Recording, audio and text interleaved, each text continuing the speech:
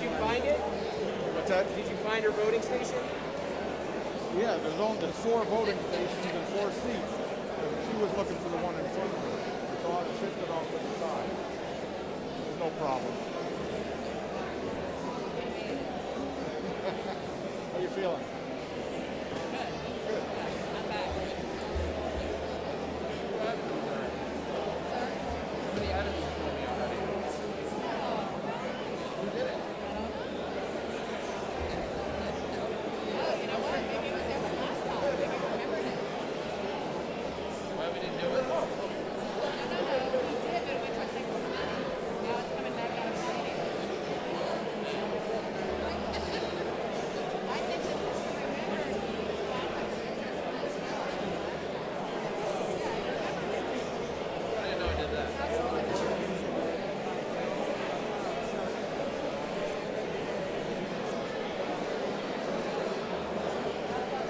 Yeah, that's good. Because that might go to a committee conference too.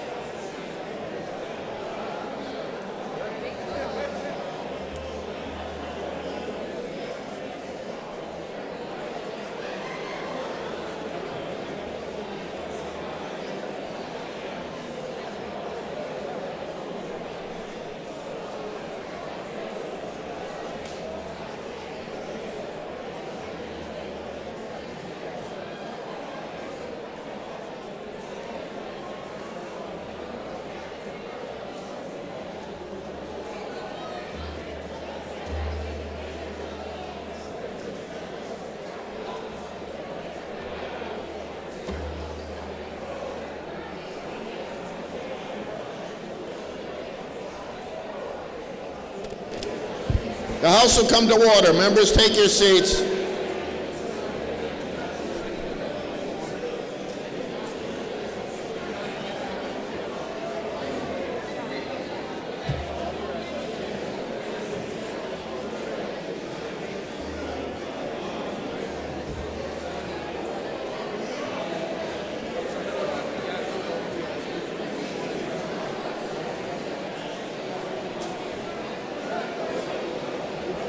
Members, take your seats.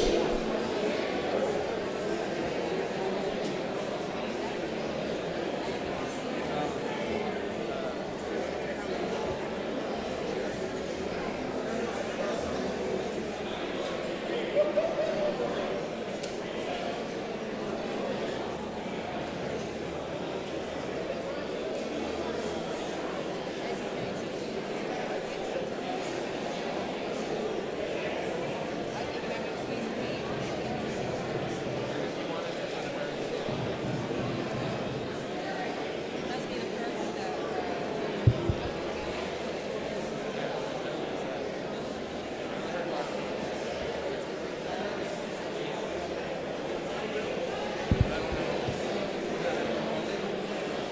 Members, take your seats.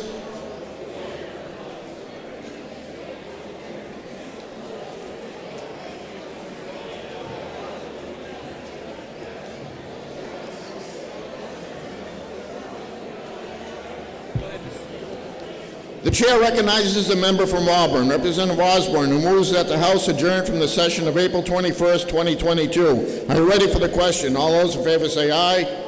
Those opposed, nay. The ayes have it, and the House is adjourned. House will attend to a prayer by House Chaplain Reverend Bob Stewart, pastor of St. Paul's United Methodist Church in Manchester. Thank you, Mr. Speaker. Let us be in a spirit of prayer. O Spirit of the living God, fall afresh on us. Guide and direct us this day. May our conversations today be conversations that reflect your spirit, O God. A spirit of respect for each other. A respect that our words spoken reflect who we are as well as whose we are. O Spirit of the living God, fall afresh on us. May we represent those that elected us to the best of our ability, and may we through that representation reflect your light out into our communities and out into the world. May others see that harmony and peace can exist even when we don't agree. O Spirit of the living God, melt us and mold us. Shape us, O God, to be the people you want us to be, and that we are molded and shaped by your love. You are a God of love, and let us reflect that love to everyone we meet. O Spirit of the living God, fill us and use us. Fill us with your love and peace so that we lead in the same way. Use us to be your clear image here in New Hampshire. And it is our hope that image will project outside of this chamber and out into the world that you have created and entrusted to our care. O Spirit of the living God, fall afresh on us. God bless those who lead us today. Keep your guiding hand on each one, we pray. O Spirit of the living God, fall afresh on the world. Be with the people of Ukraine and with Russia. Be in other parts of the world where there is turmoil and anguish. We pray your shalom, and love will be victorious. It is to your glory, O God, we pray today. Amen.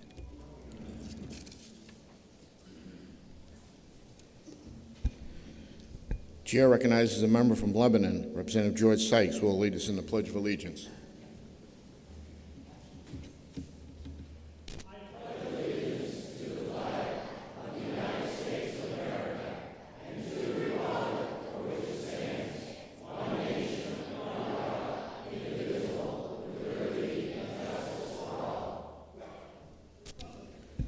The chair now recognizes Hannah Grove, an 18-year-old student from Mascoma Valley Regional High School, who will sing our national anthem. Oh, say, can you see by the dawn's early light what so proudly we hailed at the twilight's last gleaming, whose broad stripes and bright stars through the perilous fight o'er the ramparts we watched were so gallantly streaming, and the rocket's red glare, the bombs bursting in air, gave proof through the night that our flag was still there. Oh, say, does that star-spangled banner yet wave o'er the land of the free and the home of the brave?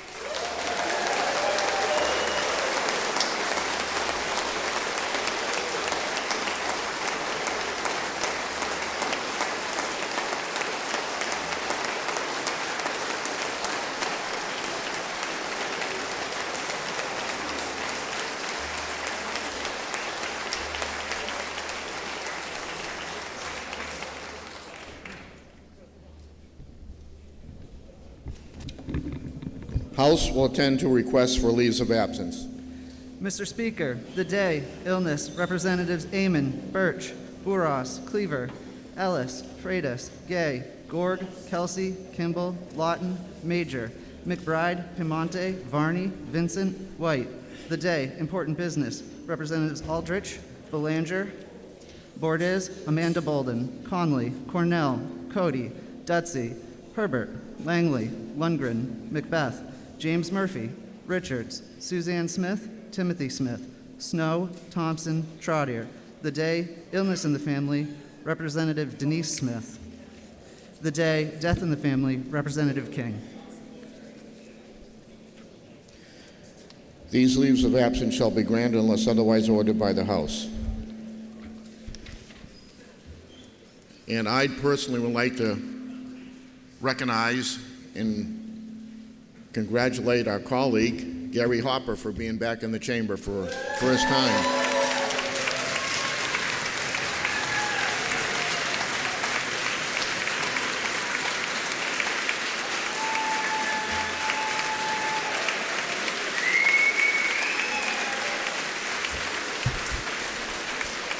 Welcome back, Gary. The House will attend to the introduction of guests. Mr. Speaker, please welcome April Gov and Linda Landry, mother and grandmother of the singer, guests of Representative Sykes. Alicia Gregg, guest of Representative Tulersky. Angela and Matthew Brown, guests of Representative Rung. Lorraine Lindenberg, guest of Representative Prudhomme O'Brien.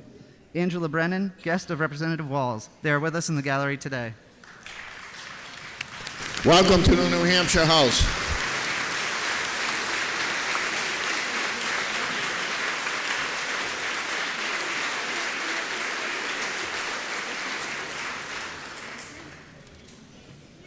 The House will now attend to the consent calendar.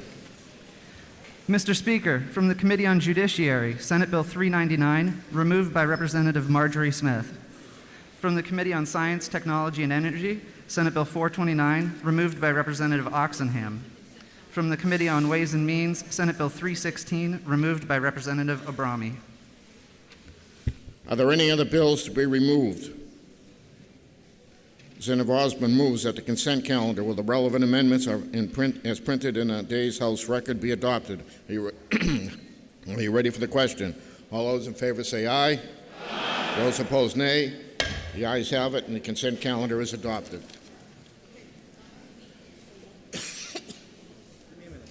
House will attend to bills on the regular calendar.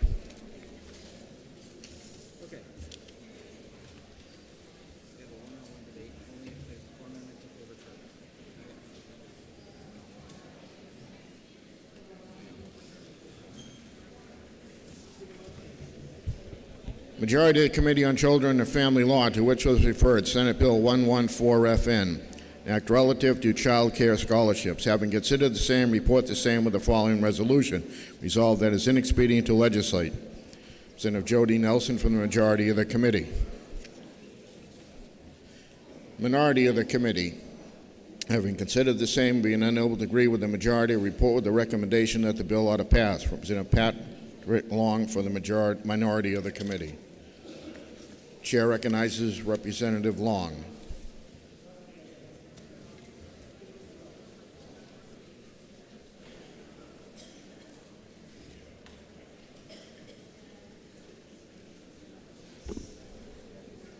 Thank you, Mr. Speaker.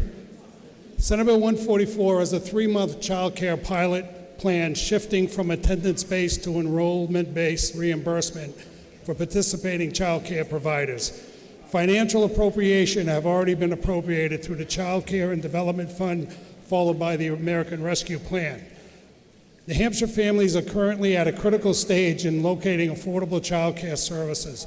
All too often, parents are left with remaining out of the workforce due to the lack of available and affordable child care providers. This has been leaving New Hampshire's economy struggling with finding workers. The majority's concern of providers possibly receiving payment when a child is absent is a potential concern for the minority also. However, the bill charges that the report address that possibility. The report is due on or before September 1st, 2022, which will give us both the actual absentee rate and leaves time to file an LSR in the next term with real absentee numbers and other critical data and assuring a solution that works for New Hampshire's economy and families. Thank you, Mr. Speaker. Chair recognizes Representative Jody Nelson. Thank you, Mr. Speaker. Mr. Speaker, I rise in support of the majority recommendation of inexpedient to legislate. This bill establishes a child care scholarship pilot program to provide enrollment-based reimbursement to child care providers as opposed to attendance-based reimbursement to child care providers who accept child care scholarships through the Child Care and Development Fund. Although the committee can agree that finding solutions to the state's child care problem is important, the majority of the committee finds that there are areas of this particular bill's text that are of concern. One such area of concern is that the billing is set up so that it should continue unless a child exceeds 2 weeks of consecutive absences from the program without notification to the provider regarding circumstances and agreed upon return date. This framework could allow for a child to be absent several times a week and still be enrolled in the program, causing unnecessary costs to the program and possibly preventing space for another child who is in need of care. Because of our concerns with this bill, I respectfully ask you to press the green button to ITL. Thank you, Mr. Speaker. The motion before us.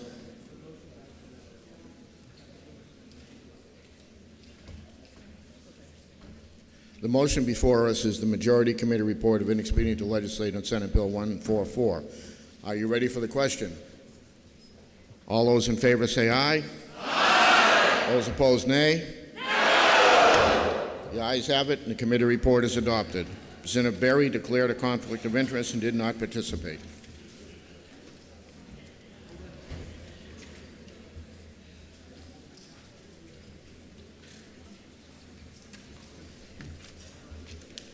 Majority of the Committee on Children and Family Law, to which was referred Senate Bill 326FN, an act relative to developing a plan to create the Office of Early Childhood. Having considered the same, report the same with the following resolution. Resolved that it is inexpedient to legislate. Representative Josh O'Calla for the majority of the committee. Minority of the committee, having considered the same, being unable to agree with the majority, report the recommendation that the bill ought to pass. Representative Patrick Long for the minority of the committee. Chair recognizes Representative Long.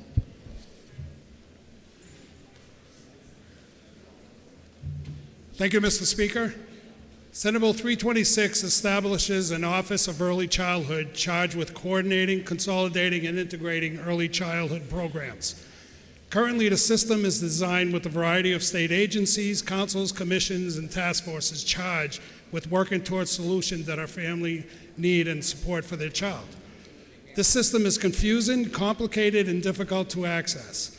Creating a single Office of Early Childhood will empower our families with a one-stop shop for the care and support of our families are looking for. On January 23, 2020, the governor issued an executive order creating the Council for Thriving Children, directing the Department of Health and Human Services and the Department of Education in seeking to establish a joint Office of Early Childhood Care and Education that further enable coordination into local communities. We heard testimony from several members of that council supporting this position. The purpose of this bill builds on the vision, builds on the governance work already happening. I'm of the opinion that current system leaves gaps that are devastating to New Hampshire families and children. This office will fill those gaps and minimize, if not eliminate, these disadvantages. Nothing is more important than early childhood development. Such an important time for the child should not end up in a bureaucratic mess. This office will allow for greater coordination between departments and programs and will strengthen support and services available to families. Thank you, Mr. Speaker. Chair recognizes Representative O'Calla. Thank you, Mr. Speaker. I rise in support of the ITL motion for SB 326 because the governor already put in an executive order which tasked a board to come up with a plan to make this children what was this called? The Office of the Early Childhood. And now they're asking for a bill to do the exact same thing. And so this board already has money, and they can already make this plan for the Office of Early Childhood, and so this bill is not necessary. And I hope you support the ITL motion. Thank you. The motion before us is the Majority Committee report of inexpedient to legislate on Senate Bill 326. A division has been called. Members, take your seats.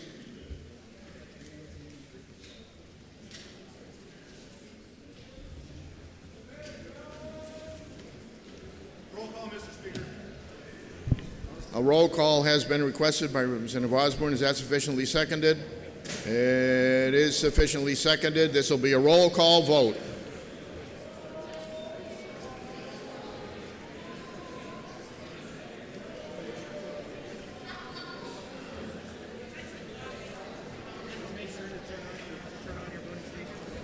Make sure everybody has turned on your voting stations.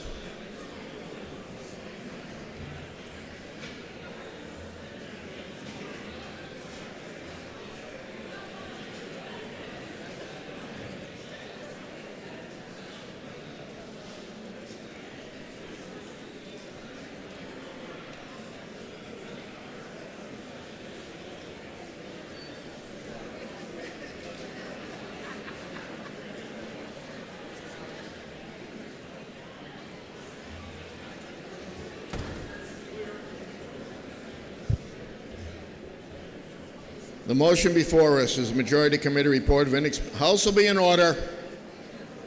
Inexpedient to legislate on Senate Bill 326.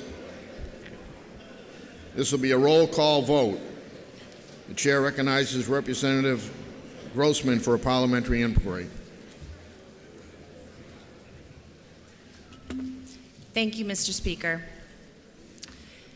Mr. Speaker, if I know that every initiative focused on early childhood will always bring a return on investment benefiting Granite State families, and if I know that early childhood is a bipartisan issue, and SB 326 creates a plan with no fiscal note that helps execute the governor's executive order directing DHHS and the DOE to establish an Office of Early Childhood Care and Education, and if I believe that investing in our children is always good for New Hampshire, would I now vote no and press the red button to defeat the ITL so another motion can be made? Thank you.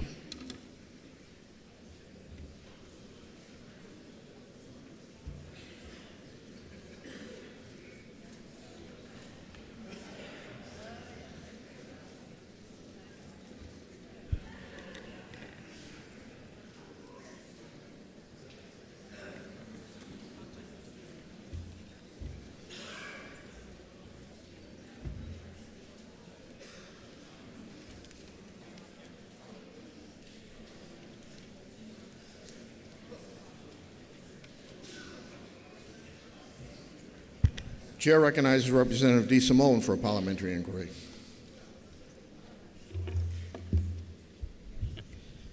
Thank you, Mr. Speaker. Thank you for listening. If I know that the governor appointed a multitude of us to the Council for Thriving Children, and if I know that in doing that, his express purpose was for us to do what Senate Bill 326 is asking us to do. So this bill is actually quite redundant.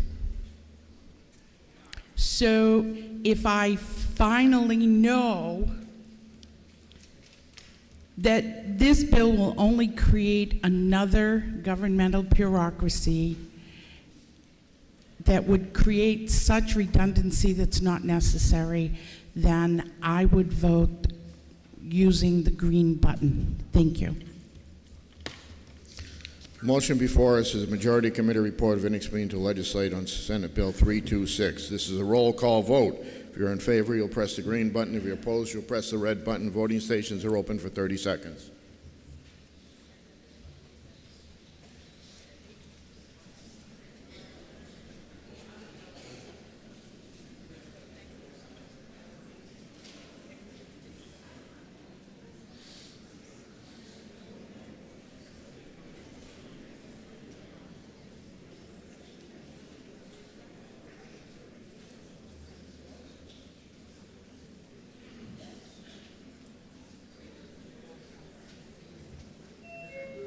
Representative Kittredge.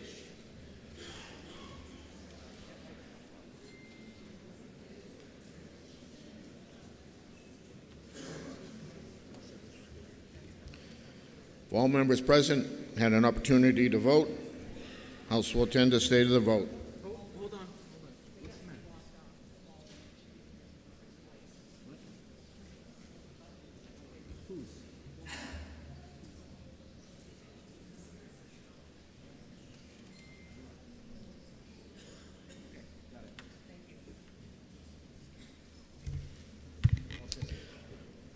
House will attend to state of the vote. 178 voting yea, 151 voting nay. Committee report is adopted.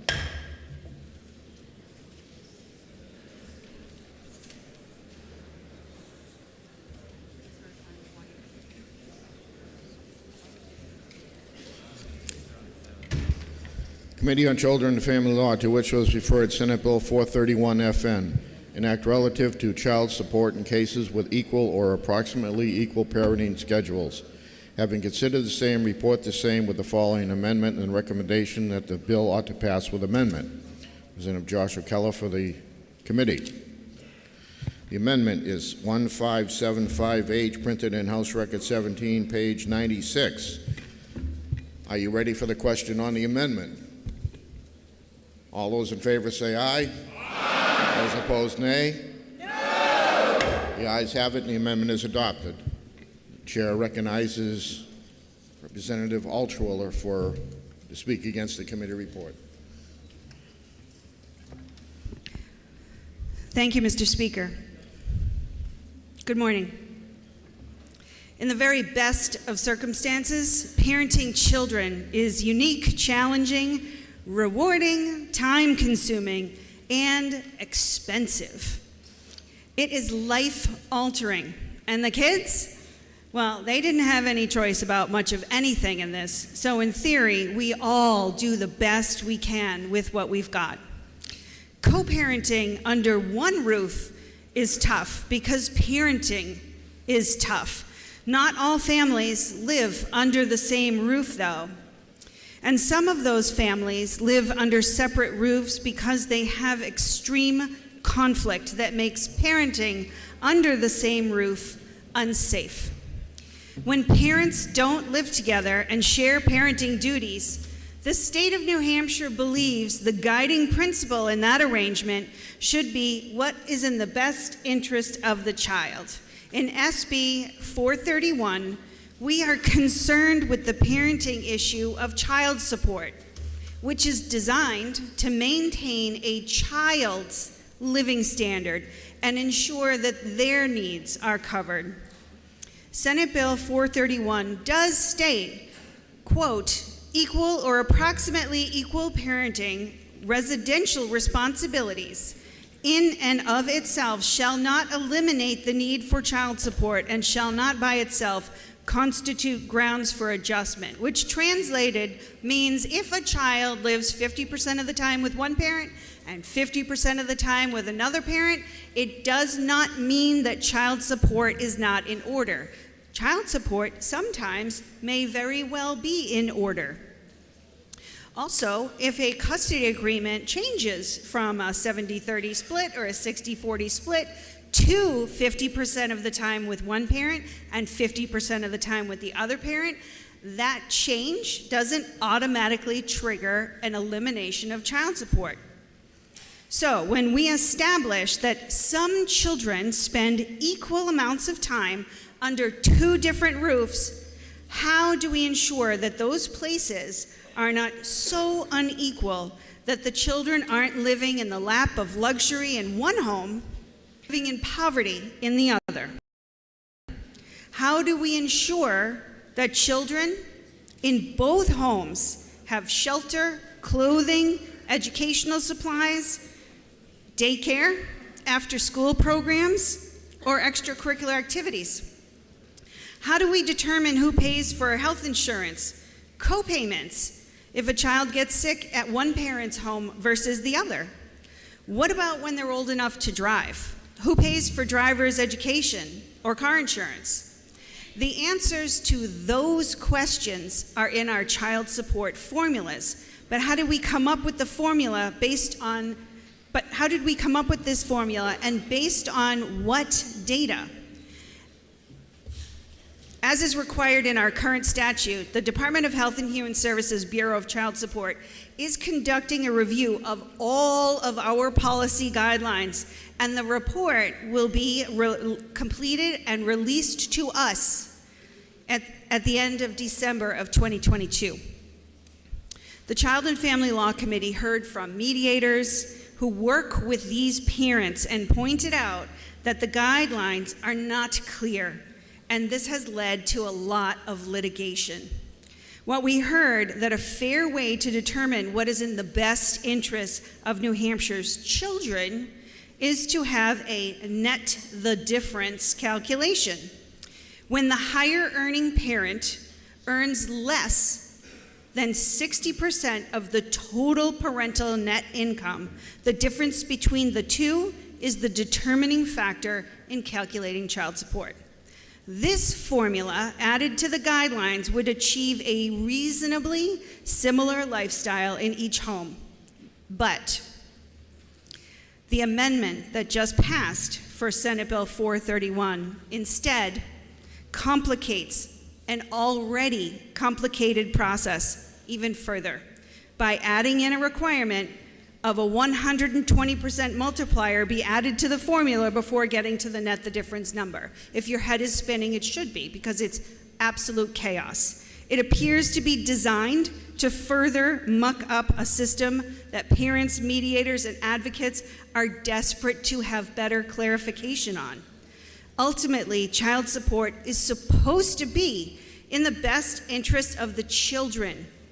Senate Bill 431, as we just amended it, doesn't do that.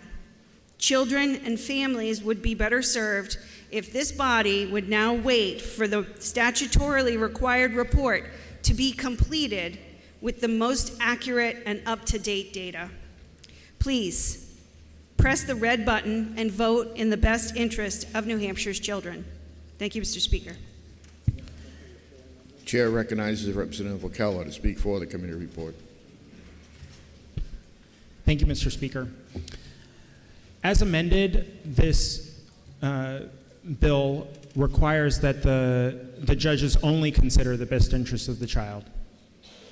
As it came to us from the Senate, there were the best interests of the child and other considerations also supposed to be considered equally with the best interests of the child. So in cases where it didn't meet those other qualifications, this adjustment wouldn't be appropriate, even though it was found to be in the best interest of the child in the first instance. And so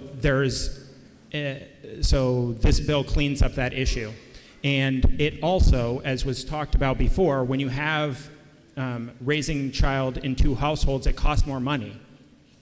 And the bill did not increase the amount of money going towards that raising of the child for having two households. And that 120% that was talked about is that increase. So more money is going towards the kids' raising of children in this instance. And there was a talk about equal households and one being rich, one not being rich, and that is not the purpose of child support. The purpose of child support is to raise the kids, not for wealth redistribution. And so we need to make sure that we are providing people the means to provide the best care that's in the best interest of children. End of story. And so I hope that you will vote ought to pass with the green button. Thank you very much. A division. Who requested the roll call? Roll call has been requested. Is that sufficiently seconded? It is sufficiently seconded. This will be a roll call vote.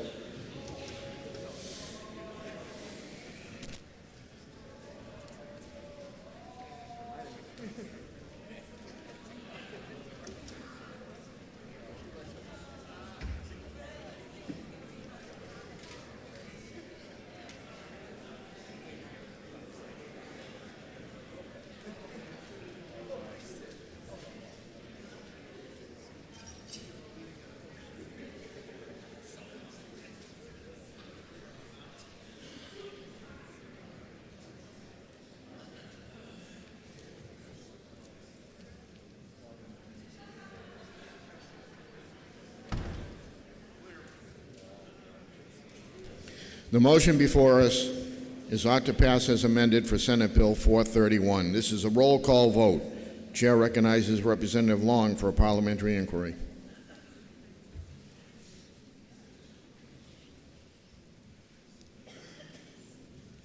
Thank you, Mr. Speaker. If I know that 90% of cases settle their child support, if I further know that a group of professionals volunteered in working out a guideline that benefits the 10% and reduces conflict, then would I press the red button? Thank you, Mr. Speaker. Chair recognizes Representative DeSimone for parliamentary inquiry.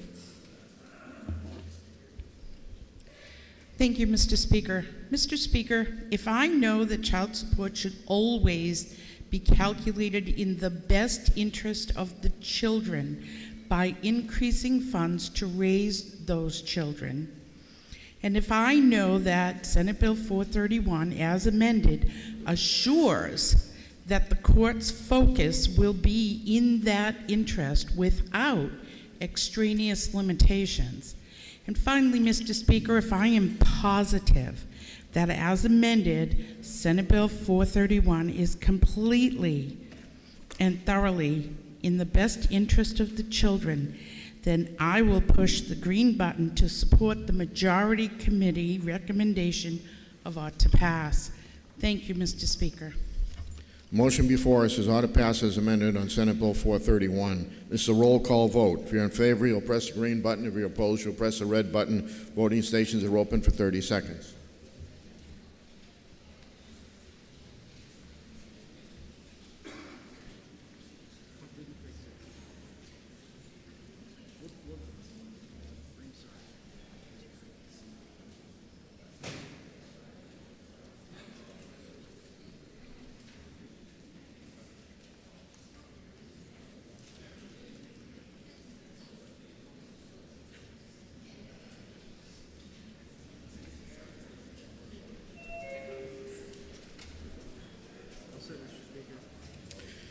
If all members present had an opportunity to vote, House will attend the state of the vote.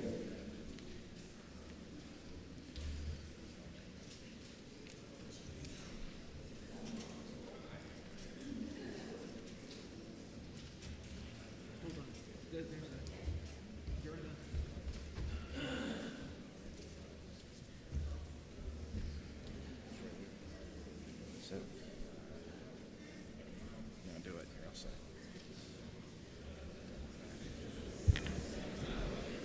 178 voting yea, 151 voting nay. The committee report's adopted.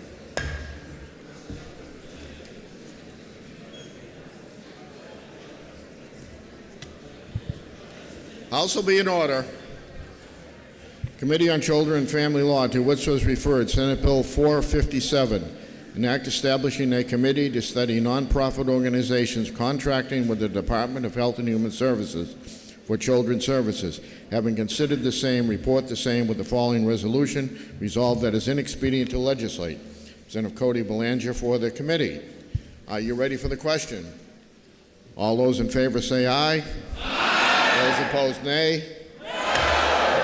The ayes have it, and the committee report is adopted.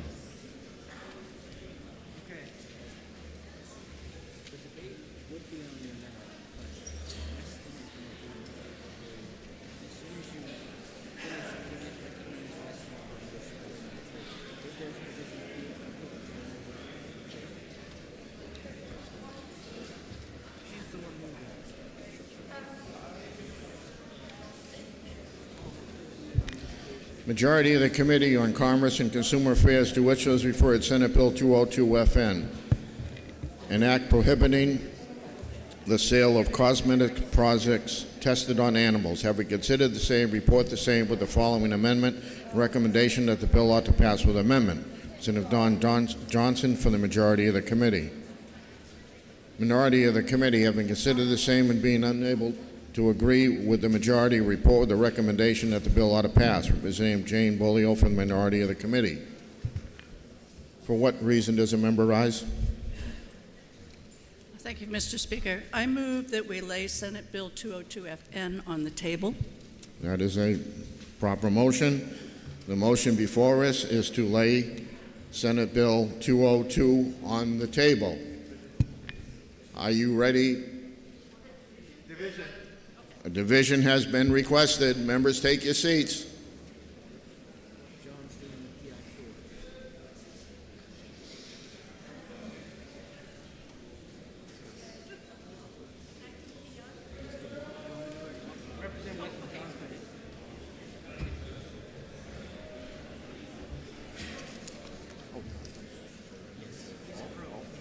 Oh, okay.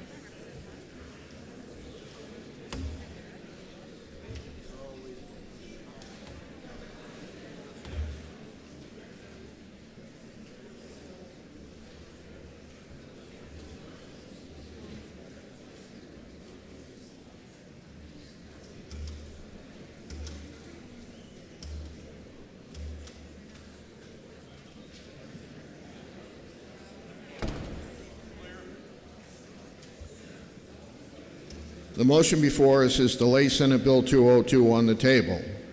This is a division vote. Chair recognizes Representative Hunt for a parliamentary inquiry. Thank you, Mr. Speaker. Mr. Speaker, if I know that the exemptions in this bill has caused a lot of concern and misunderstanding, that I think it does, Mr. Speaker, if I know that at this time the best thing to do is to press the green button, would I do that?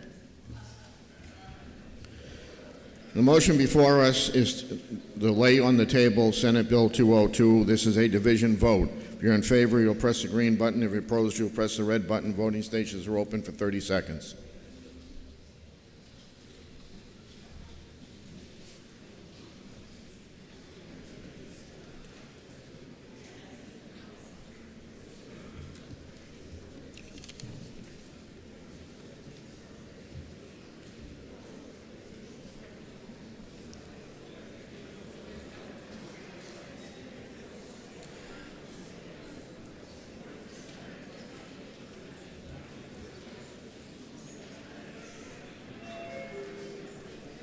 Representative Summerall.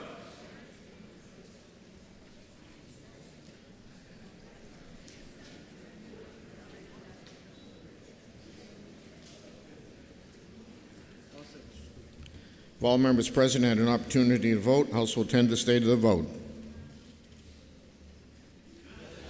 320 voting yea, 8 voting nay. The motion to lay on the table is adopted.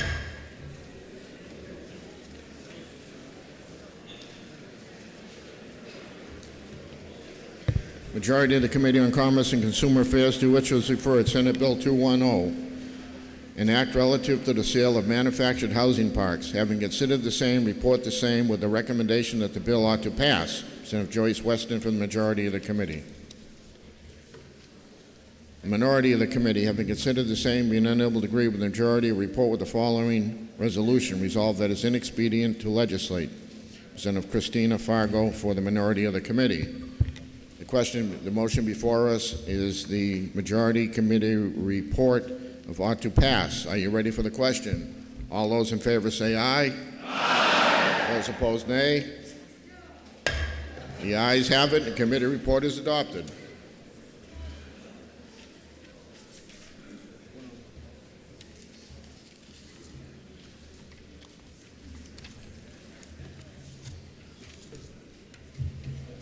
Majority of the Committee on Commerce and Consumer Affairs, to which was referred Senate Bill 319FN, Act relative to vaccination status and wellness incentives. Consider the same, report the same with the following resolution. Resolved that it is inexpedient to legislate. Senator Jeffrey Greason for the majority of the committee. Minority of the committee, having considered the same, being unable to agree with the majority, report with the recommendation that the bill ought to pass. Senator Christy Bartlett for the minority of the committee. Chair recognizes Representative Burrows to speak against the committee report.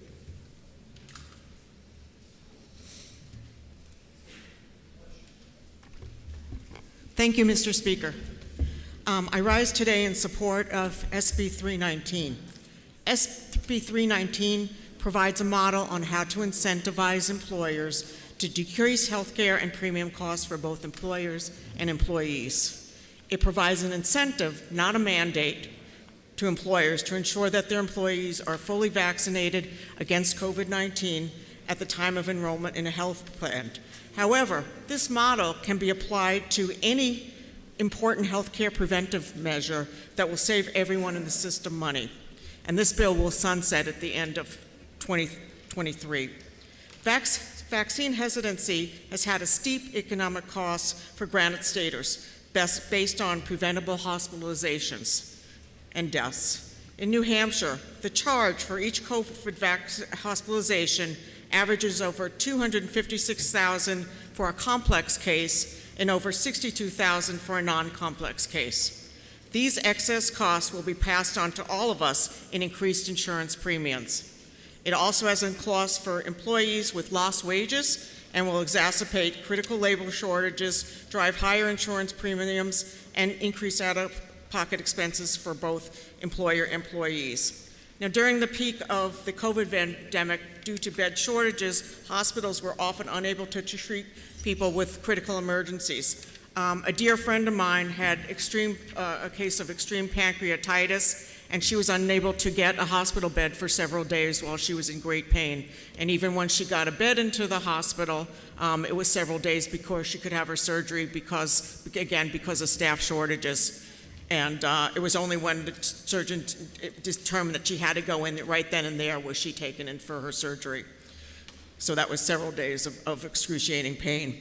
Other patients found it difficult to schedule their regular cancer treatments, receive follow-up care, or to see a physician for necessary procedures. This bill is not a COVID bill. It is a healthcare savings model that can be utilized for other preventable diseases. It is an example of preventative wellness as opposed to a sickness model of healthcare. And what do I mean by this? Our healthcare system currently makes a profit when it performs tests and does procedures on sick people. It is not rewarded for doing preventive care or for reducing the overall cost of care.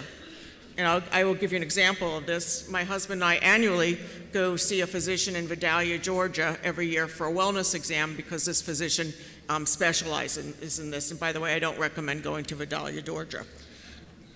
Now, after the test, it was a 2-day procedure, a 2-day process. I found that I had enlarged thyroid nodules that had to be biopsies. Thankfully, they were benign, but they still need to be monitored today. My husband was found to be low in vitamin B12, which, if left untreated, could have led to premature dementia. The cost for the exam was significantly less than the cost to treat thyroid cancer or dementia, and it was completely covered by Medicare. Most healthcare organizations in New Hampshire still do not have well-developed wellness programs which could save our healthcare system millions of dollars annually. Consider this bill that invests in lowering the cost of care and improving the health and lives of New Hampshire citizens. Let's promote wellness care in addition for caring for the ill in New Hampshire. Please press the green button to pass this wellness bill. Thank you. Chair recognizes Representative Greason to speak for the committee report. Does the member yield to questions? Does the member yield to questions? Member does not yield.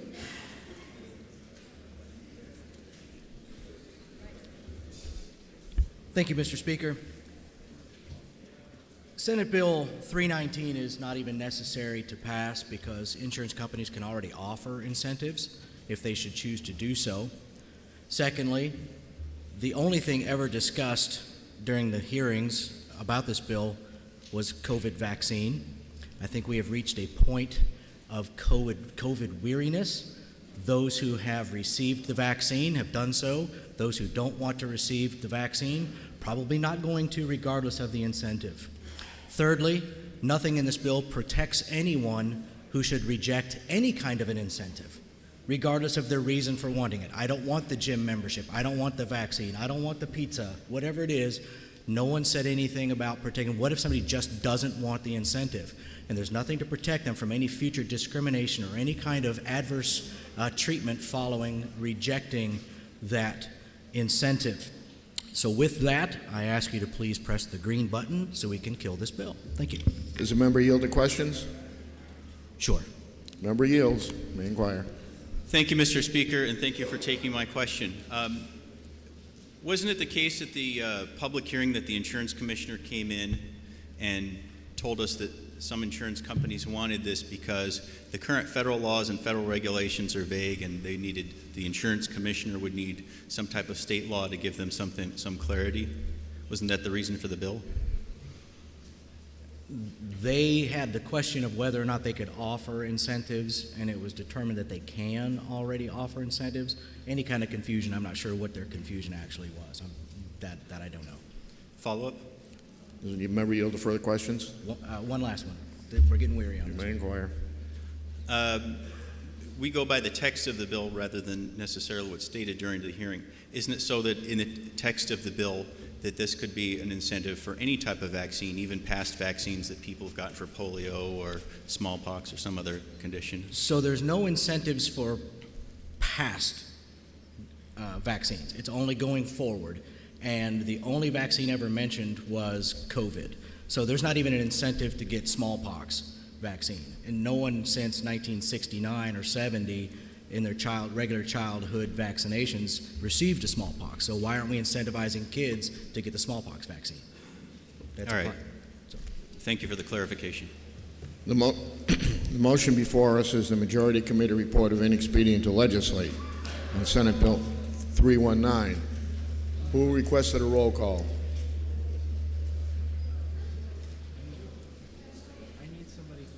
Who requested the roll call?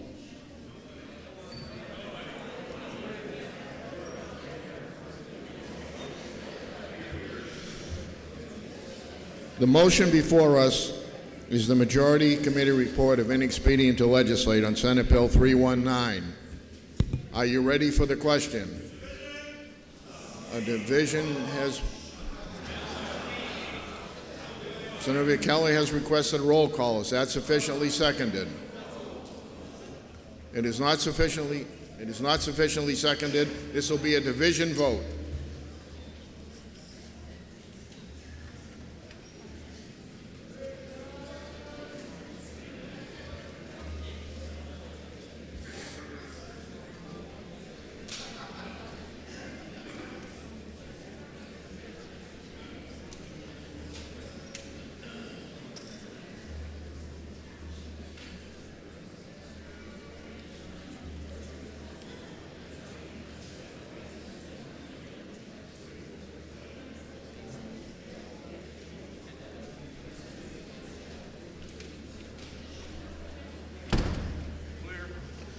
The motion before us is the Majority Committee report of inexpedient to legislate on Senate Bill 319.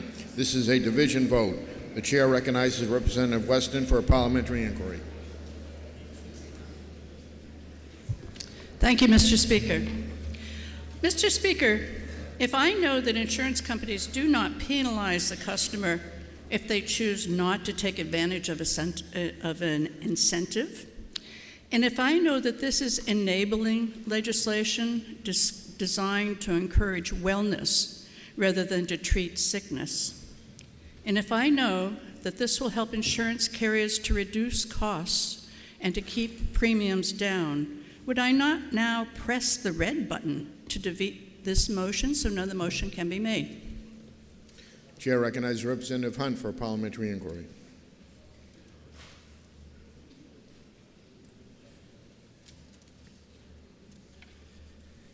Thank you, Mr. Speaker. Mr. Speaker, if I know this bill is only for COVID-19, Mr. Speaker, I know this bill, the payment would only be made at the time of renewal.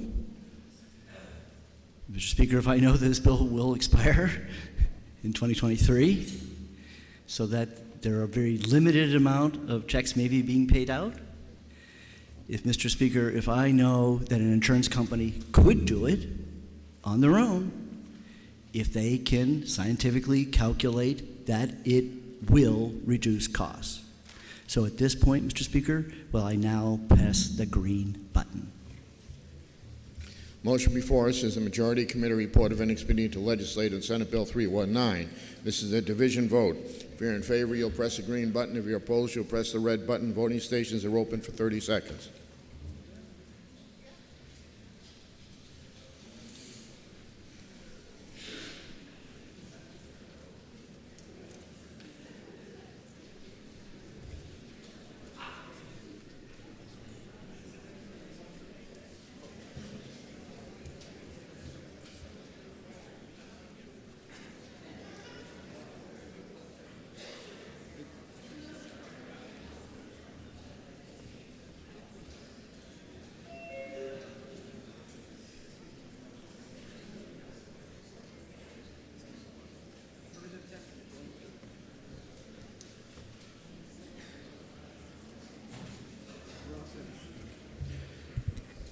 If all members present had an opportunity to vote, House will attend the state of the vote. 179 voting yea, 150 voting nay. The committee report is adopted.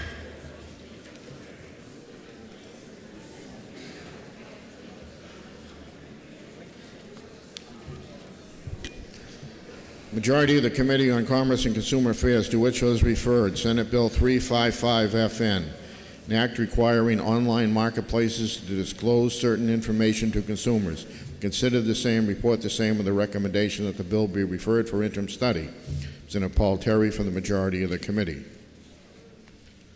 Minority of the committee, having considered the same and being unable to agree with the majority, report with the recommendation that the bill ought to pass. Representative Constance Van Houten for the minority of the committee. The chair recognizes Representative Weston to speak against the committee report. Thank you, Mr. Speaker. Senate Bill 355 would require high-volume online marketplaces such as Amazon to collect basic information about their third-party sellers and then to annually verify that that information is genuine. In the hearing for this bill, which, by the way, had no testimony in opposition, we heard that smash-and-grab threats are a growing concern in New Hampshire and that online marketplaces provide cover for sellers of stolen goods. But the much bigger problem is what retailers call organized retail crime. We heard that thefts are occurring of truckloads of brand new items, still in their original packaging. These items are then being sold as new online by shifty third-party sellers. Additionally, the online marketplace provides cover for counterfeit and pirated goods worth an estimated $500 billion a year in global trade. This is particularly dangerous in the field of pharmaceuticals, with counterfeit drugs becoming more and more common. Currently on Amazon's site, a third-party seller is able to set up an account with false information, a false tax ID, false address, false phone number, because that information is never verified by Amazon. When the buyer then has a product complaint, Amazon famously will return your money. But that's as far as they go. They take no responsibility for harm because they are not really the seller. Essentially, Amazon will tell you to go pound sand. This legislation would go a long way towards providing transparency, accountability, and much-needed deterrent to thieves and counterfeiters. So the question is, why do we need interim study? Both the New Hampshire Police Association and the New Hampshire Retail Association strongly supported this bill and consider it priority legislation. They like this bill as it is, and they see no need to study it further. Similar legislation has been passed in other states because this is a good, solid solution. And then there are 12 states considering, there are another 12 states now considering this business-friendly, transparency-focused legislation. So please vote against interim study so that we can move this bill along with ought to pass. Thank you. Chair recognizes Representative Terry to speak for the committee report.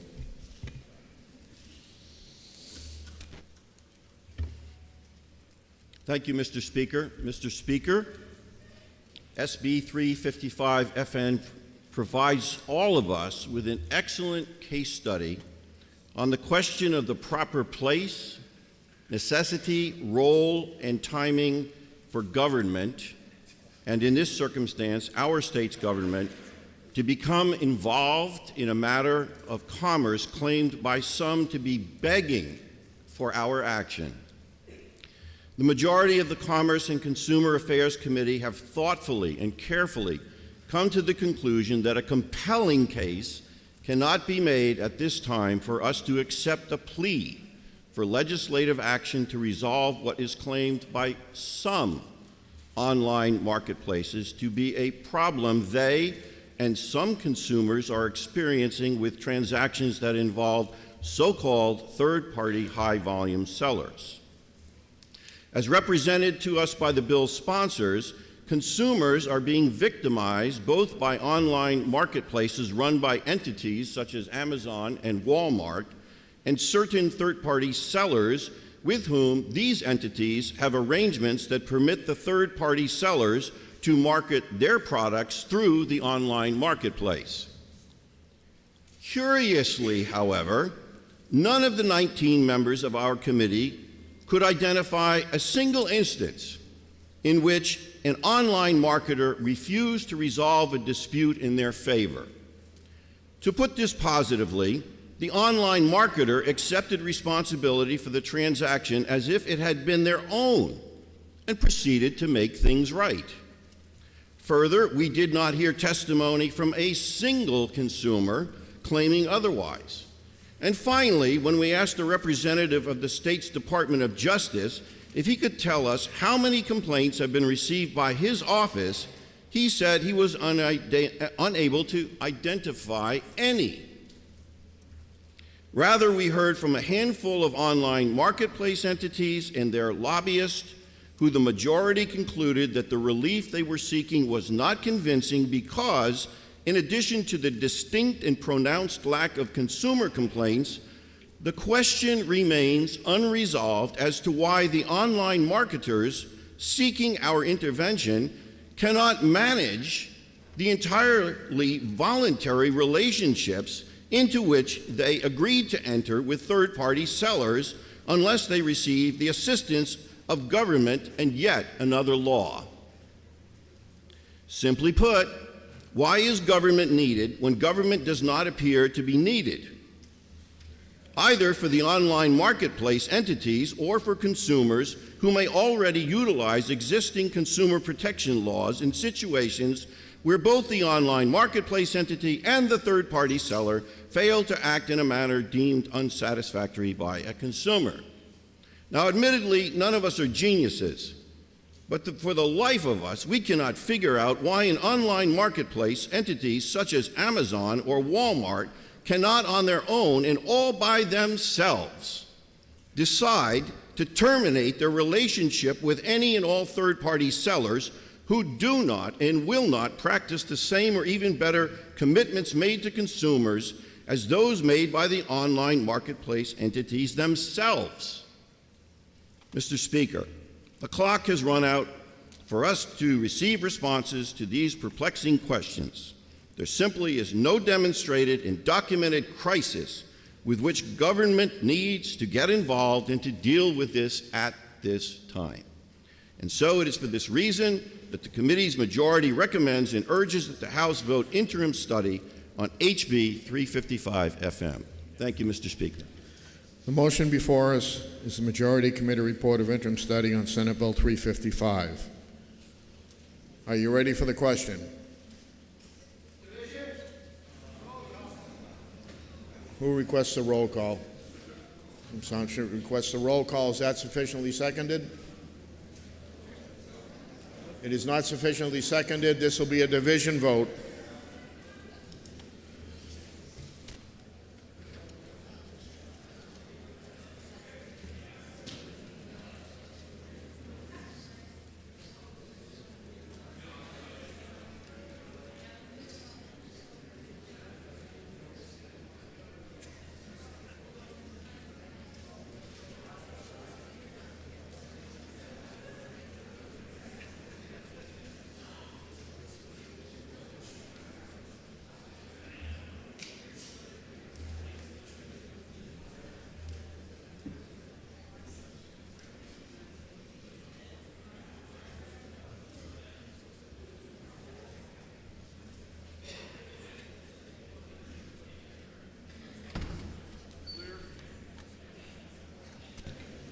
The motion before us is the Majority Committee report of interim study on Senate Bill 355. This is a division vote.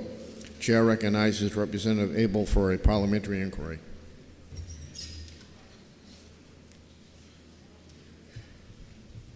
Thank you, Mr. Speaker. Mr. Speaker, if I know that a serious problem, in fact, does exist right now, today, in New Hampshire and other states, in which organized crime steals goods from New Hampshire businesses, and particularly small businesses. I point out to a recent example in Manchester, and that law enforcement lacks the tools to identify and prosecute these crimes that are sold on online retail sites.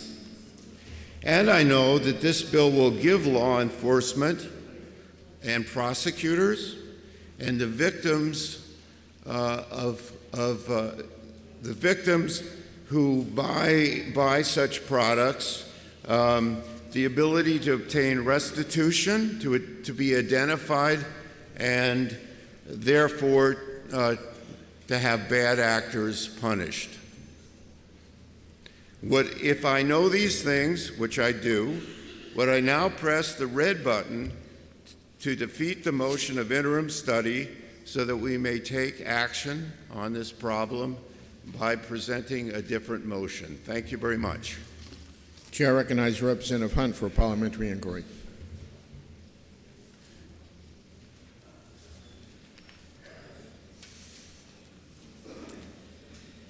Thank you, Mr. Speaker. Mr. Speaker, if I know that the Commerce Committee's primary charge is to work on the Consumer Protection Act,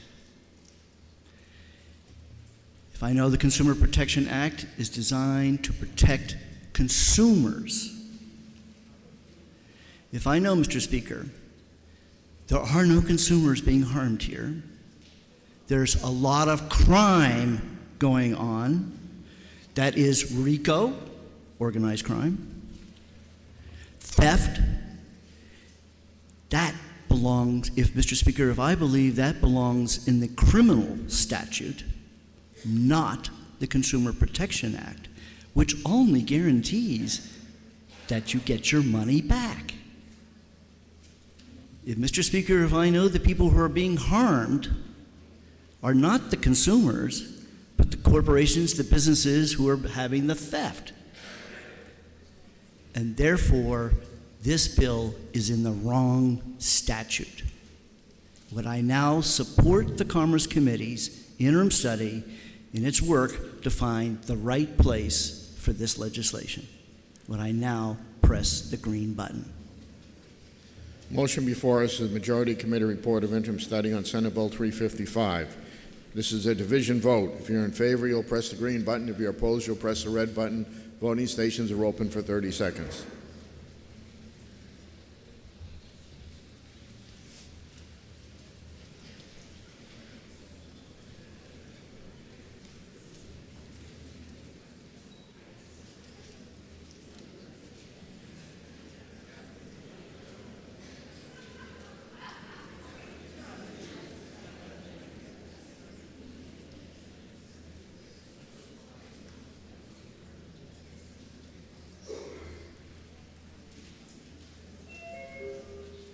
Representative Stevens.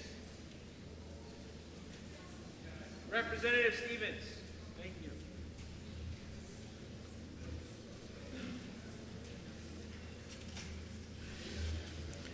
If all members present had an opportunity to vote, House will tend to state of the vote. 176 voting yea, 155 voting nay. Committee report is adopted.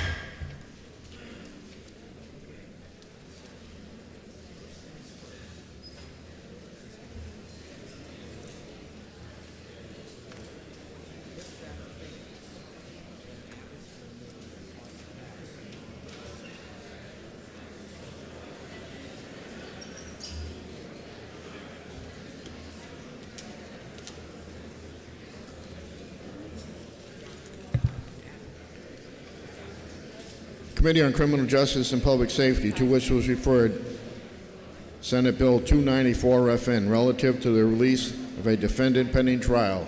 House will be in order. This is without recommendation. Chair recognizes Representative Burt. Thank you, Mr. Speaker. Mr. Speaker, I'd like to make a motion to table Senate Bill 294, and I would like a division vote. The motion to table is a correct motion. Ms. Abbas calls for a roll call. Is that sufficiently seconded? It is sufficiently seconded. This will be a roll call vote.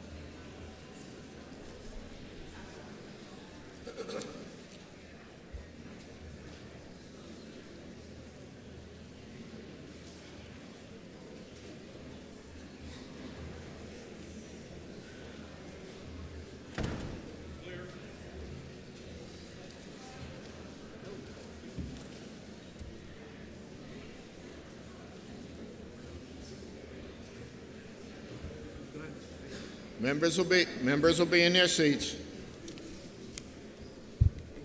The motion before us is to table Senate Bill 294 FN. This will be a roll call vote. Chair recognizes Representative Burt for a parliamentary inquiry.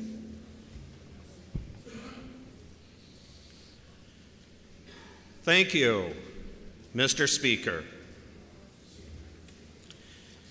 Mr. Speaker, if I know the House tabled an identical omnibus bill in January because it was unconstitutional, expensive, and unnecessary, if I know the House has already passed a bail reform bill this session that was worked on by the Criminal Justice Committee and debated in this body, Mr. Speaker, if I also know that this bill disregards the phrase innocent until proven guilty and will hold thousands of Granite Staters in jail before their trial, many of them for crimes that do not carry jail time.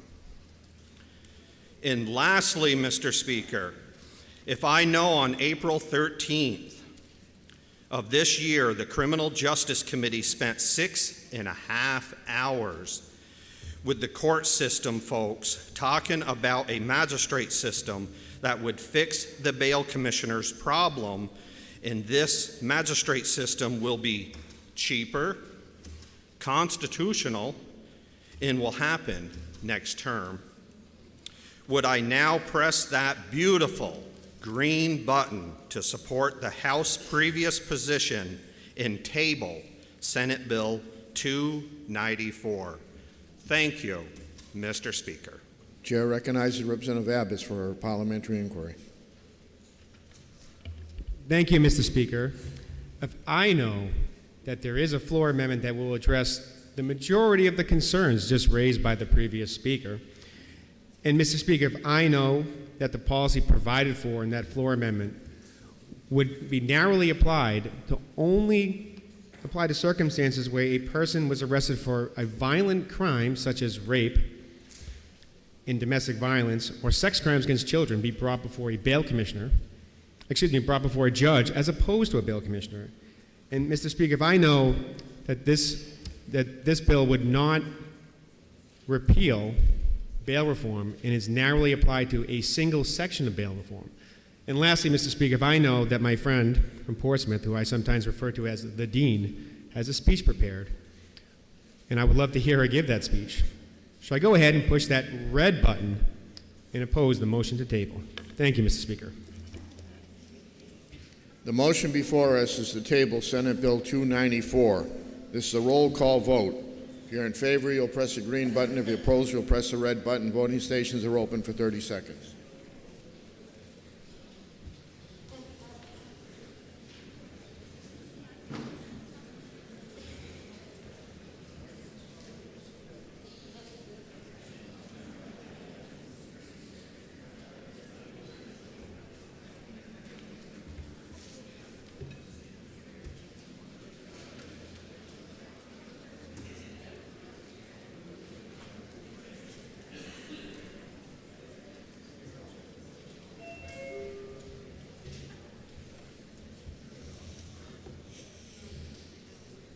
If all members present had an opportunity to vote, House will attend the state of the vote.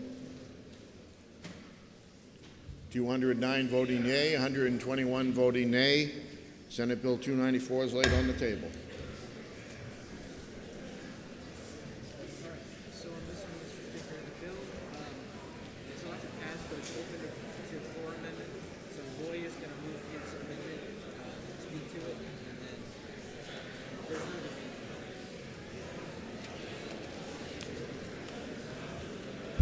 Let's save this. Committee on Criminal Justice and Public Safety, to which was referred Senate Bill 299 FN, an act relative to the penalty for escape. Having considered the same, report the same with the recommendation the bill ought to pass. Representative Terry Roy for the committee. Bill on second reading open to further amendment. Representative Roy offers floor amendment 1907H. It is in your seat pockets.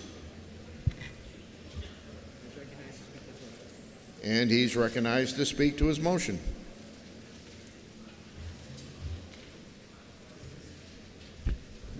Thank you, Mr. Speaker.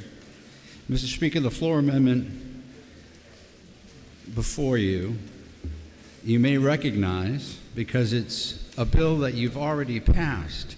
It's HB 629 in its new form, exact wording.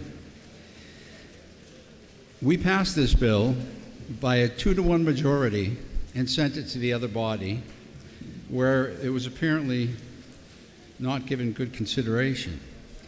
I feel like this term, all of us on both sides have put a lot of work into bills and where we convinced a majority of 400 people to pass a bill only to have it die for no apparent reason. So we're going to send it again to give them another chance. This bill passed, as I said, by a 2-to-1 majority in this House. Now, as to the stand by.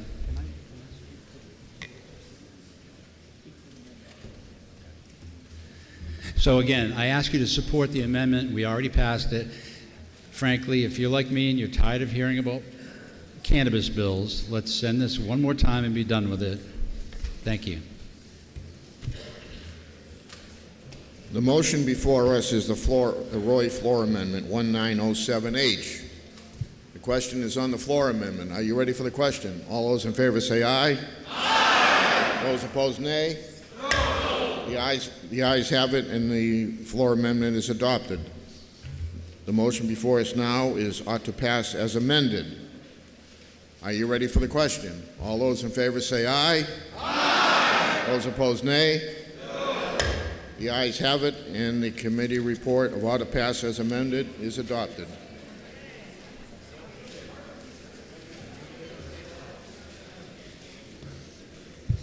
Majority of the Committee on Criminal Justice and Public Safety, to which was referred Senate Bill 361 FN, an act requiring that bail commissioners be reimbursed for mileage traveled in the performance of their duties.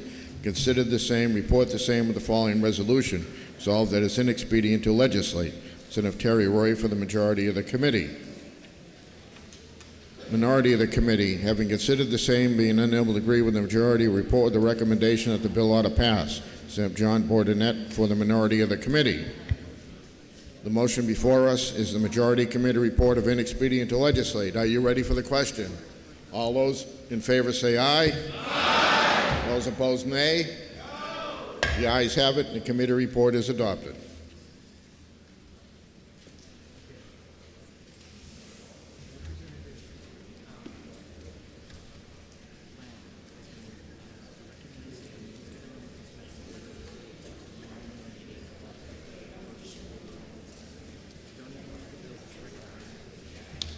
Chair recognizes Representative Ladd.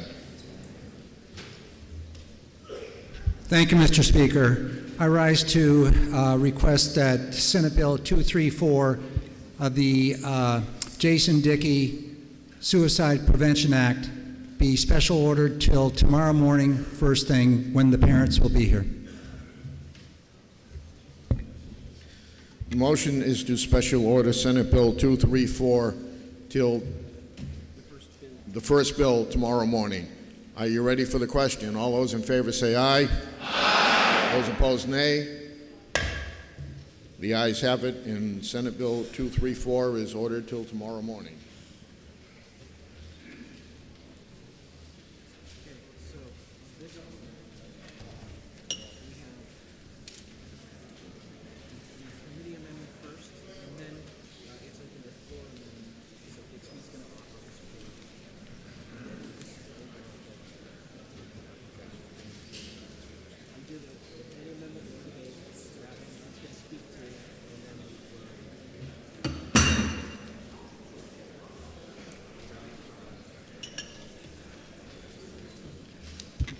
Majority of the Committee on Environment and Agriculture, to which was referred Senate Bill 367, relative to regulatory status of advanced recycling and manufacturing facilities. Considered the same, report the same with the following amendment and a recommendation that the bill ought to pass with amendment. Representative Howard Pearl for the majority of the committee. Minority of the committee, having considered the same, being unable to agree with the majority, report with the recommendation that the bill be referred for interim study. Representative Megan Murray for the minority of the committee. The amendment is 1764H, printed in House Record 17, pages 74 through 76.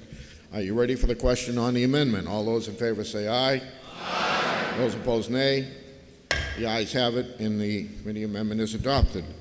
Bill's on second reading, open to further amendment.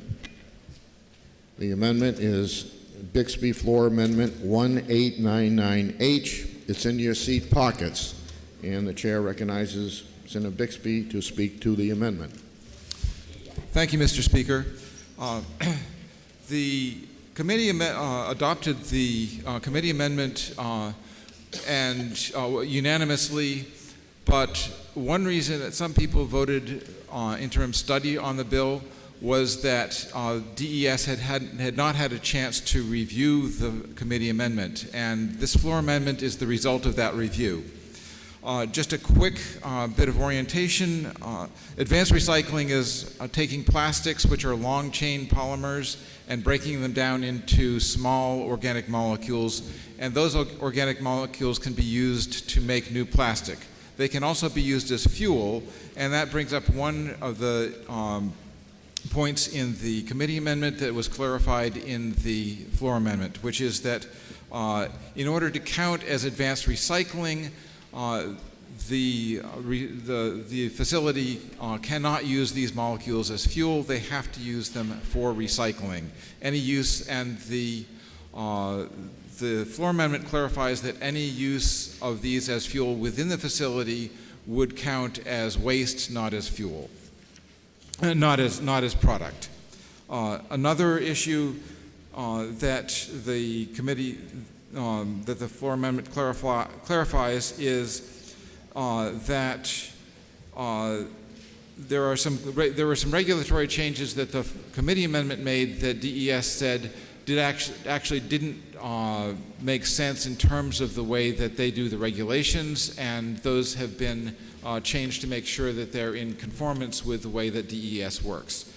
And finally, one of the things that the committee amendment does is it indicates how the products of advanced recycling get used as in terms of waste reduction goals, and DES suggested that we should also indicate that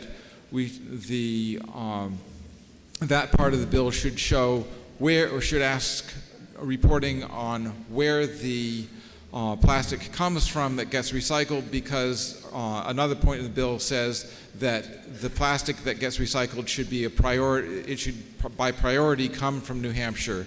So those are the changes that the floor amendment makes, and I hope that you support it. Thanks. The motion before us is the Bixby Floor Amendment. Are you ready for the question? All those in favor say aye. Aye. Those opposed, nay. The ayes have it, and the Bixby Floor Amendment is adopted. The motion before us now is ought to pass as amended. Chair recognizes Representative Megan Murray to speak against the committee report. Thank you, Mr. Speaker. Honorable colleagues, As the mom of young kids, I'm keenly aware of how much plastic exists in our world, from food packaging to toys to plastic car seats that expire. Let's not forget those plastic building blocks that are often a late-night hazard my feet find. I want nothing more than to find a way to safely and responsibly deal with the copious amounts of plastic we have in our society. Today, I respectfully rise in opposition to the motion of OTPA as the chair of the subcommittee work group on SB 367, tasked with hearing testimony on the subject of plastic and chemical recycling. Over the past few weeks, we had the opportunity to hear from various stakeholders sharing their hopes, desires, aspirations, and concerns around the use of plastics as feedstock and chemically heating recycling as a regulated industry here in New Hampshire. Should we regulate it? Absolutely, but not in such a harried manner. Ultimately, in a 4-3 bipartisan vote, the bill was recommended for interim study. While it certainly tried to create a regulatory framework around this scientifically complex process of heating plastics into a liquid soup of sorts that would winnow out individual chemical components into new plastic items, the bill fell short in other areas and moved too quickly, leaving many questions unanswered. Questions ranged from environmental concerns, landfilling potentialities, and consumer safety and transparency concerns. Simply put, the bill isn't ready. Many plastics are not yet recyclable in this way, which leads one to wonder if New Hampshire could be left holding the bag on rejected plastics that don't meet industry specs, and if we could be the destination for untraceable loads that open the door for increased rates of disposal.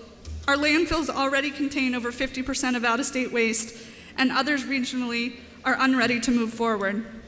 Countries all over the world are looking at this process and recognize the need for strong regulatory frameworks around chemical recycling. What does one do with these materials, contaminants? How much plastic can one facility melt or heat in a day, week, or month? Where exactly did the plastic used for melting come from, and how is it sourced?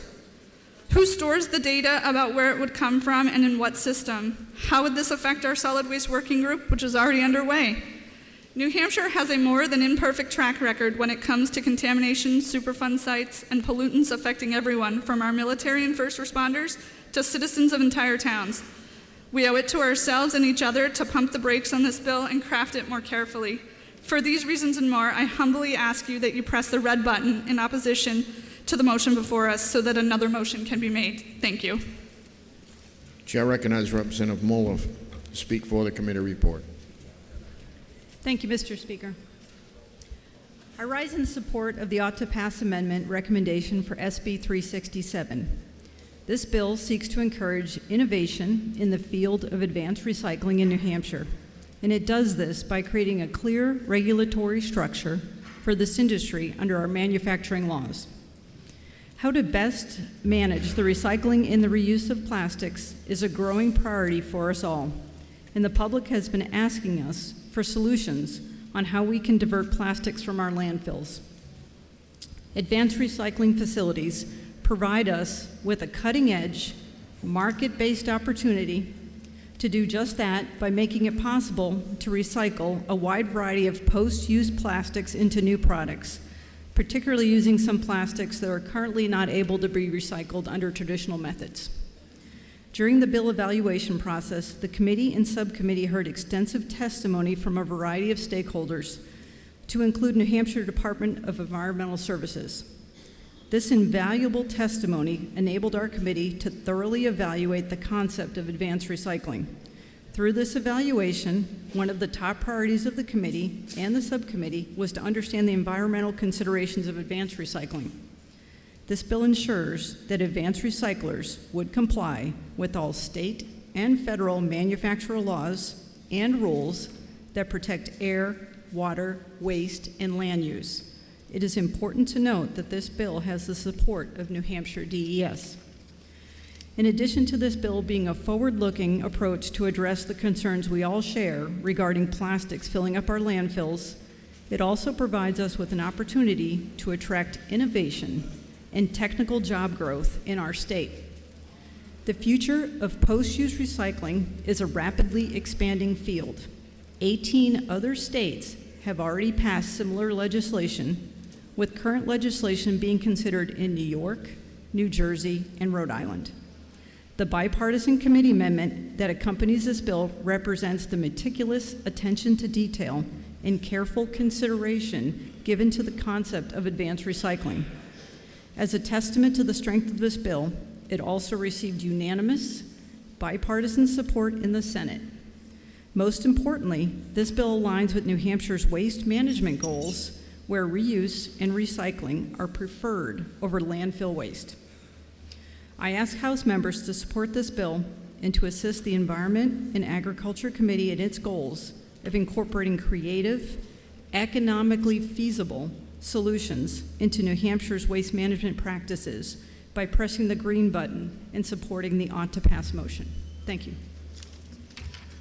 Motion before us, the Majority Committee report of order passes as amended on Senate Bill 367. A division has been requested. Members will take their seats.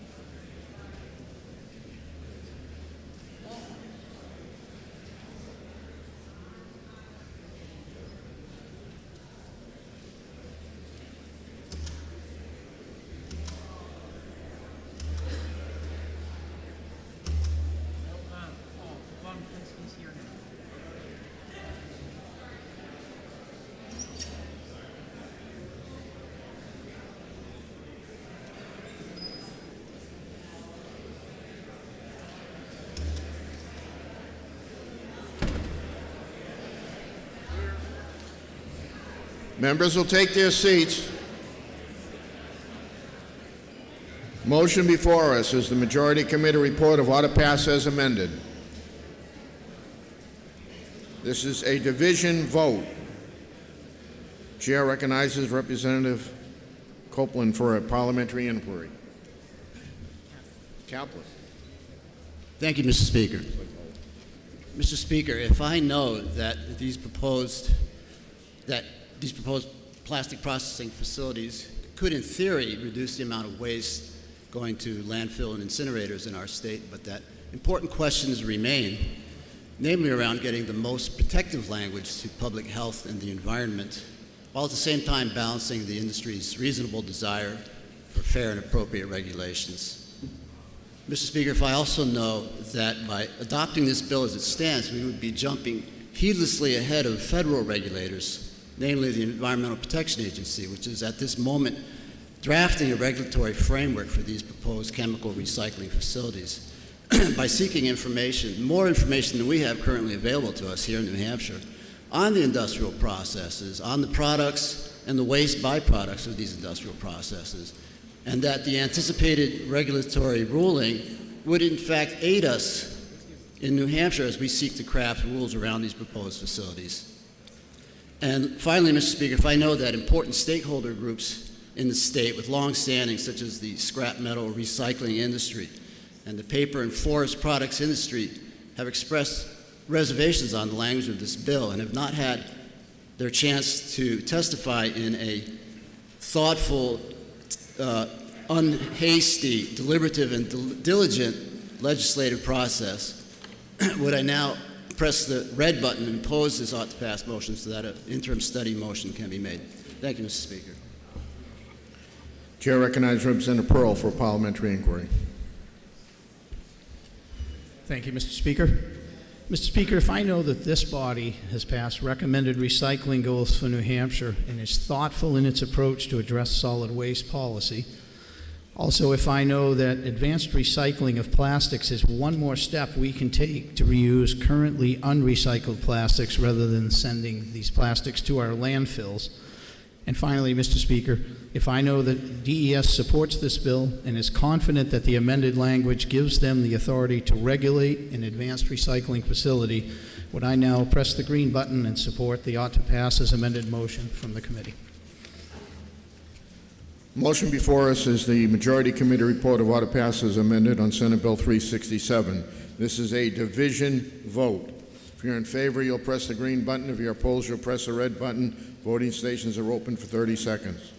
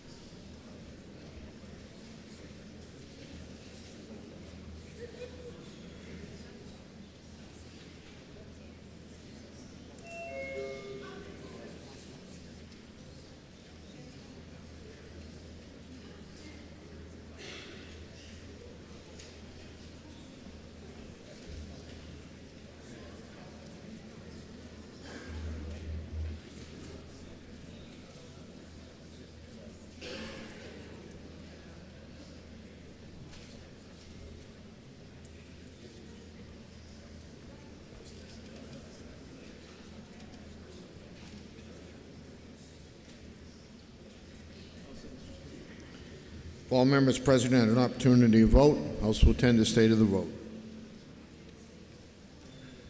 198 voting yea, 128 voting nay. Committee report is adopted.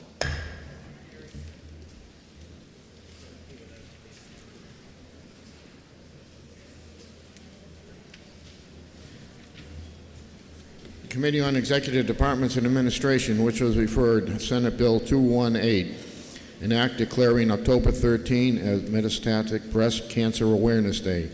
Having considered the same, report the same with the following resolution. Resolved that it is inexpedient to legislate. Senator Tony Lakis for the committee. Question before us is on the motion of inexpedient to legislate. Are you ready for the question? All those in favor say aye. Aye. Those opposed, nay. The ayes have it. The committee report is adopted.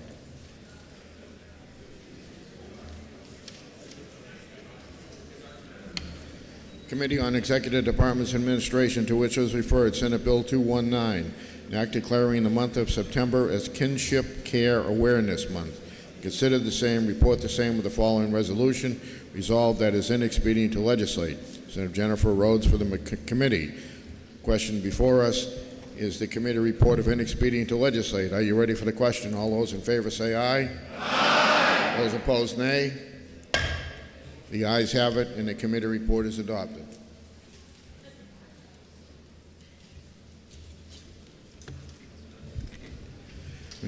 Majority of the Committee on Executive Departments Administration, to which was referred, Senate Bill 220, an act relative to establishing a committee to study the licensure of mental health professionals. Consider the same, report the same, the recommendation that the bill ought to pass. Senator Sally Fellows for the majority of the committee. Minority of the committee. We consider the same, being unable to agree with the majority, report with the following resolution. Resolved that it is inexpedient to legislate. So Matthew Santosto for the minority of the committee. The question before us is the majority committee report of ought to pass. Are you ready for the question? All those in favor say aye. Aye. Those opposed, nay. No. The ayes have it. The committee report is adopted.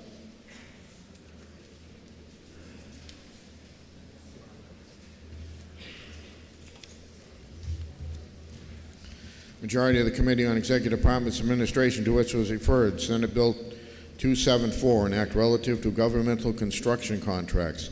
Considered the same, report the same with the following resolution. Resolved that it is inexpedient to legislate. Senator Jeffrey Goley for the majority of the committee.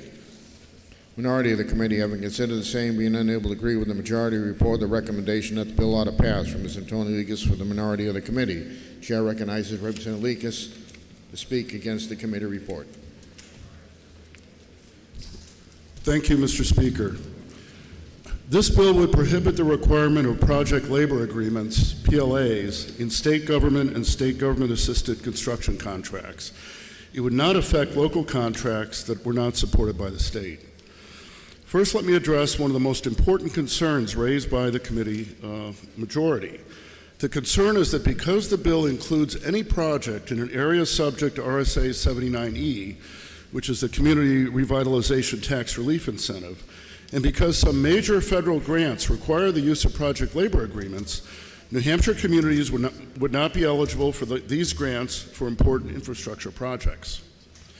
This would be a valid concern that I would share if this bill actually prevented New Hampshire communities from accepting these grants. The bill contains an exemption that would certainly apply in these cases. It provides that a government entity may exempt a particular project, contract, or subcontract from the requirements of any or all of the provisions of the bill if the governmental unit finds that special circumstances require an exemption. They would first have to have a public notice and hearing justifying the need for an exemption. The possibility of losing grants from hundreds of thousands to $100 million would certainly justify such an exemption. Over 90% of the contractors in New Hampshire do not operate under a collective bargaining agreement. These contractors are organized in various ways. Many have their own apprenticeship and safety programs. Some are employee-owned. Some organize into teams that are experienced working together to get the job done well and quickly.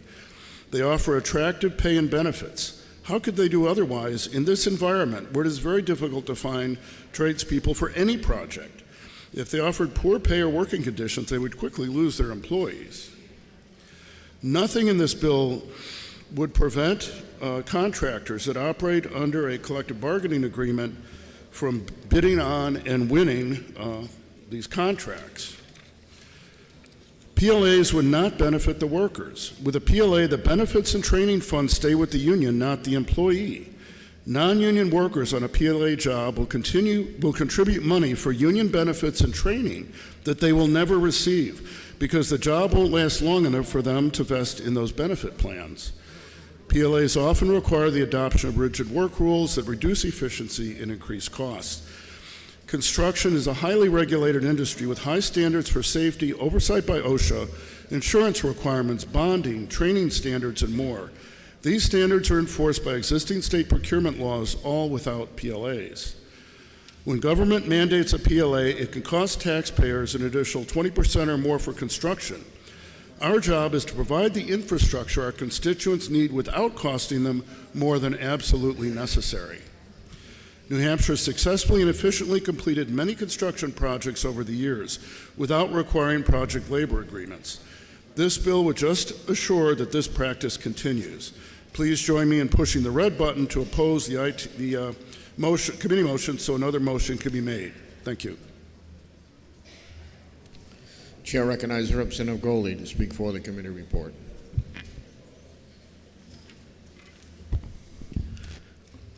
Honorable colleagues, Senate Bill 274 will put New Hampshire's ability to receive competitive grants for construction projects in jeopardy and make fulfilling the conditions of certain grants impossible.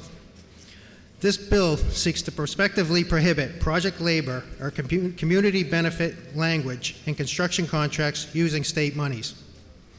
Testimony indicated that in the history of our state, there has never been a state contract with these provisions. The definition of government-assisted project in this bill includes any project in the area subject to RSA 79E, the Community Revitalization Tax Relief Incentive. This would include the Economic Opportunity Zone in Manchester, centered around where the Advanced Regenerative Manufacturing Institute is currently located. The City of Manchester currently received $500,000 from the Build Back Better Regional Challenge Program to plan and establish a cluster located within and around the city to grow the regenerative medicine industry by boosting production and distribution of regenerative tissue and organs. Manchester is now competing for Phase 2 to receive up to $100 million for a government-assisted contract to construct a biofabrication manufacturing facility and other items. On page 21 of the Notice of Funding Opportunity Executive Summary for this grant, one of the requirements is the use of project labor agreements. Blocking this grant moving forward on ideological grounds would deprive New Hampshire of these funds and the local jobs they would generate and would not be in the public's interest. The New Hampshire Municipal Association even had testified in opposition to this section. And the problem is not unique to this one grant. If this bill were to become law, New Hampshire DOT would likely be less able to access other competitive grants with similar requirements, such as the Rebuilding American Infrastructure with Sustainability and Equity Grant, Program Investment and Jobs, the National Infrastructure Project Assistant Grants Program, the Nationally Significant Multimodal Freight and Highways Project Grants Program, and the Rural Surface Transportation Grants Program. Some of the rules governing the awarding of infrastructure grants are still in the process of being written, and it is premature and dangerous to pass this type of legislation now without knowing the unintended consequences, especially when a consequence could be a burden on the New Hampshire taxpayer. And I ask, if PLAs are good enough for large companies such as Walmart and Toyota Motor Corporations to use on their construction projects, then might PLAs be a tool New Hampshire would want to employ at some point in the future? Why take that option away? I believe we as legislators should be supporting bills that seek to solve problems that our state is actually facing. And as New Hampshire has never had a project labor agreement, this bill seems only to add government red tape and further regulation to the New Hampshire construction industry. And let me repeat, New Hampshire has never mandated a PLA for the state funded construction projects in its history. So there is no need to prohibit something that has never happened. Passing Senate Bill 274 will also jeopardize New Hampshire's ability to receive millions of dollars in federal funding for infrastructure, money that is needed to repair our deteriorating roads and bridges. Please support the bipartisan vote of inexpedient to legislate and press the green button. Mr. Speaker, I ask for a division. A division has been requested. Members will take their seats.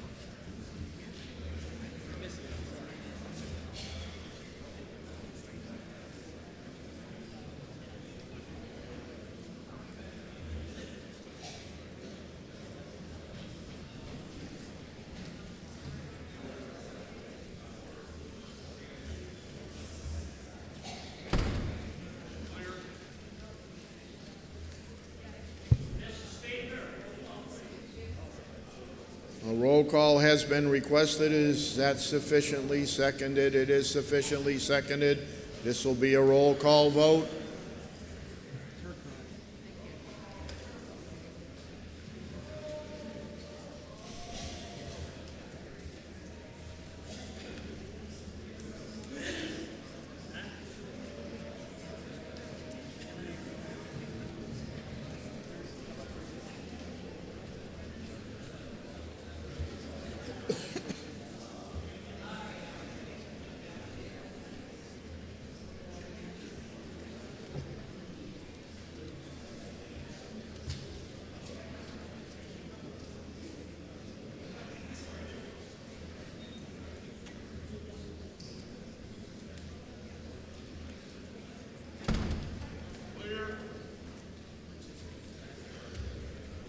The motion before us is a majority committee report of inexpedient to legislate on Senate Bill 274. It's a roll call vote. Chair recognizes Representative Turcott for a parliamentary inquiry.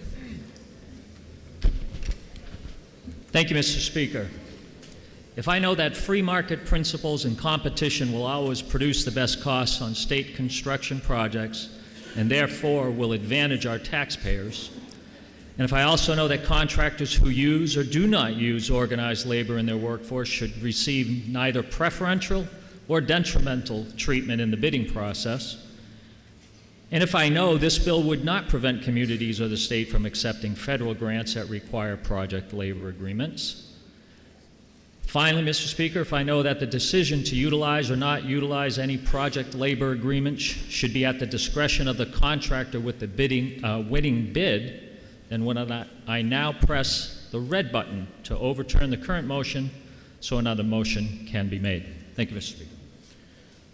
Chair recognizes Representative Murner for a parliamentary inquiry. Thank you, Mr. Speaker. If I know New Hampshire has never used a project labor agreement in a construction project, what makes this bill a solution searching for a problem? And if I know the definition of government-assisted project in this bill would block a $100 million grant that the City of Manchester has applied for the Build Back Better Challenge program to support the advance of regenerative manufacturing industry. And, Mr. Speaker, if I know the similar provisions in the Rebuilding America Infrastructure with Sustainability and Equity Grant Program and other federal infrastructure grants would block New Hampshire's ability to successfully compete for multi-million-dollar grants badly needed for our state's infrastructure, would I now push the green button for the strong bipartisan minority of ITL? Thank you, Mr. Speaker. The motion before us is Majority Committee Report of Inexpedient to Legislative Senate Bill 274. This is a roll call vote. If you're in favor, you'll press the green button. If you're opposed, you'll press the red button. Voting stations are open for 30 seconds.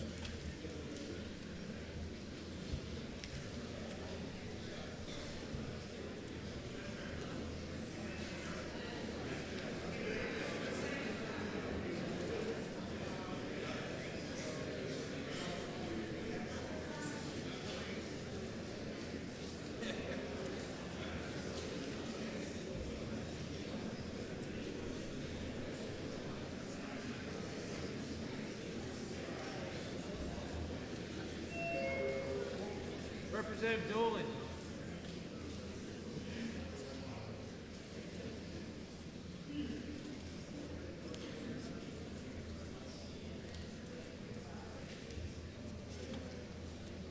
Representative Callan.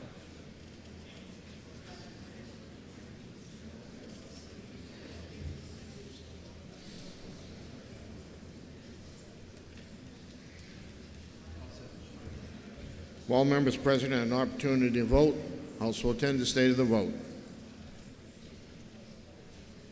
177 voting yea, 154 voting nay. Committee report is adopted.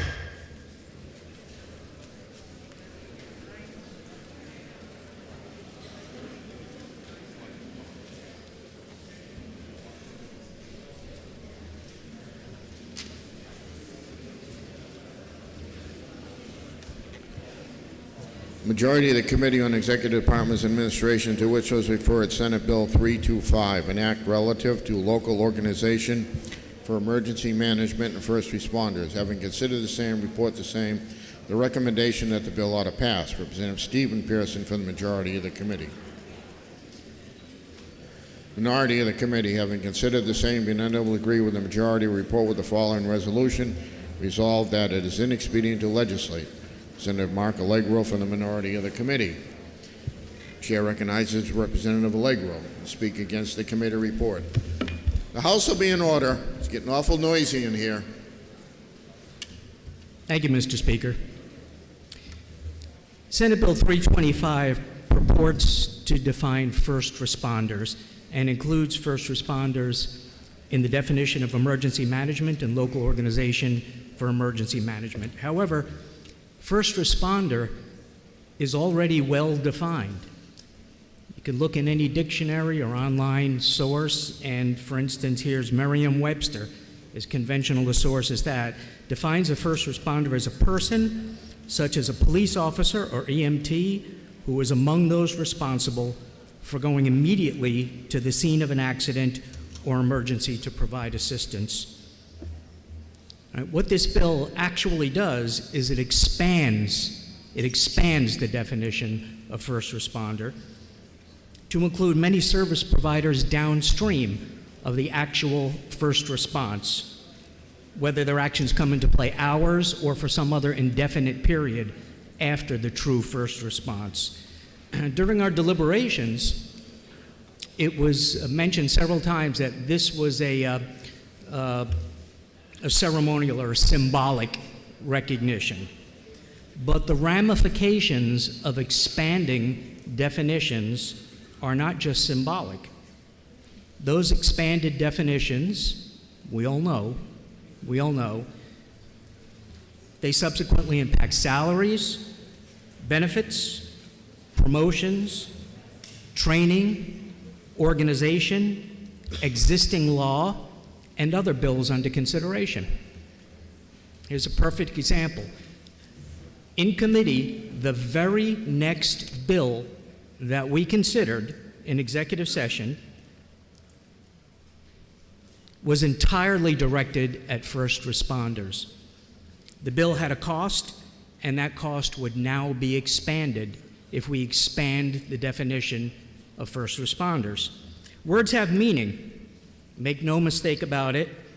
The continual expansion of definitions like this means more costs, and more costs mean more taxes. So with that, I'll ask you to please press the red button to vote this bill down. Thank you very much. Does the member yield to questions? Yes. Member yields. Representative Harrigan, you may inquire. Thank you, Mr. Speaker, and thank you, Representative, for taking my question. It sounds like it's a pretty clear issue here. What we're doing, if this bill were to pass, is we pushing an unfunded mandate onto the towns and counties, and therefore should be considered unconstitutional?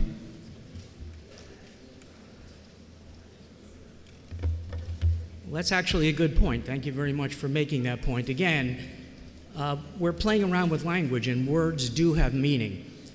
And I hate to use that old expression, unintended consequences, but for every bill that defines or that mentions first responders, yes, there's the possibility that we're going to pass an unfunded mandate onto the towns. Chair recognizes Representative Stephen Pearson to speak for the committee report. Thank you, Mr. Speaker. Thank you, colleagues. I'm not entirely sure how this bill's been twisted to the state that it seems to be thought of, but here's what it is. During a declared state of emergency, the definition of first responder has been adjusted to assist in the more rapid reimbursement of federal funds from FEMA. That is what this bill is. It has nothing to do with employment classification. It has nothing to do with the pension system. It has nothing to do with the rate of which people get paid. All this does is it adds a certain group, which is mostly the DOT, into that definition during a declared state of emergency for the purpose of federal reimbursement. That is what this bill is. Period. There's no downshifting. There's no costs associated. People aren't getting raises off of this. It is simply a classification for the federal government to recognize what we're doing locally when it comes to FEMA reimbursement. Period. That's all. Thank you, Mr. Speaker. The motion before us is Majority Committee Report of Order Pass on Senate Bill 325. Are you ready for the question? Who requests a roll call? Okay. Representative Sylvia requests a roll call. Is that sufficiently seconded? It is sufficiently seconded. This will be a roll call vote.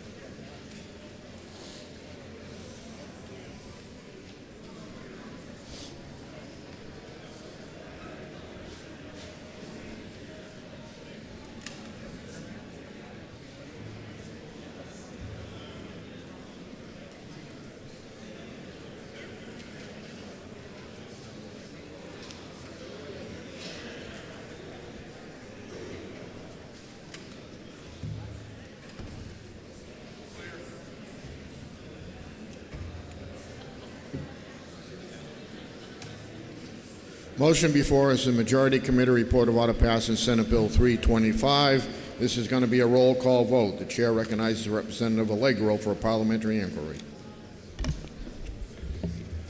Thank you, Mr. Speaker.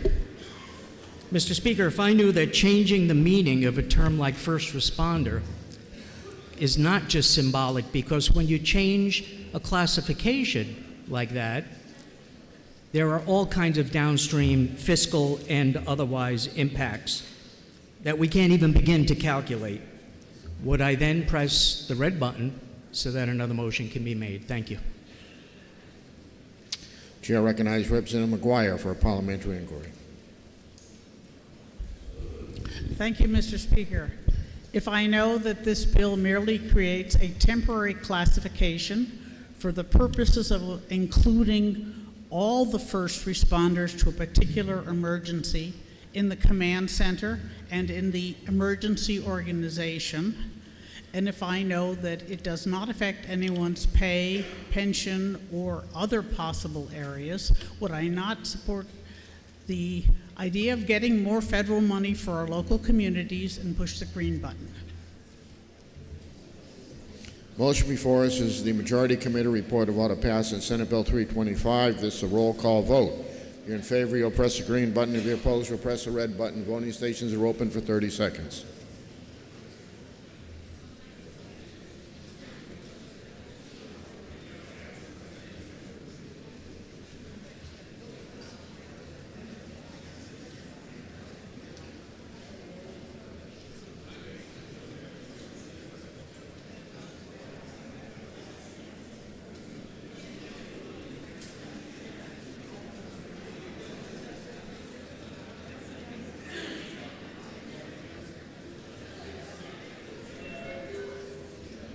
Representative Sandler.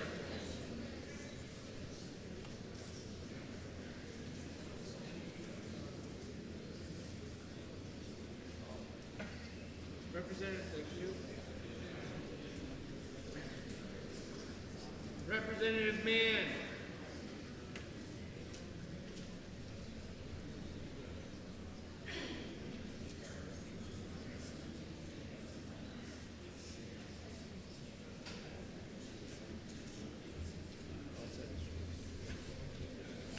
All members present had an opportunity to vote. House will attend state of the vote. 248 voting yea, 84 voting nay. Committee report is adopted.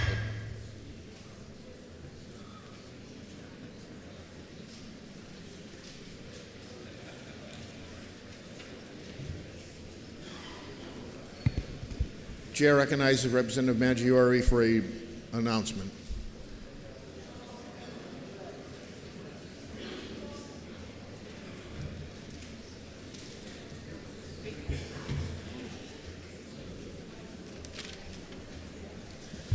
Thank you, Mr. Speaker. Colleagues, want to remind everybody, May 22nd at the Anheuser-Busch facility is the legislators' charity softball game.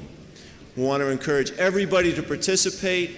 Reach out to either myself, Jim Maggiore, Representative Tim Lang if you want to play.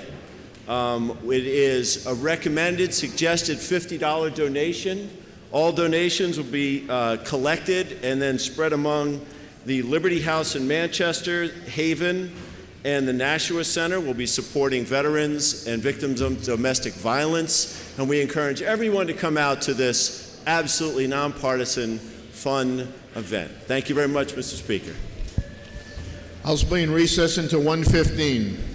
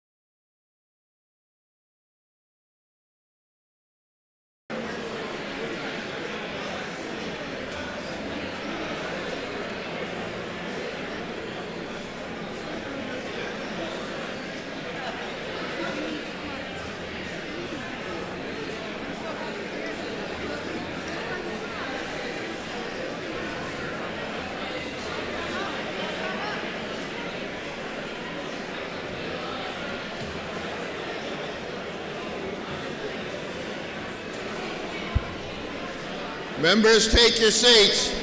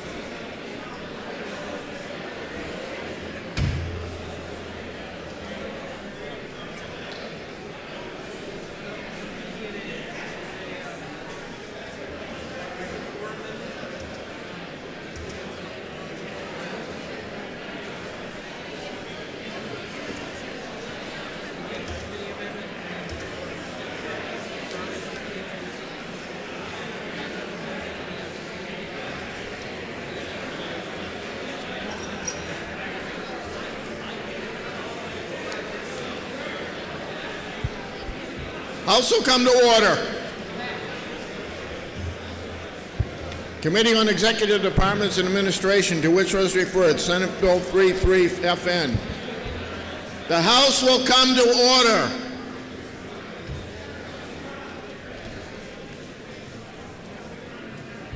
An act establishing a committee to study and make recommendations relative to the Office of Professional Licensure and Certification and the licensure of professionals under boards, councils, commissions within the office, relative to the Boxing and Wrestling Commission, relative to the expiration of terms of the Board of Foresters members. Having considered the same, report the same with the following amendment, the recommendation that the bill ought to pass with amendment. Representative Diane Schuett for the committee.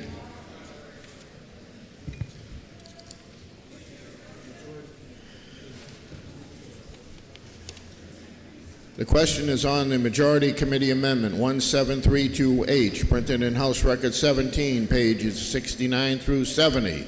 Are you ready for the question on the Majority Committee Amendment? All those in favor say aye. Aye. Those opposed, nay. Majority Committee Amendment is adopted. The bill's on second reading, open to further amendment.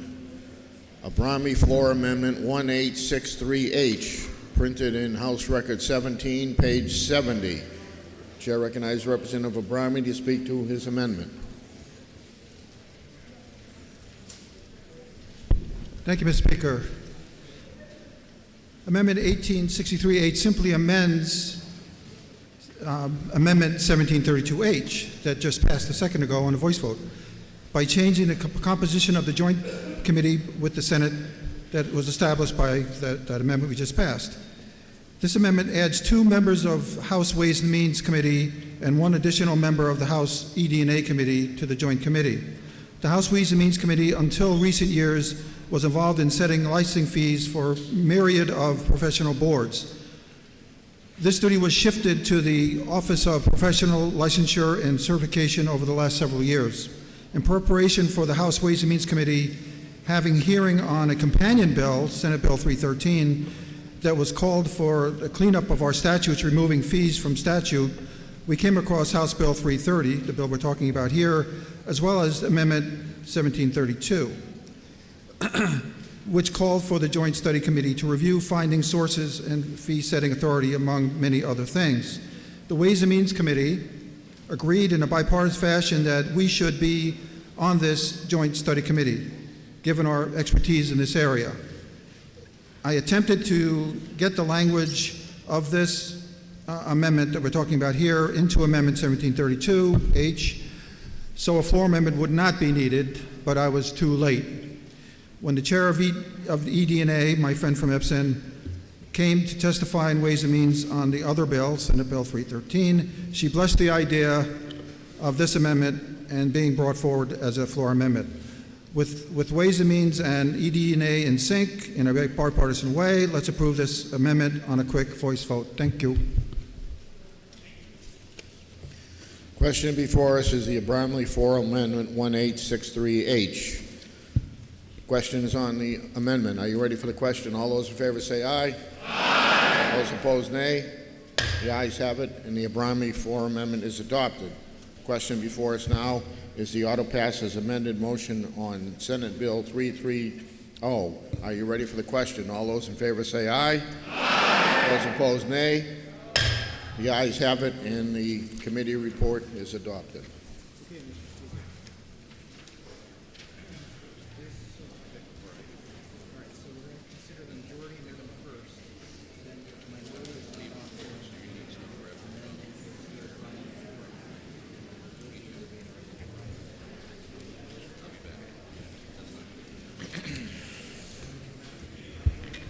Majority of the Committee on Executive Department's Administration, to which was referred, Senate Bill 333, an act relative to licensure of case management service providers. Having considered the same, report the same with the following amendment.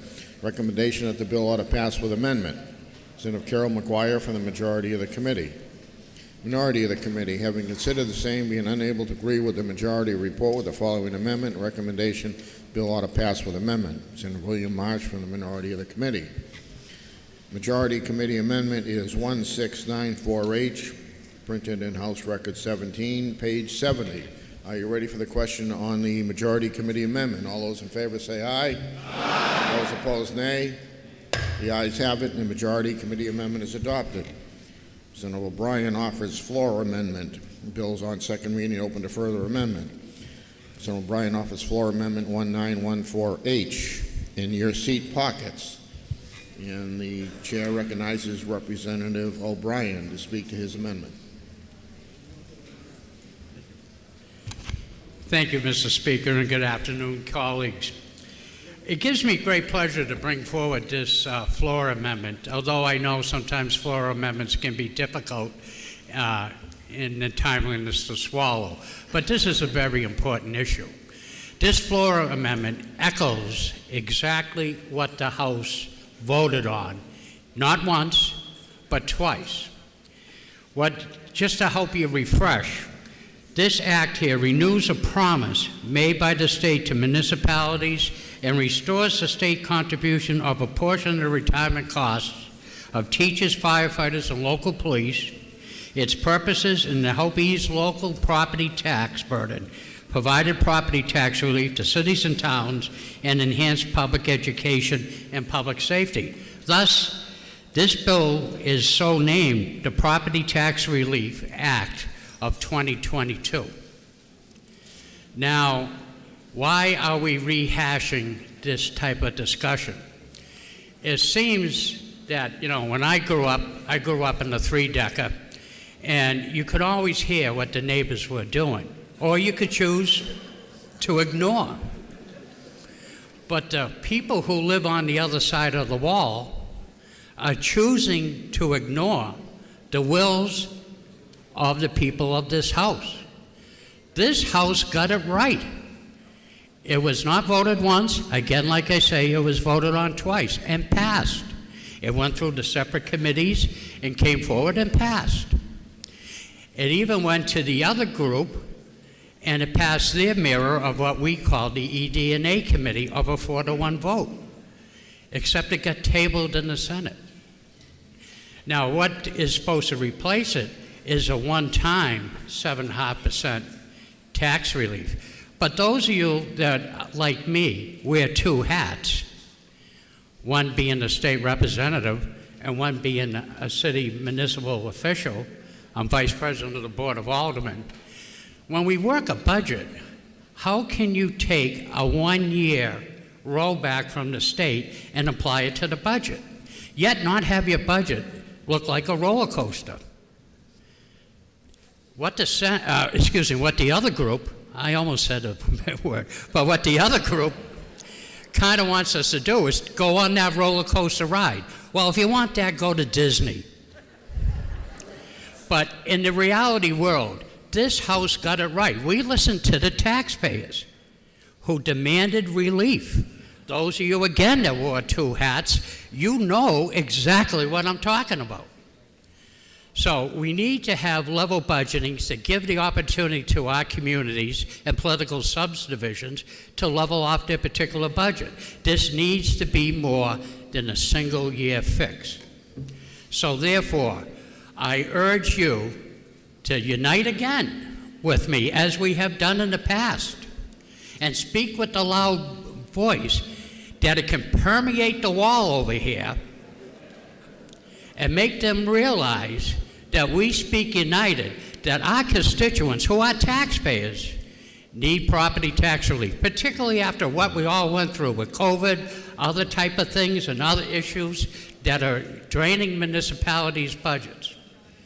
This is timely and effective to the citizens of our state, and I urge you all to unite with me and support this amendment, a bipartisan amendment, to bring back home relief to our taxpayers. Thank you, Mr. Speaker. And Mr. Speaker, may I call for a roll call, please? Does the member yield to questions? I think we got a lot of work, Mr. Speaker, so I say no. Member does not yield. Chair recognizes Representative McGuire. Thank you, Mr. Speaker. And while I agree with the previous representative that we have sent this to the Senate, they have actually passed for 1 year the exact same amount that he wants to send, so that this would duplicate that and double the amount. Even with a budget surplus, I don't think that's what we want. Well, maybe we do, but it's not what I want. The other thing is that the matter of state contributions to local retirement systems will be dealt with for this year by a one-time payment, and for next year it will be as it ought to be in the budget rather than in a separate bill in a committee that doesn't really deal with money. So I hope you will reject this floor amendment, allow the other bills that we have passed on this exact same issue be dealt with appropriately, and push the red button. The motion before us is the O'Brien floor amendment. Representative O'Brien has requested a roll call. Is that sufficiently seconded? It is sufficiently seconded. This will be a roll call vote.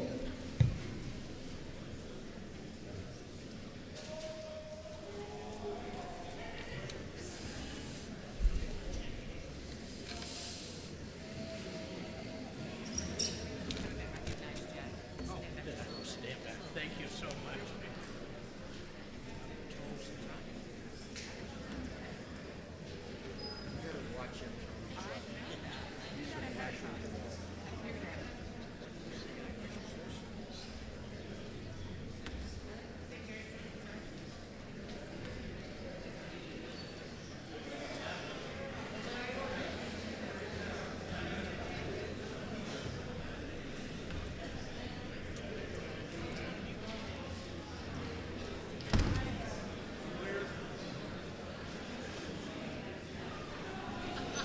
Members will take their seats. House will come to order. The motion before us is the O'Brien floor amendment. It's a roll call vote. Chair recognizes Representative Brien for a parliamentary inquiry. Thank you, Mr. Speaker. If I know that a promise made is a promise kept, is the guidelines to good men and women of integrity, and that this, if I also know that this House voted not once, but twice, and about hopefully to do it a third time, baby, and support this particular bill. And if I also know there's nowhere that I can see any doubling, or no doubling is intended into this. But would you then go with me and press the green button and send a unified voice that we have done in the past over to the other body to let our intentions be heard and supported? Thank you, Mr. Speaker. Chair recognizes Representative McGuire for a parliamentary inquiry. Thank you, Mr. Speaker. If I know that but the other bills we've passed, both bodies have agreed to send $47 million to municipalities as a share of their retirement contributions. And if I know that if we add this to this amendment, we will create the need to send an additional $47 million, which we don't have, would I not press the red button and oppose this amendment? Question before us is the O'Brien floor amendment. This is a roll call vote. If you're in favor, you'll press the green button. If you're opposed, you'll press the red button. Voting stations are open for 30 seconds.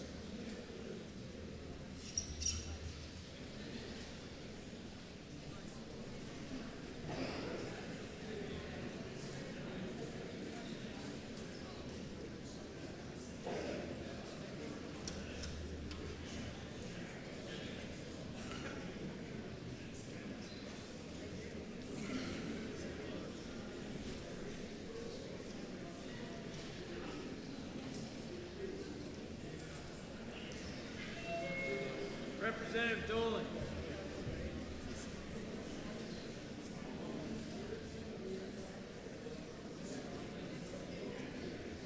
Representative DeLemus.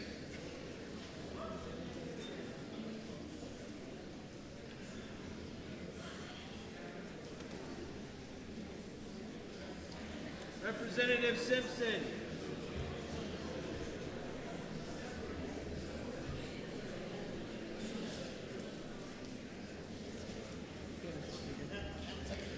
All members present had an opportunity to vote. House will attend to the state of the vote.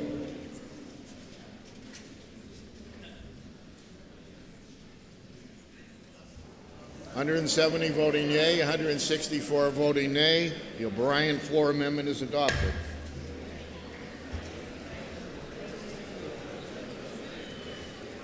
House will be in order. The motion before us now is ought to pass as amended. Are you ready for the question? A division has been requested. Members, stay in your seats. Members, take your seats.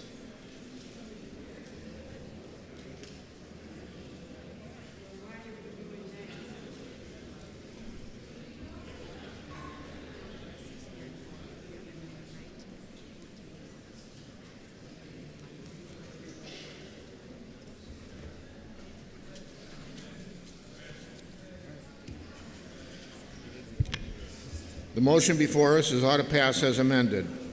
This is a division vote. Chair recognizes Representative Lekas for a parliamentary inquiry. Thank you, Mr. Speaker. Mr. Speaker, if I know that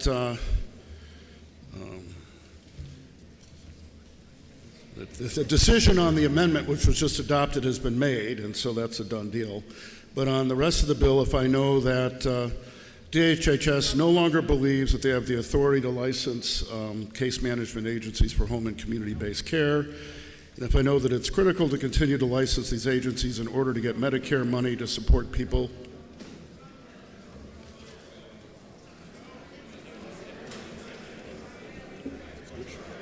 $333.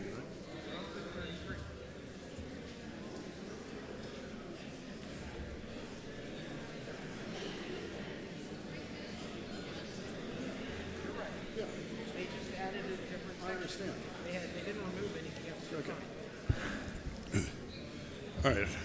And if I know it's critical to continue to licensing these agencies in order to get the Medicare money to support people living in the community rather than a nursing home and to save the state money, and if I believe that the other body will accept the language in the majority amendment that we have adopted, and it's likely to reject the language in the minority one, which we're not coming to, But if I also know that I really don't want to be spending extra state money on the retirement, would I have a difficult decision and probably press the red button? Thank you.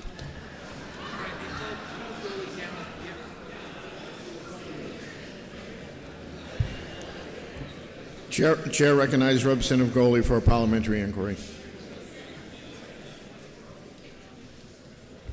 Thank you, Mr. Speaker. Mr. Speaker, if I know that Senate Bill 333 will clarify case management services providers and is much needed, and if I also know, as amended, that we are going to withhold the House position on the state paying their portion of the retirement system, would I press the green button? Thank you. Motion before us is ought to pass as amended on Senate Bill 333. This is going to be a division vote. If you're in favor, you'll press the green button. If you're opposed, you'll press the red button. Voting stations are open for 30 seconds.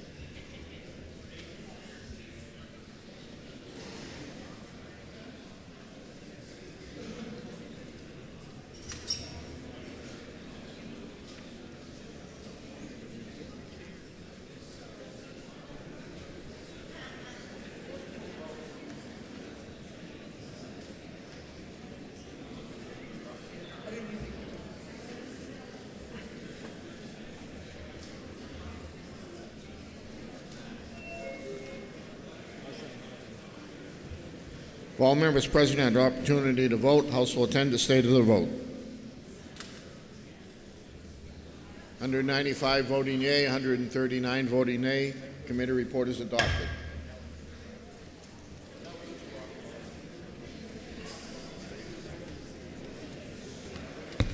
Majority of the Committee on Executive Departments Administration, to which was referred, Senate Bill 358.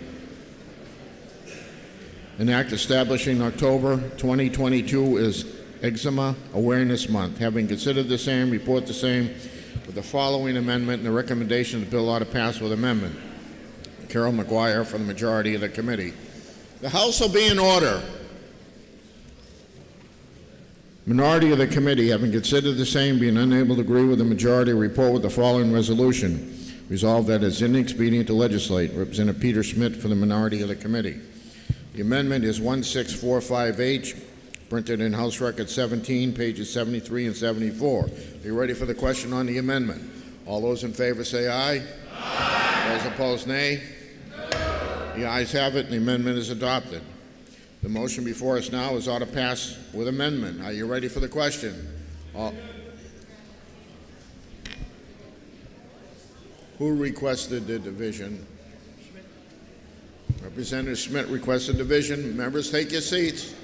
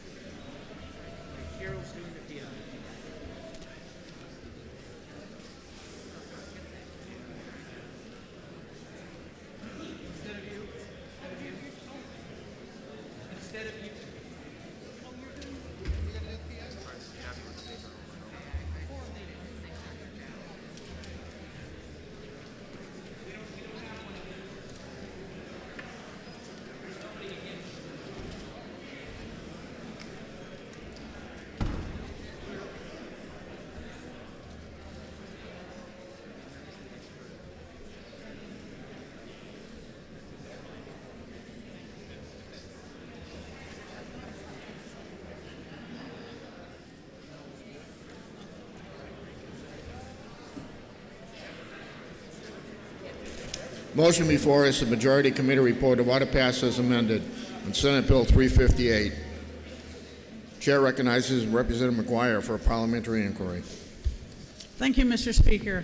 If I know that this bill as amended has nothing to do with Eczema Awareness Month, and if I know that all it does is increase the size of the Joint Legislative Committee on Administrative Rules in order to decrease the outrageous workload that it imposes on its members, and if I know that this might possibly get more people interested in administrative rules, You're all welcome to. Would I not press the green button? Thank you. The motion before us is the Majority Committee report of order passes and amended on Senate Bill 358. This is a division vote. If you're in favor, you'll press the green button. If you're opposed, you'll press the red button. Voting stations are open for 30 seconds.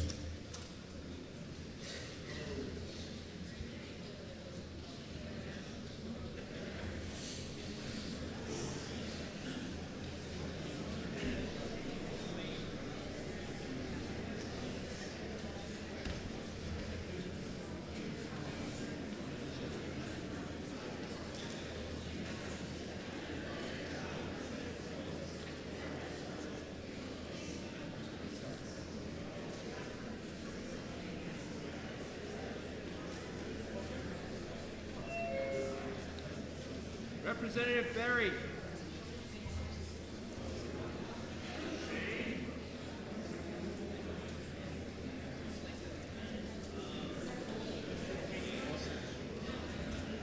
All members present had an opportunity to vote. House will attend the state of the vote. 208 voting yea, 123 voting nay. Committee report is adopted.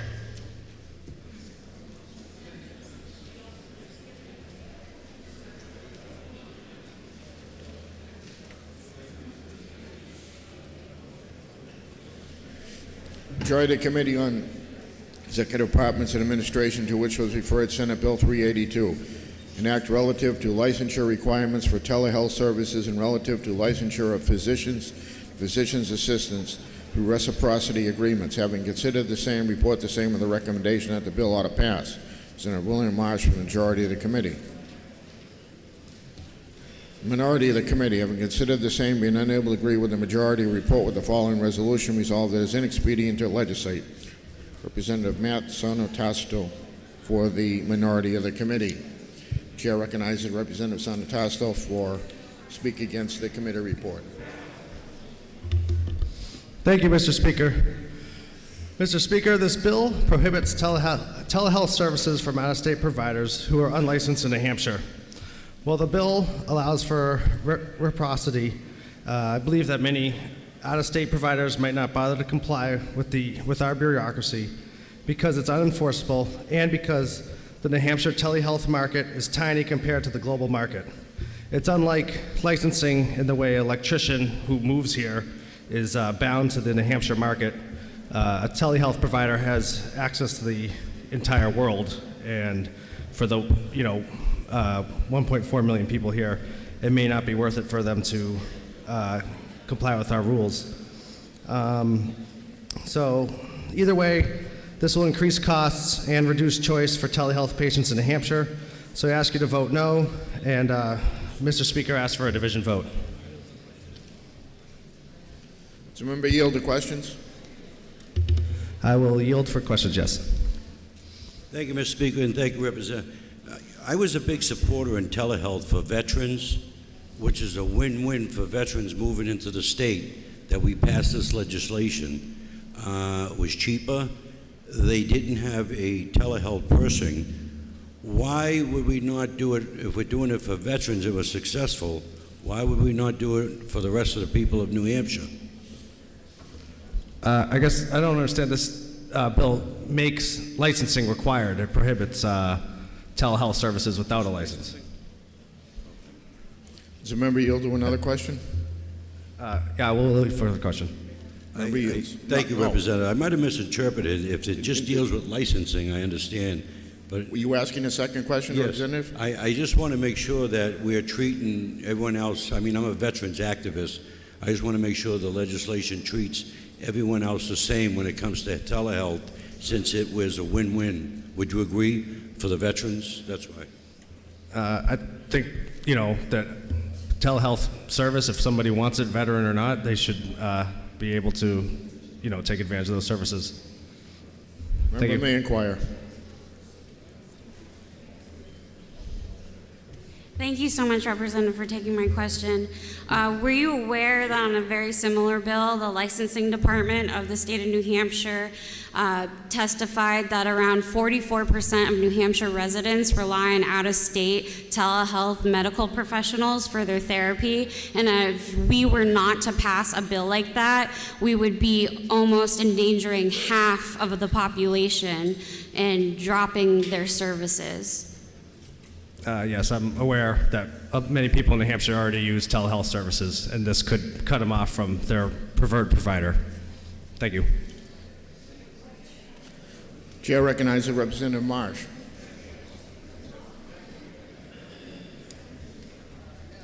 Thank you, Mr. Speaker. I rise today in support of the strong bipartisan eDNA recommendation of ought to pass on Senate Bill 382. Why do we need to identify the site of service for telehealth? I agree entirely with the representative who just asked the question. We need to treat everyone the same. So long as medical care is delivered without incident, everyone's happy. And we really don't have to license these people. It doesn't actually matter. The problem is, this is the real world, and things happen. This bill clarifies that the site of service for medical services is the physical location of the patient.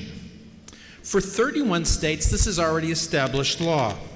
If you look at RSA 329C:1, you can read part of the Interstate Medical Licensure Compact, which we and several other states have adopted, 31 states in total, which states, the compact also adopts the prevailing standard for licensure and affirms that the practice of medicine occurs where the patient is located at the time of the physician-patient encounter, and therefore requires the physician to be under the jurisdiction of the state medical board where the patient is located.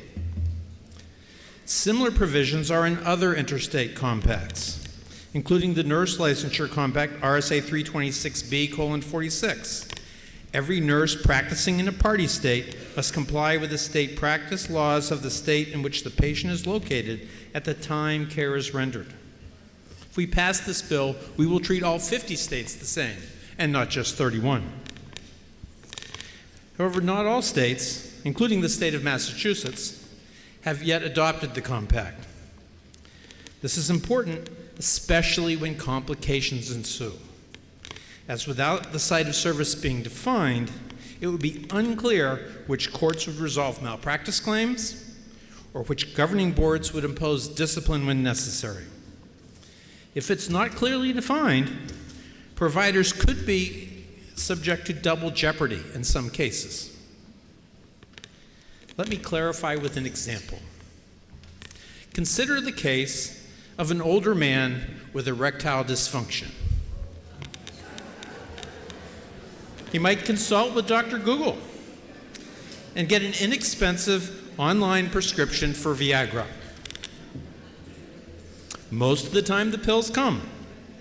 They work well, and when everything is finished, everyone is happy.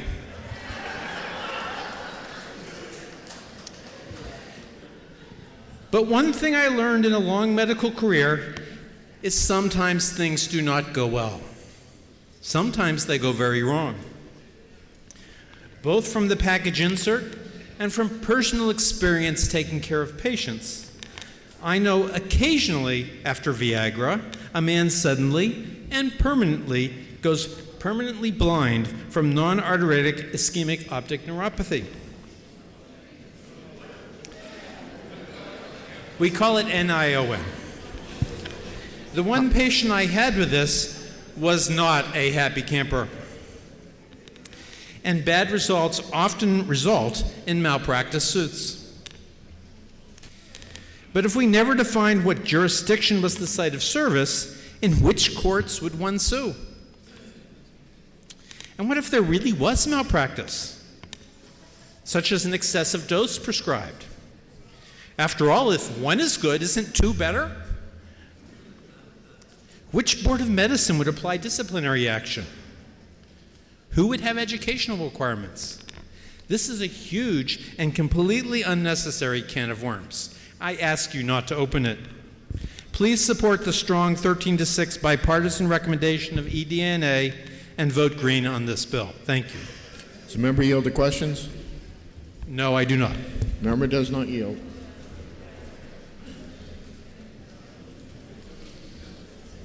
For what reason, a member rise? I'd like to make a motion. State your motion. Yes, I would like to table SB 382. It is a proper motion. A division has been requested. Roll call has been requested. By Representative Blazek, is that sufficiently seconded? It is sufficiently seconded, and this will be a roll call vote.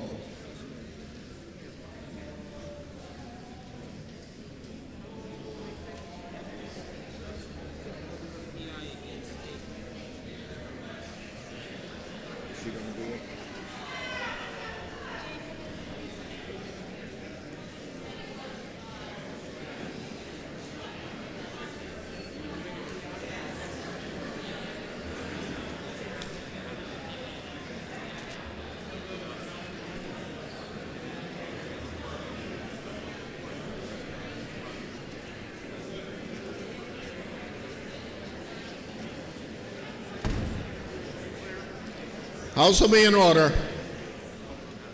The motion before us is to table Senate Bill 382. This is a roll call vote. The chair recognizes Representative Santa Natasto for a parliamentary inquiry. Thank you, Mr. Speaker. Mr. Speaker, if I know this will increase costs and prevent patients from using their provider of choice, then would I press the green button and vote to table this bill? Thank you.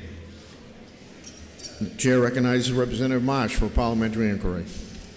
Mr. Speaker, if I know we've already heard the debate, and we know that not defining the site of service in the case of incidents will only create a huge can of worms that will be very difficult to untangle, would I not push the red button on the tabling motion so we can vote on this bill? Thank you. Motion before us is to table Senate Bill 382. This is a roll call vote. If you're in favor, you'll press the green button. If you're opposed, you'll press the red button. Voting stations are open for 30 seconds.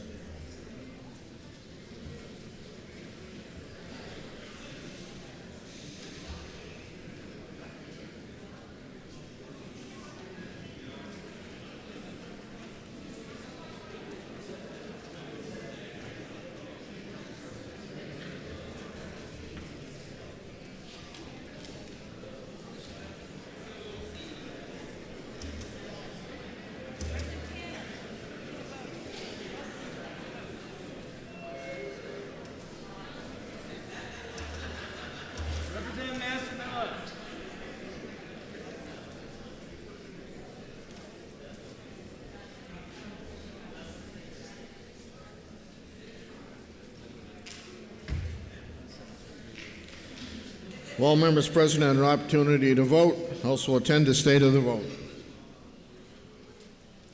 144 voting yea, 187 voting nay. The tabling motion fails. The motion before us now is ought to pass on Senate Bill as amended on Senate Bill 382. Are you ready for the question? All those in favor say aye. Aye. Those opposed, nay. The aye. House will be in order. I've already banned the gavel. The committee report is adopted.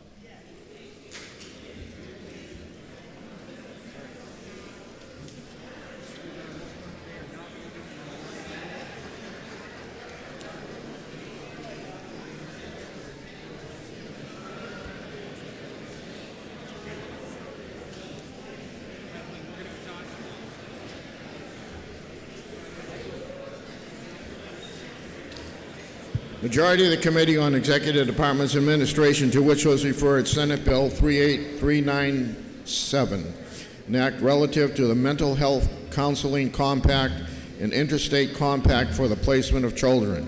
Considered the same, report the same with the following amendment, the recommendation that the bill ought to pass with amendment. And Stephen Pearson from the majority of the committee.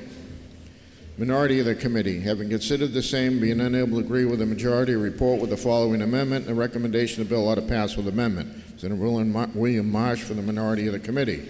Majority amendment is 17598, printed in House Record 17, page 83. Are you ready for the question on the amendment? All those in favor say aye. Aye. Those opposed, nay. The amendment is adopted. The motion before us now is ought to pass as amended. The chair recognizes Representative Allegro to speak against the committee report.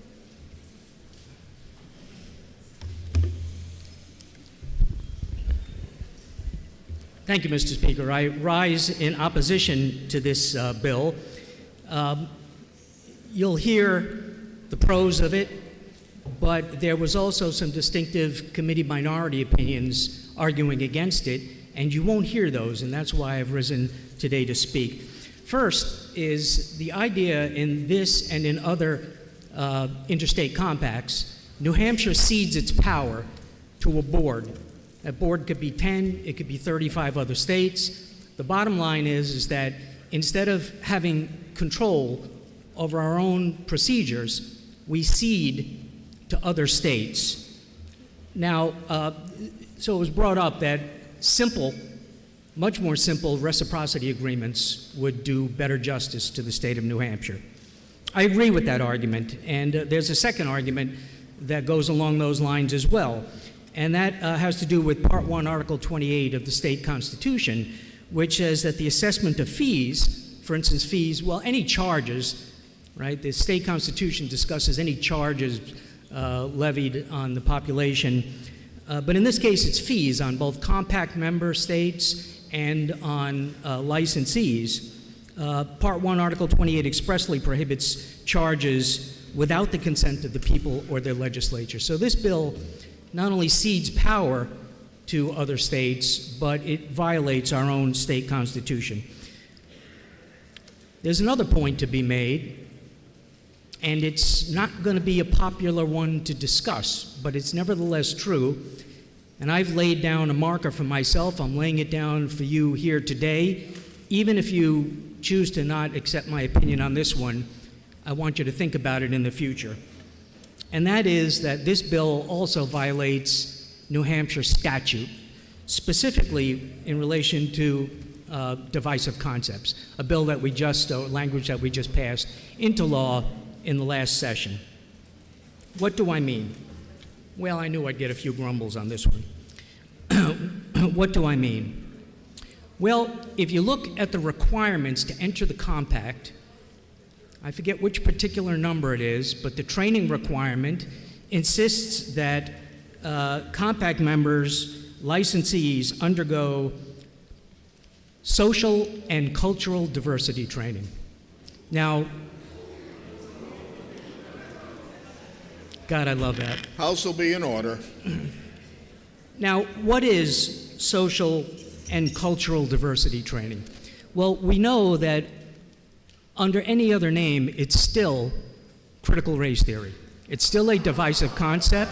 House will be in order. The member has a right to talk. I like the sound effects, thank you. These abhorrent teachings, racist teachings, come under many names now.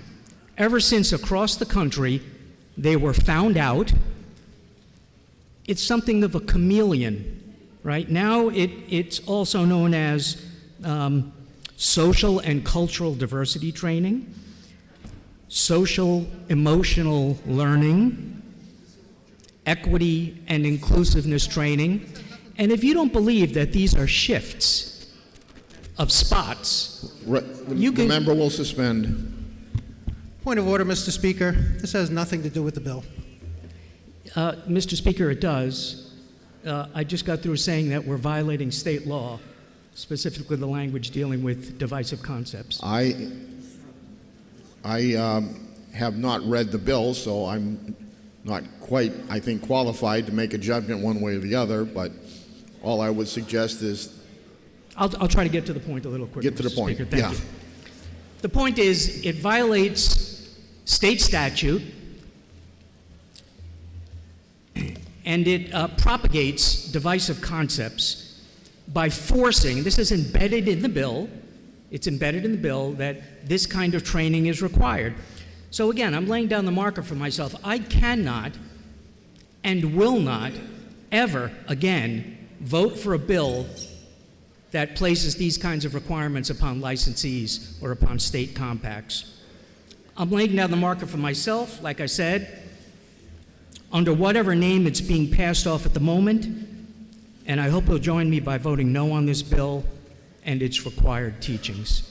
Thank you. Chair recognizes Stephen Pearson.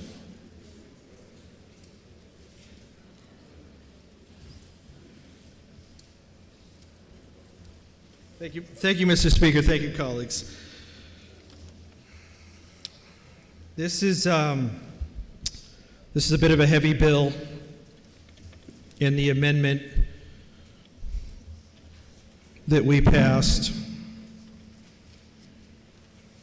modifies the original bill. So I won't speak to the original bill. But what this bill in its form now does is it primarily does two things, and I'll speak to it in two parts. It addresses, first off, the Mental Health Counseling Compact. New Hampshire is a small state. We cannot be expected to have experts in everything. And certainly when it comes to mental health, there are folks that need specific and targeted treatment. So what this Mental Health Compact does is it opens up New Hampshire's residents to that specific and targeted treatment that they may need from someone, say, in Wisconsin or Alabama or even Oklahoma.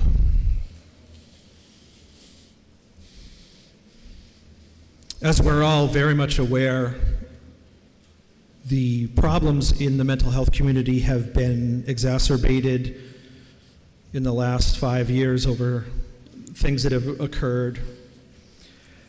And the recognition of this problem has really come to the forefront in a lot of areas. That's what the first part of the bill does. That's the Mental Health Compact. It is created in a standard form that is fairly similar to those of us that are familiar with interstate compacts. The second part of my amendment involves some rather critical changes to what we do with the placement of children. The amendment removed a provision to enter the state into a child placement compact, and we've removed it, so I won't touch on it. But there are a couple of elements that are extraordinarily critical right now that were put into this amendment that, in conversations with the folks at Child and Family Law, have expressed to me the absolute paramount changes to what's going on. We all have seen the news. We all are aware of the current problem that we have, and it's unfortunate that it takes an act and an event for us to make a change, but sometimes that's just how it is. We try to be proactive and we don't always catch it. So this part, the second part of what is now Senate Bill 397, I can in the utmost way urge you to at least think about this part of it. The Mental Health Compact, you may be familiar, you may be not, but the second half of this that involves an element in the current state compact for the placement of children that has been an utter failure for the state of New Hampshire will be fixed in this, and I ask you to please support that. Thank you. The motion before us is the Majority Committee report of order passed as amended. Representative Silber requests a roll call. Is that sufficiently seconded? It is sufficiently seconded. This will be a roll call vote.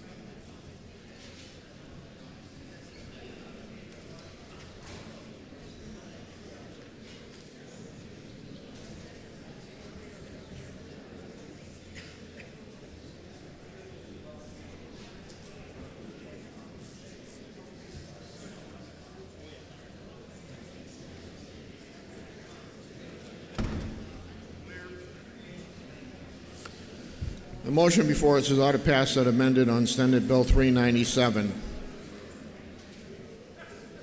This is going to be a roll call vote. Chair recognizes Representative Allegro for a parliamentary inquiry. Thank you, Mr. Speaker.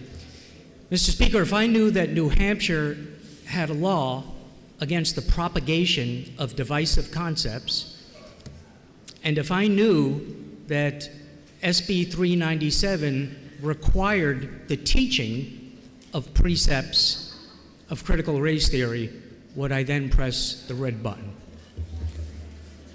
Chair recognizes Representative Goley for a parliamentary inquiry.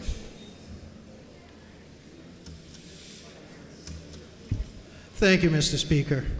Mr. Speaker, if I know this bill will allow New Hampshire to enter into the Mental Health Counseling Compact, and Mr. Speaker, if I know New Hampshire will be the 10th state to join and therefore will enact the compact, and Mr. Speaker, if I know this will increase access to mental health counseling, and finally, Mr. Speaker, if I know as amended that an important section of the compact for the placement of children is added in statute requiring home visits of children placed in foster care across state lines, then, Mr. Speaker, would I press the green button?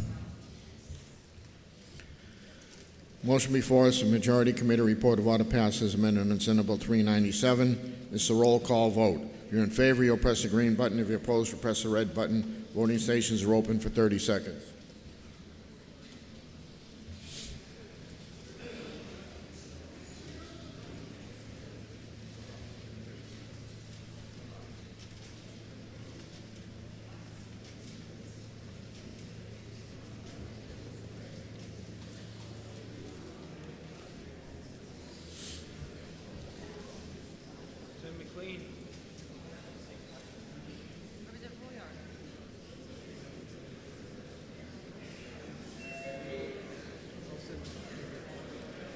While members present had an opportunity to vote, House will attend the state of the vote.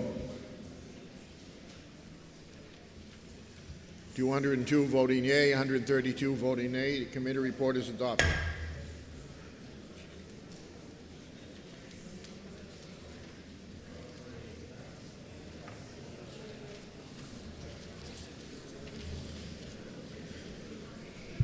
Majority of the Committee on Executive Departments Administration, to which was referred Senate Bill 450, Act relative to Prescription Drug Affordability Board, have been considered the same, report the same with the recommendation that the bill be referred for interim study.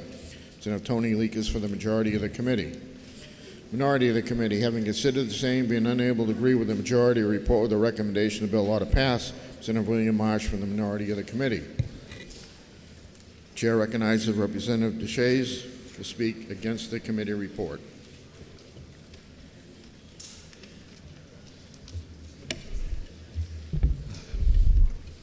Thank you, Mr. Speaker and colleagues. I rise today against the committee's recommendation of interim study and in support of Senate Bill 450, a bill that seeks to improve the Prescription Drug Affordability Board. This board, comprised of experts in the prescription drug field, recommends ways for the state to address the precipitous increase in prescription drug prices. The board is charged with collecting data and annually reporting its recommendations to the state. This includes prescription drug spending targets, strategies for optimization of affordability of prescription drugs, the progress of implementing those recommendations, and the annual net spending by public payers on prescription pharmaceutical drugs. The purpose of Senate Bill 450 is to make meaningful updates to ensure the board can properly serve granted staters. Specifically, this bill creates a non-lapsing fund to collect already established fees to pay the board's expenses, makes it easier for a quorum to be formed, and establishes the executive director's position as an unclassified position. It also creates an appeals process for decisions made by the board. This will help strike a balance between the needs of patients and businesses while making prescription drugs more affordable, a concern shared by 85% of granted staters over the age of 45. Some have described this bill as the goal of one political party. This couldn't be farther from the truth. Most of the language currently in Senate Bill 450 was from a Republican's amendment who presides on the other side of the wall behind me. SB 450 has co-sponsors from both parties. When the Prescription Drug Affordability Board was signed into law by Governor Chris Sununu on July 18th, 2020, he described it as, quote, bipartisan legislation lowering prescription drug costs for Granite Staters, end quote. He even took the time to go to the committee and speak in favor of the legislation, speak in favor of this board. He showed this resounding support in committee and has done so continuously since. Plus, decreasing drug prices has always been a bipartisan goal because it affects everyone, no matter their party affiliation.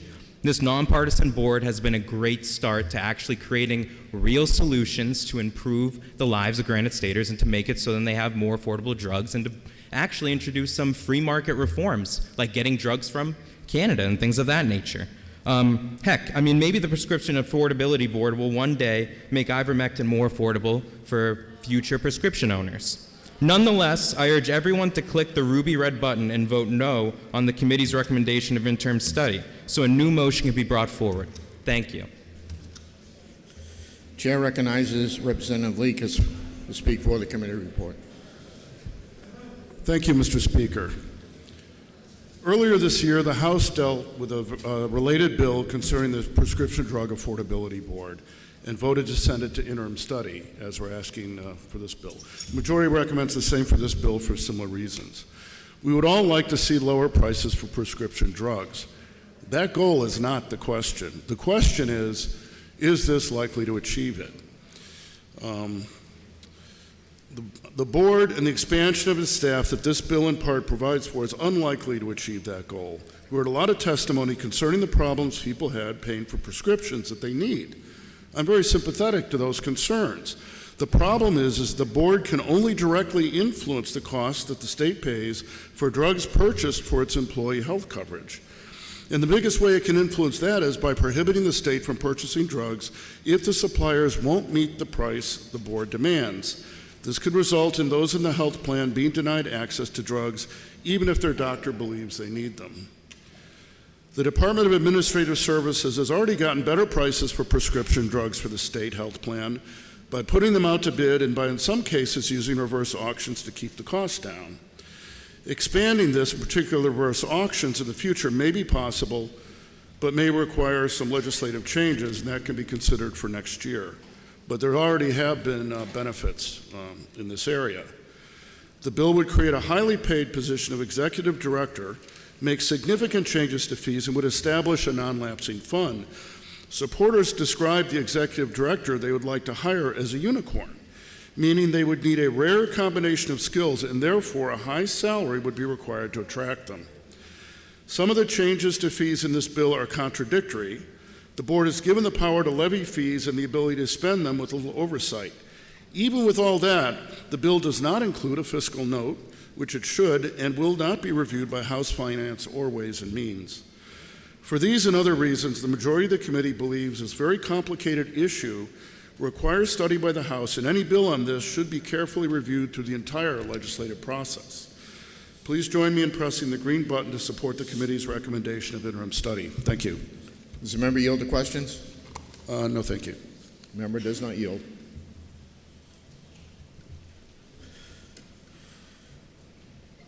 The motion before us is the Majority Committee Report of Interim Study on Senate Bill 450. A division has been requested. Members, take your seats.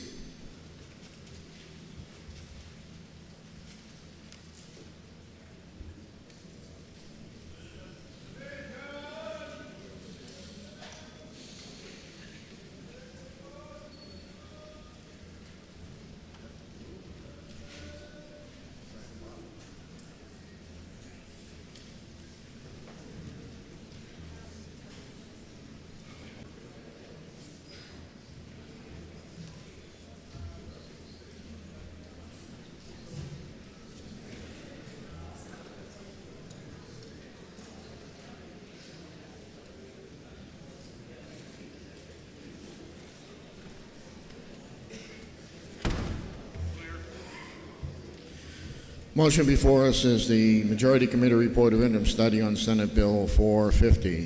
This is a division vote. Chair recognizes Representative Allard for a parliamentary inquiry.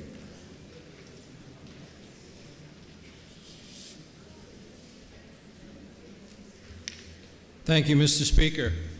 Colleagues, if I know that Senate Bill 450 is necessary for the efficient functioning of a board we created just 2 years ago, and if I know that that board is self-funded and creates zero expense for our state, and if I further know that the bill passed in the other body was done so with a unanimous bipartisan support, and finally, Mr. Speaker, if I know that in hearings, not a single individual nor organization registered any opposition to SB 450, would I not now push the red button so that we might proceed with another motion? Thank you, Mr. Speaker. Chair recognizes Representative McGuire for a parliamentary inquiry. Thank you, Mr. Speaker.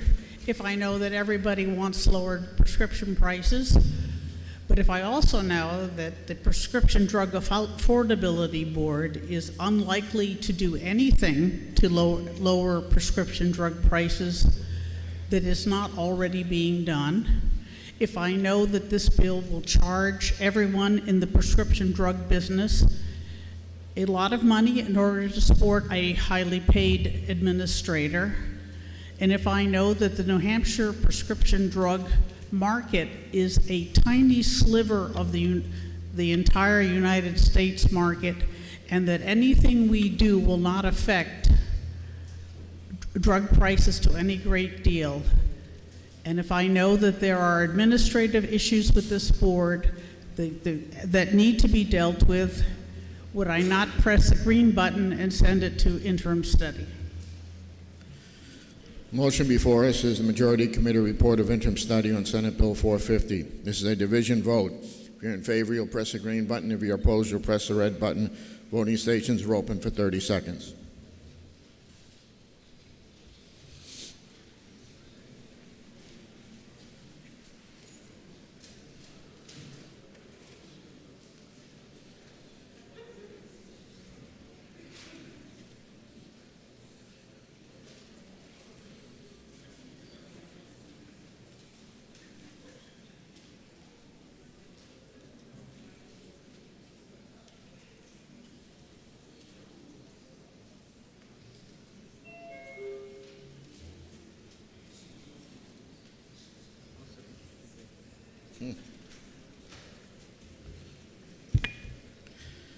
If all members present had an opportunity to vote, House will attend the state of the vote.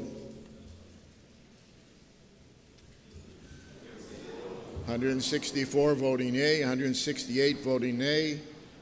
The committee report fails.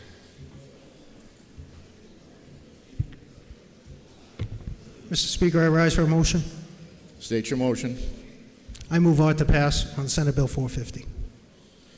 And ask... Senator Burt has requested a roll call. If that is sufficiently seconded, this will be a roll call vote.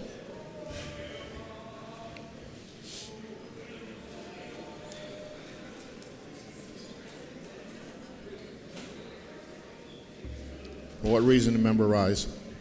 I rise to make a motion. State your motion. To table Senate Bill 450. That is a...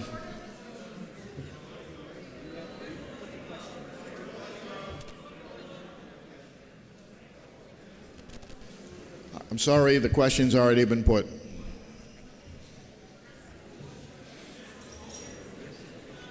The question's already been put, so we cannot accept another motion at this time.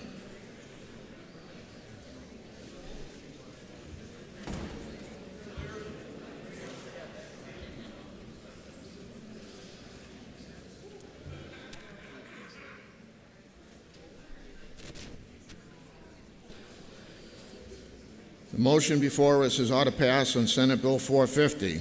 This is going to be a roll call vote. Chair recognizes Representative Goley for a parliamentary inquiry. Thank you, Mr. Speaker. Mr. Speaker, if I know this bill doesn't change what the board does, but it clarifies some things that are currently in statute. And if I know that it changes the position of executive director from classified to unclassified, and also increases the number of alternates on the board, and most importantly, adds an appeals process to this board, then would I now press the green button so we can move this along? Thank you. Question before us is an ought-to-pass motion on Senate Bill 450. This is a roll call vote. You're in favor, you'll press the green button. If you're opposed, you'll press the red button. Voting stations are open for 30 seconds.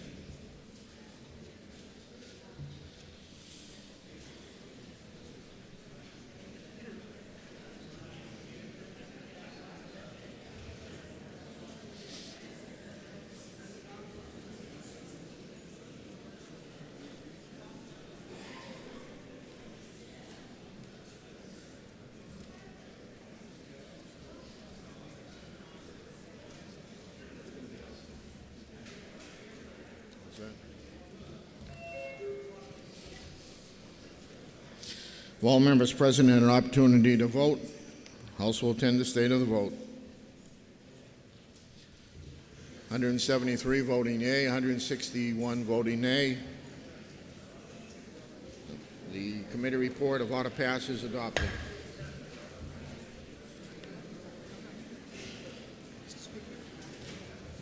What reason does a member rise? Mr. Speaker, having voted on the prevailing side, I move reconsideration and ask the body to vote no. Motion before us is reconsideration on House Bill 450, Senate Bill 450. Division has been requested.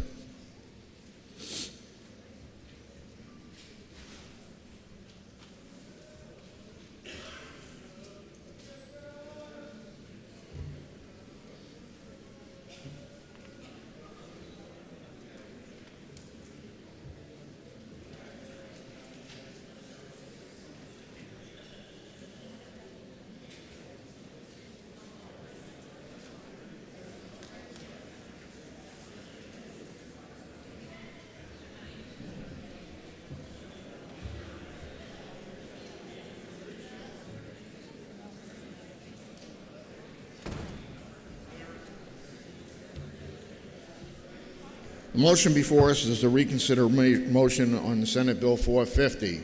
This is a division vote. If you're in favor, you'll press the green button. If you're opposed, you'll press the red button. Voting stations are open for 30 seconds.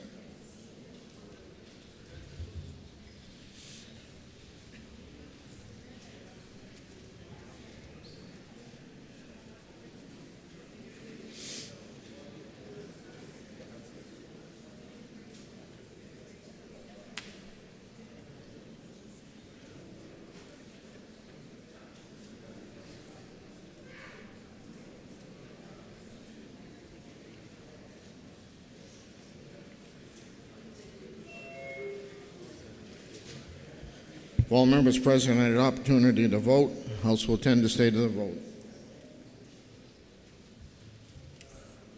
150 voting yea, 175 voting nay. The motion for reconsideration fails. For what reason does the member rise? Mr. Speaker, I rise to make a motion. State your motion. Thank you, Mr. Speaker. I move to special order SB 399 from its place on the calendar to present business. The motion is to move Senate Bill 399 to the next bill. Correct? Would you like to speak to your motion? Thank you, Mr. Speaker. As we know, timing is everything. And certain events outside of our control have taken place this week, and therefore there is particular reason to address this matter. In addition, as we speak about timing, we do know that some members of this body are going to be unable to stay tomorrow until the end of the day not knowing when we will get there, when we would ordinarily reach bills that were taken off the consent calendar. And for those two reasons, I would ask as a courtesy that the members of this body support my motion. Thank you. The motion is to special order Senate Bill 399 to the next order of business. Are you ready for the question? A division has been requested. Members will take their seats.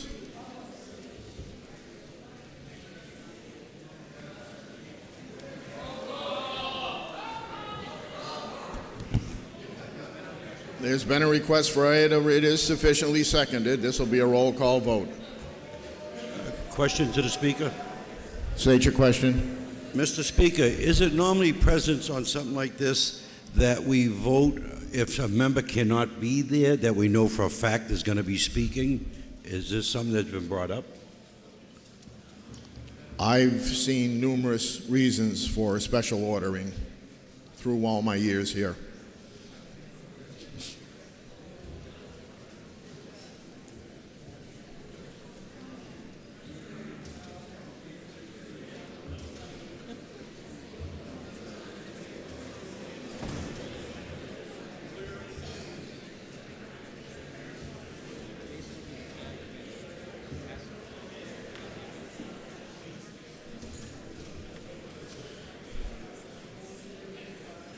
The motion before us is a special order Senate Bill 399 for our next order of business.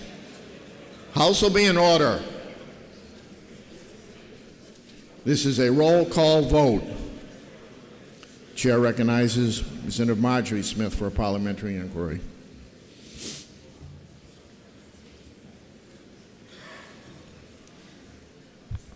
Mr. Speaker, if I know that I am part of one of the largest deliberative bodies in the Western world, and that this body has consistently respected the desire to have as many people as possible participate in the legislative process, and if I know that attendance at the end of the day tomorrow will be lower than it is now, would I, as a courtesy, support this amendment and vote to permit the bill to be heard now? Thank you. Chair recognizes Representative Osborne for parliamentary inquiry. Thank you, Mr. Speaker. So if I do agree that timing is everything and that grandstanding over the outrage du jour is best saved till the end of session when all of our other work is done, would I now vote no? The motion before us is to special order 399 till the next order of business. It's a roll call vote. If you're in favor, you'll press the green button. If you're opposed, you'll press the red button. Voting stations are open for 30 seconds.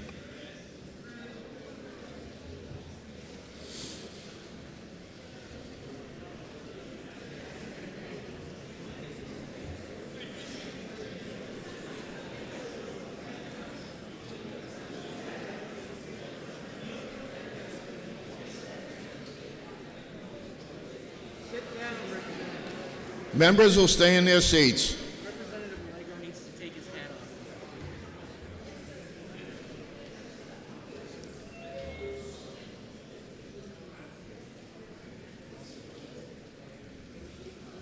off. All members present had an opportunity to vote. House will attend the state of the vote. 159 voting yea, 173 voting nay. The motion to special order fails.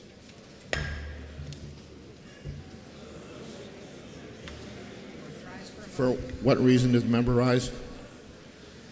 I rise for a motion, Mr. Speaker. State your motion. Mr. Speaker, I move to take House Bill 1674 off the table.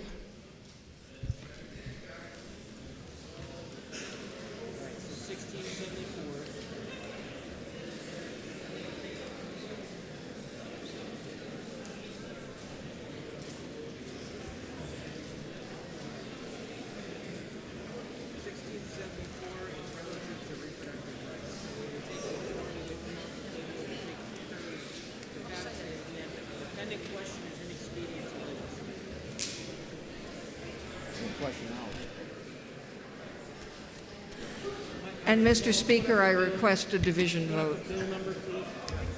Okay.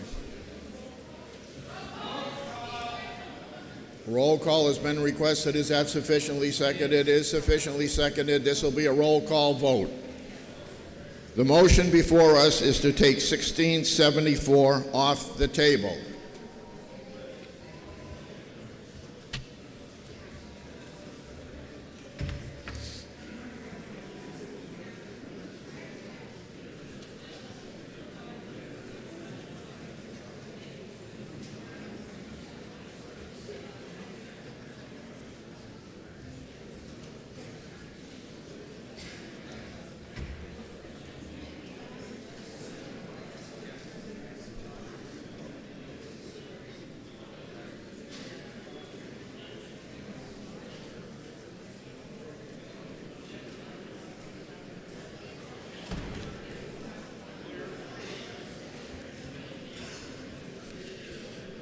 Motion before us is to take 1674 off the table. It's a roll call vote. Chair recognizes I'm sorry. Representative Weber for a parliamentary inquiry. Quite all right, Mr. Speaker. I have the same problem. Thank you, Mr. Speaker. If I know that the landscape from women's health is about to change drastically at a time when this body will not be in session to do anything about it. House will be in order. And if I want to make very clear my support for a woman's right to control her own body and her own health care decisions, would I now vote to take House Bill 1674 off the table? Chair recognizes Representative Osborne for parliamentary inquiry.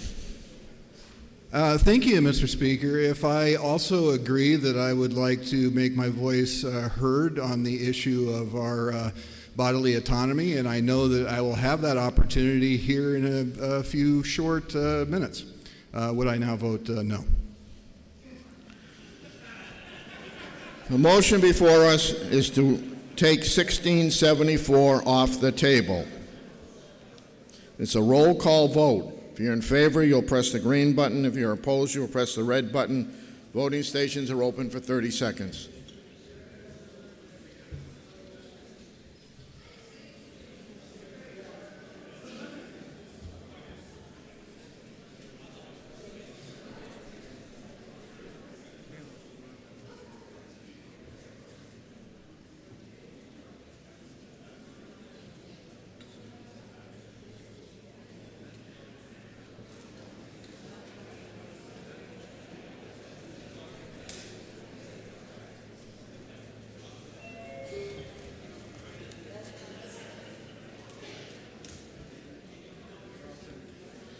If all members present had an opportunity to vote, House will attend the state of the vote. 158 voting yea, 173 voting nay. The motion to remove 1674 from the table fails.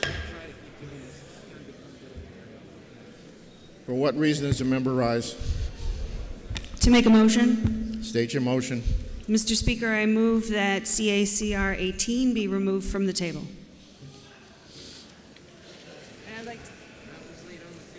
And I would like to speak to my motion.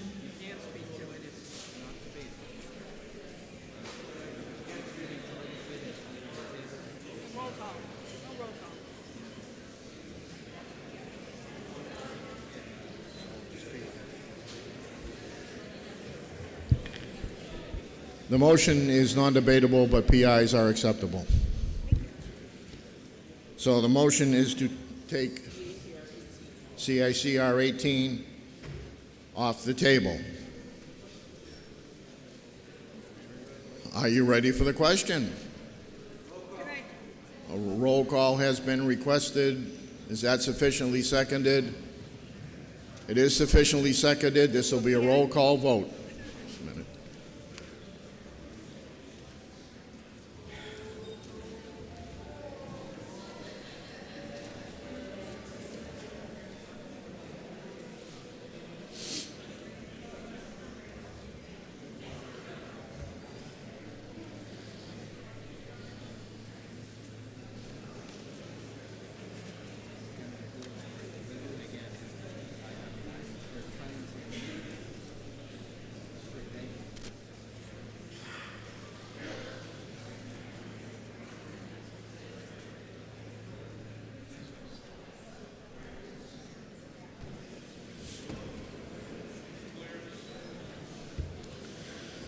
The motion before us is to remove CACR 18 from the table.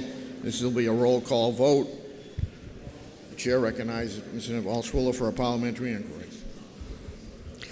Thank you, Mr. Speaker. If I know that in November of 2018, 81% of New Hampshire voters added to our Constitution a right to privacy, an individual right to live free from government intrusion in private or personal information as being natural, essential, and inherent, and that this does not apply to New Hampshire women who are pregnant. And if I know there is no caveat in Article 1 that says all men are born equally free and independent, except when pregnant, and yet that loss of freedom and independence is exactly what happens, resulting in reproductive servitude. And if I know women and men should both be free from government interference in their reproductive health care decisions, New Hampshire men having enjoyed a default of the government being hands off their choices for generations. And finally, Mr. Speaker, if I know New Hampshire citizens value our natural rights and it is unjust and undue a burden to restrict reproductive medical decisions, would I now press the green button to take CACR 18 off the table so our state may begin to take action to make all of our reproductive rights inviolate? House will be in order. Chair recognizes Representative Stephen Smith for a parliamentary inquiry. Thank you, Mr. Speaker. If I agree with my colleague that timing is everything, and when growing up I was taught, do your homework before you go out to play, eat your dinner before you have your dessert, then, Mr. Speaker, would I press the red button to stop adding extra work while we're still in the middle of doing our required work? The House will be in order. The motion before us is to take CACR 18 off the table. It's a roll call vote. If you're in favor, you'll press the green button. If you're opposed, you'll press the red button. Voting stations are open for 30 seconds.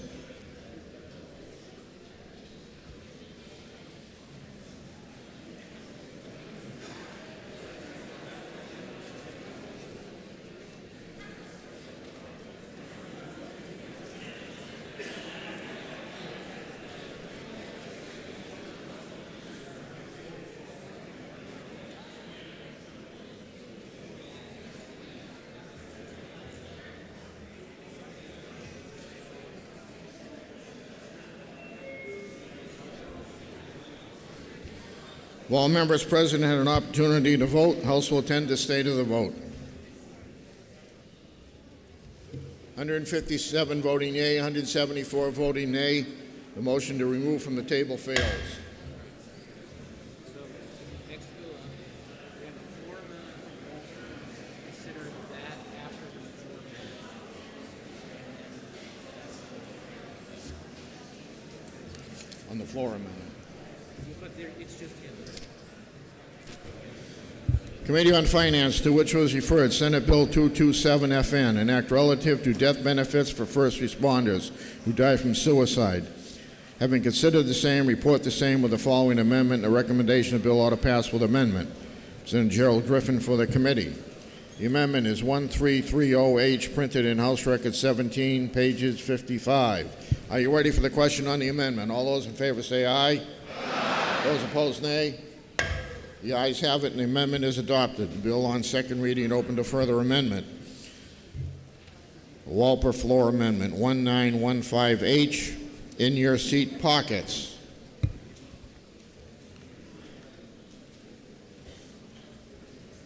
You wish to speak to your amendment? Thank you, Mr. Speaker. So, in a totally unrelated matter, Amendment 1915, which is in your seat pockets with my name on it, will attach the language of House Bill 1101, which dealt with asset forfeiture And what came out of the committee with a 17-4 strong bipartisan support and passed this House on a voice vote on March 16th, but the Senate has seen fit to schedule for interim study. It would attach that language to Senate Bill 227. Just to refresh your memory, all it does is it says if state law enforcement under state law seizes property, they cannot offer that to the federal government to be forfeited under federal law. That's all it says. It's a loophole. For years we've been tightening our asset forfeiture laws and giving our citizens much better protection than what federal law offers. And this is a little loophole, and all we're trying to do is close that loophole. And I ask you, as the House has done in the past, to support this amendment.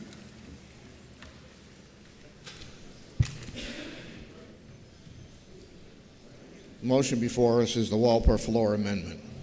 Are you ready for the question? All those in favor say aye. Aye. Those opposed, nay. No. The Walper Floor Amendment is adopted. Motion before us now is ought to pass as amended on Senate Bill 227. Are you ready for the question? All those in favor say aye. Aye. Those opposed, nay. No. The ayes have it, and the committee report is adopted.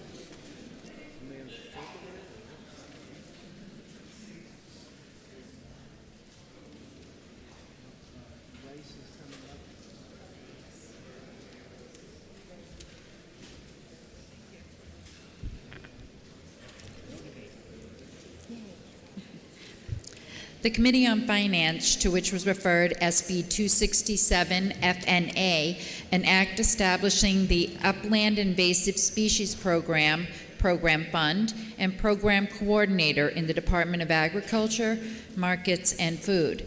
Having considered the same, report the same with the following amendment and the recommendation that the bill ought to pass with amendment. Representative Gerald Griffin for the committee. The amendment number is 1779H, printed in House Record page 17, pages 58. Are you ready for the question? All those in favor say aye. Aye. Those opposed, nay. The ayes have it, and the amendment is adopted. The question now is on the committee report of ought to pass as amended. Are you ready for the question? All those in favor say aye. Aye. Those opposed, nay. The committee report is adopted.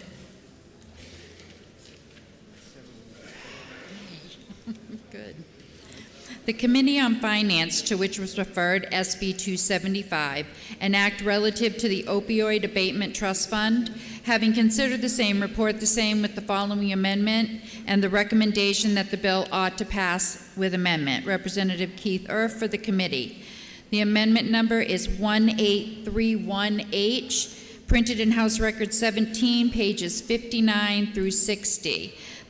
The question is on the amendment. Are you ready for the question? All those in favor say aye. Aye. Those opposed, nay. The ayes have it. The amendment is adopted. The question now is on the recommendation of ought to pass as amended on SB 275. Are you ready for the question? All those in favor say aye. Aye. Those opposed, nay.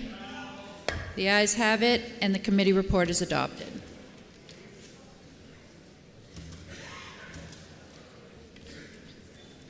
The Committee on Finance, to which was referred SB 303 FN, an act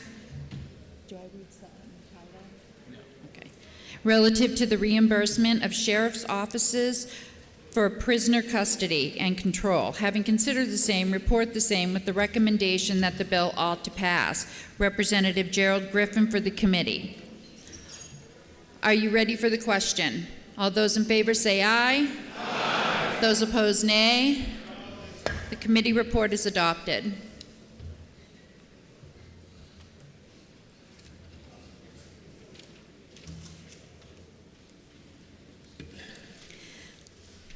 The Committee on Finance, to which was referred SB 346 FNA, an act requiring the Department of Environmental Services to conduct feasibility and impact studies for the construction of a pier on Hampton Beach. Having considered the same, report the same with the following amendment and the recommendation that the bill ought to pass with amendment. Representative Bob Lynn for the committee. The amendment number is 1830H. Printed in House Record 17, pages 71 to 72. Are you ready for the question? All those in favor say aye. Aye. Those opposed, nay. No. The ayes have it, and the amendment is adopted. The question now is on ought to pass as amended on SB 346 FNA. Are you ready for the question? All those in favor say aye. Aye. Those opposed, nay. No. The committee report is adopted.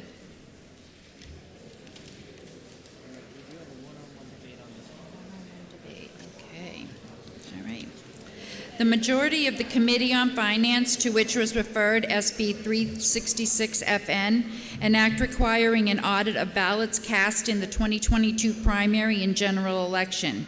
Having considered the same, report the same with the recommendation the bill ought to pass. Representative Maureen Mooney for the majority of the committee. The minority of the Committee on Finance, to which was referred SB 366 FN, an act having considered the same and being unable to agree with the majority report with the following resolution, resolved that it is inexpedient to legislate. Representative William Hatch for the minority of the committee.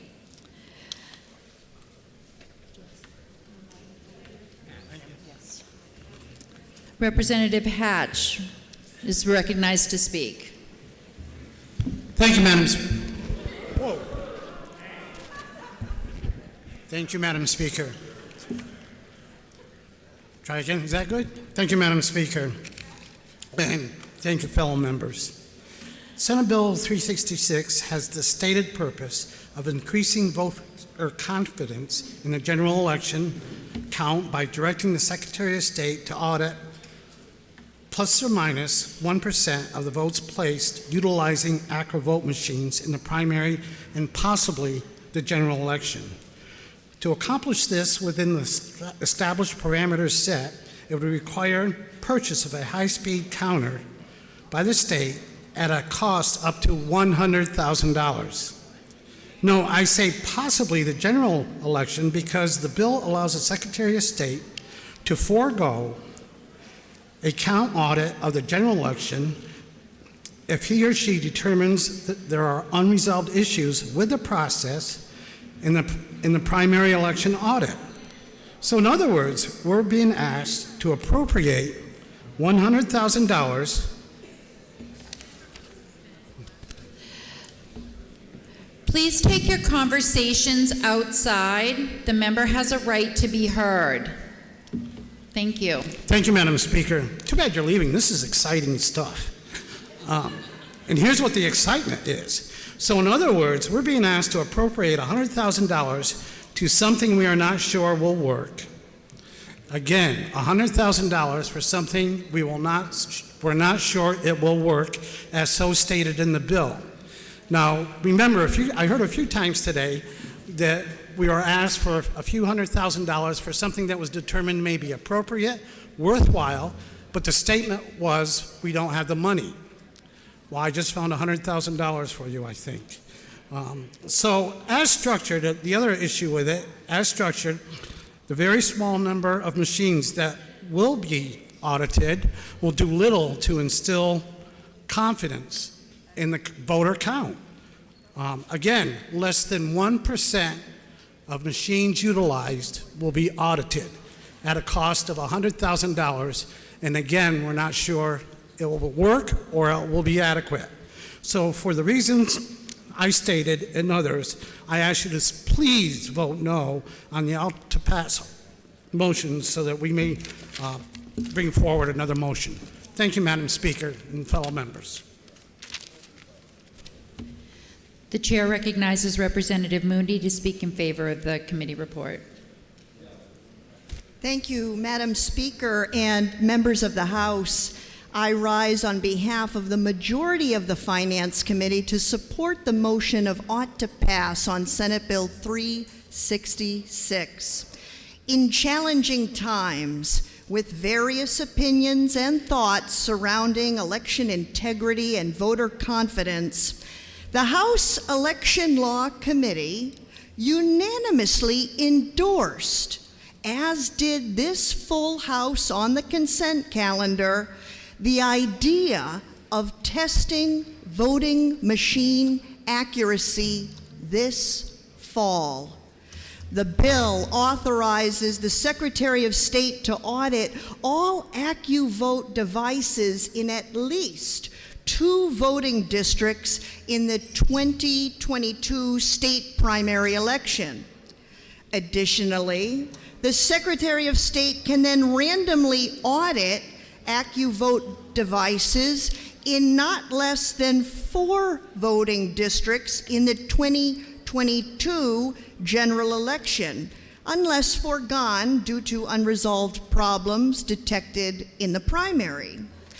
Now, to perform these audits, the purchase of a high-speed scanner is required. The scanner cost to the state is between $50,000 to $100,000, and the majority of the Finance Committee found this expense reasonable to test machine accuracy and increase more voter confidence. This expense is far from the phrase, a waste of money. Please press the green button to ensure these audits take place this fall, as the full House intended them to on the consent calendar just last month. Thank you, Madam Speaker, and thank you, members, for your attention. Does a member yield to questions? I will. Representative Groen.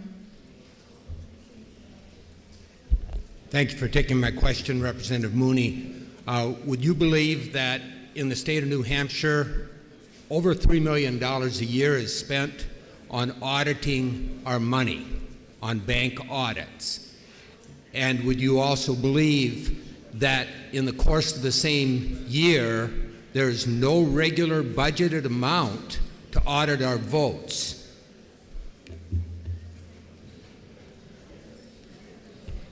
Thank you for the question, Representative. I do believe. Representative Walz has requested a division vote. Members will take their seats.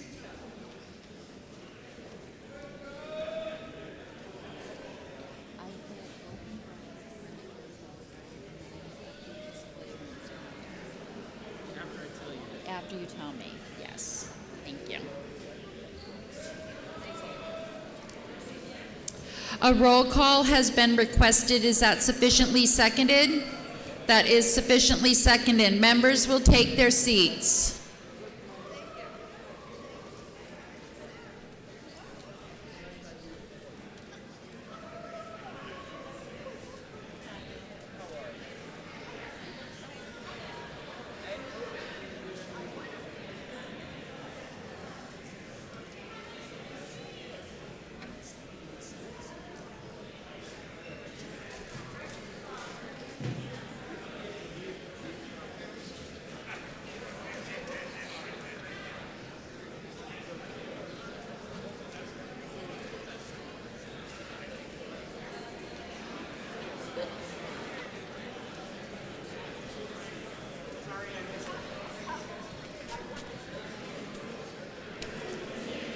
This will be a roll call vote. Members need to take your seats.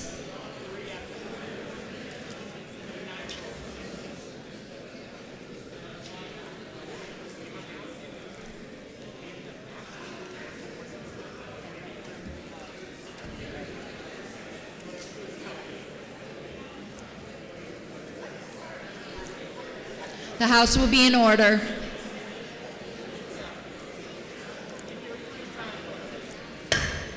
The House will be in order.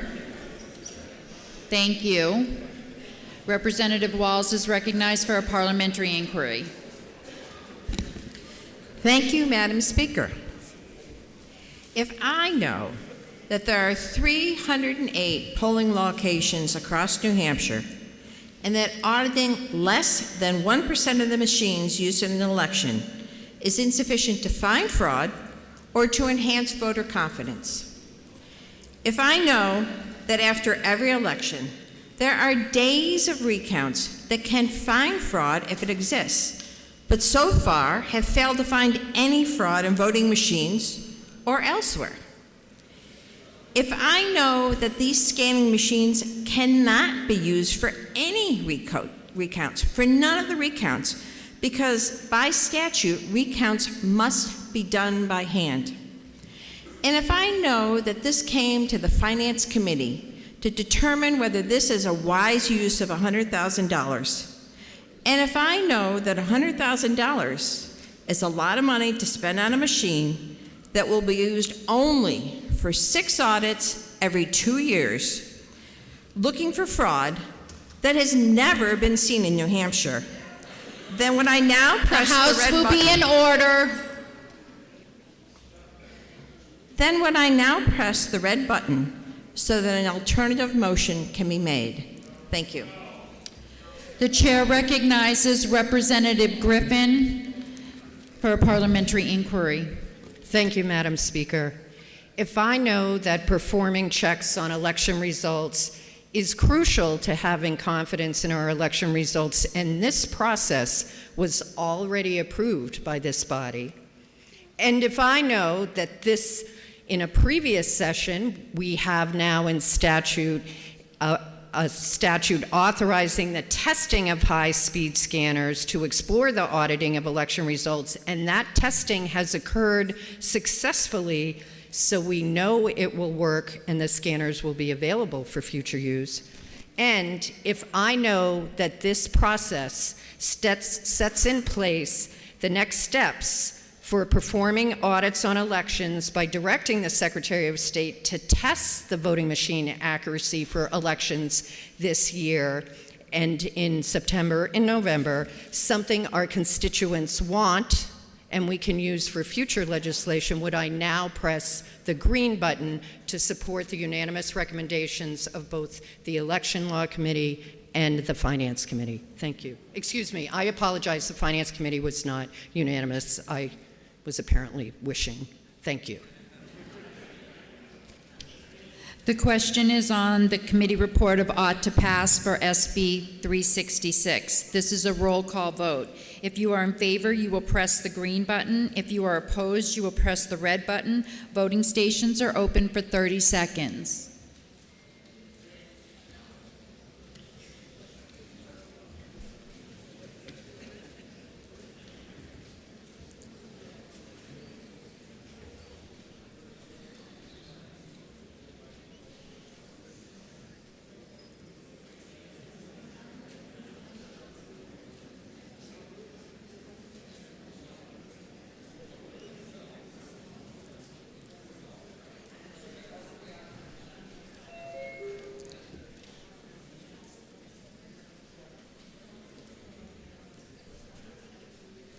Representative Davis.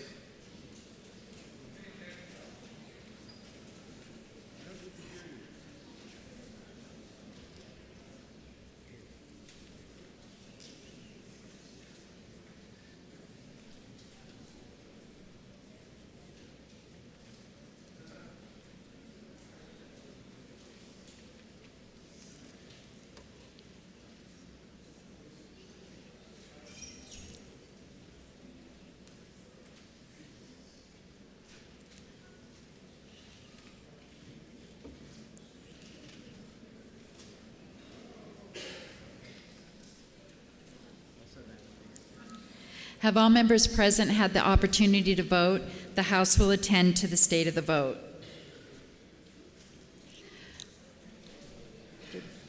$177 in the affirmative, 139 in the negative. The committee report is adopted.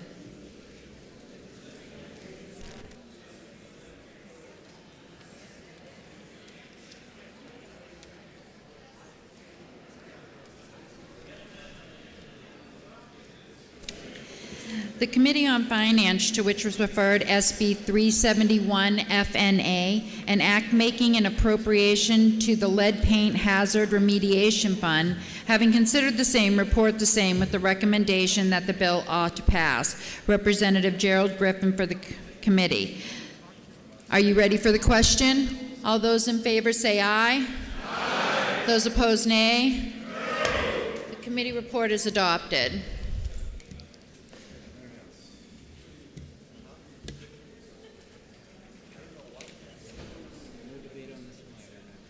Thank you. The Committee on Finance, to which was referred SB 376 FN, an act relative to creating a board to review police incidents involving citizens affected by mental health issues. Having considered the same, report the same with the following amendment and the recommendation that the bill ought to pass. The amendment number is 1728H. Printed in House Record 7, page 77. Are you ready for, the question is on the amendment. Are you ready for the question? All those in favor say aye. Aye. Those opposed, nay. The ayes have it. The amendment is adopted. The question now is on the committee report of ought to pass as amended. Are you ready for the question? All those in favor say aye. Aye. Those opposed, nay. The ayes have it, and the committee report is adopted.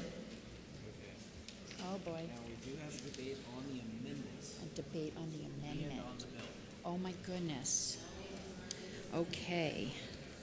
The majority of the Committee on Finance, to which was referred SB 381 FNA, an act establishing an Office of the Advocate for Special Education. Having considered the same, report the same with the following amendment and the recommendation that the bill ought to pass with amendment. The minority of the committee, having considered the same and being unable to agree with the majority, report with the following resolution. Resolved that it is inexpedient to legislate, representing Mary Jane Wallner for the minority of the committee. The amendment number is 1857H, printed in House Record 17, page 77. The chair recognizes Representative Mullen to speak against the amendment.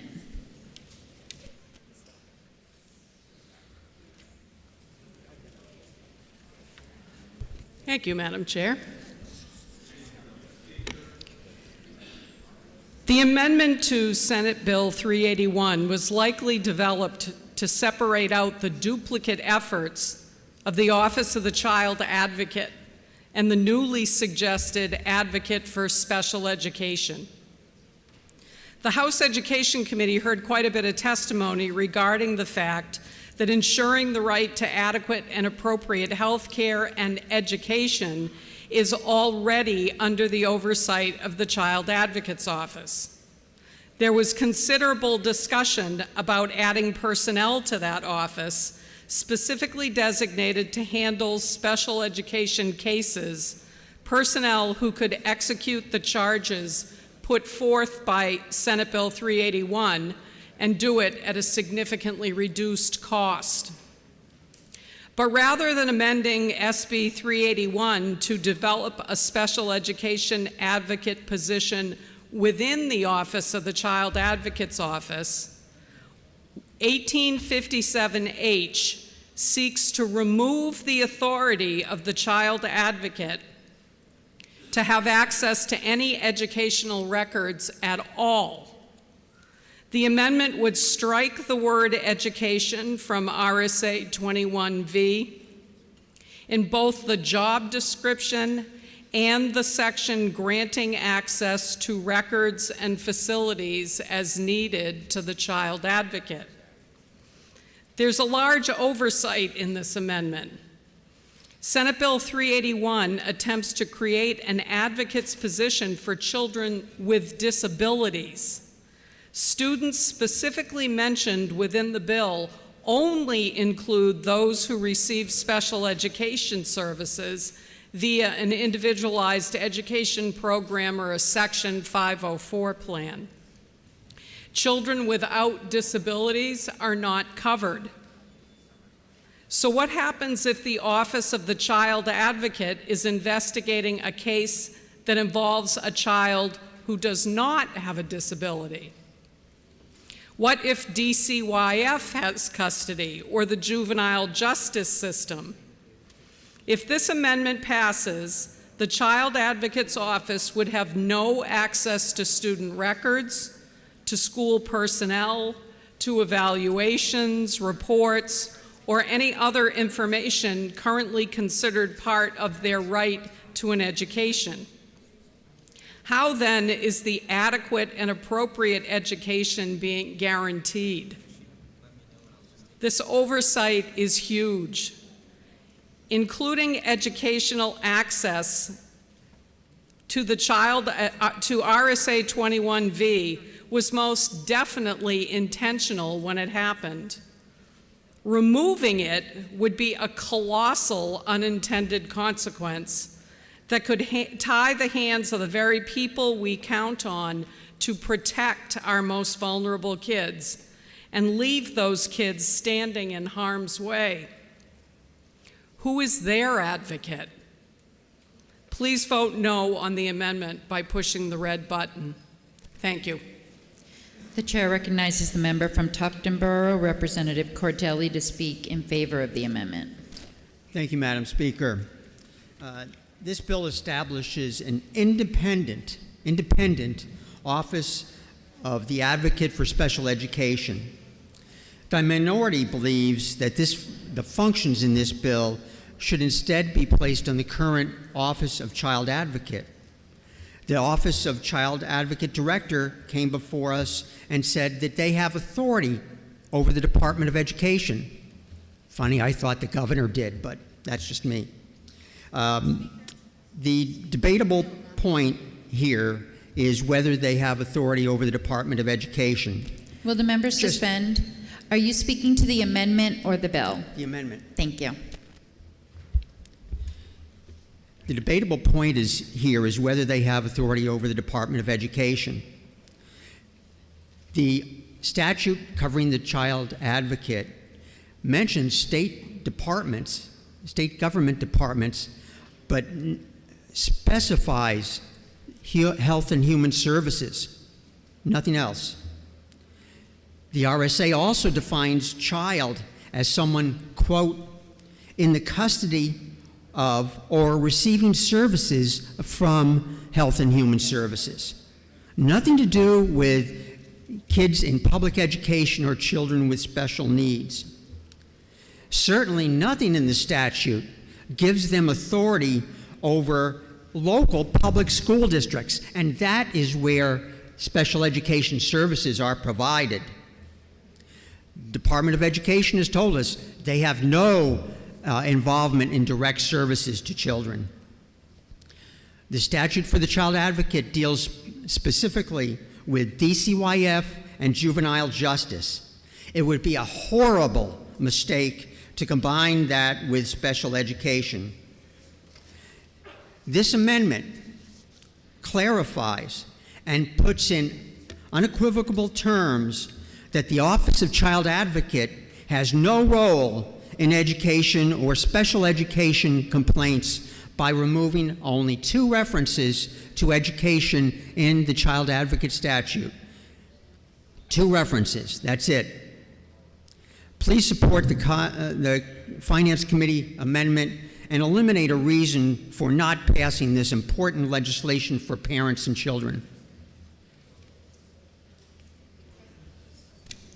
The question is on the amendment number 1857H. Are you ready for the question? A division vote has been requested. Members will take their seats.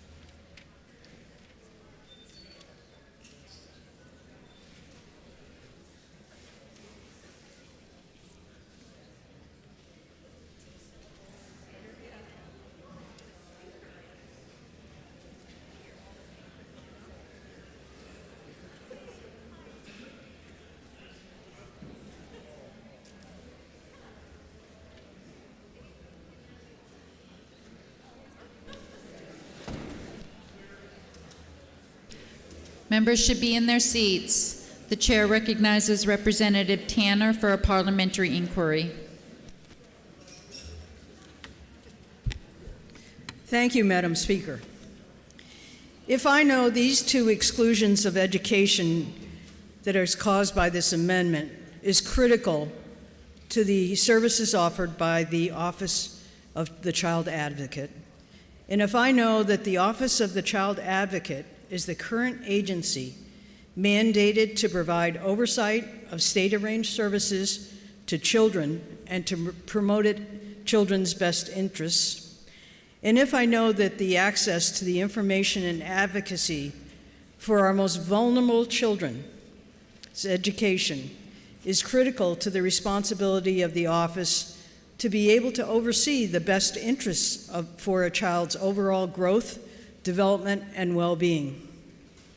And if I know spending additional funding for the Office of Child Advocate will fund staff and resources resulting in services for that best interest and improve advocacy for families dealing with special ed issues, would I now vote to defeat this amendment so that added funding can go to the present Office of Child Advocate, which will limit the cost of the state, eliminate duplication of agencies, and protect all our children?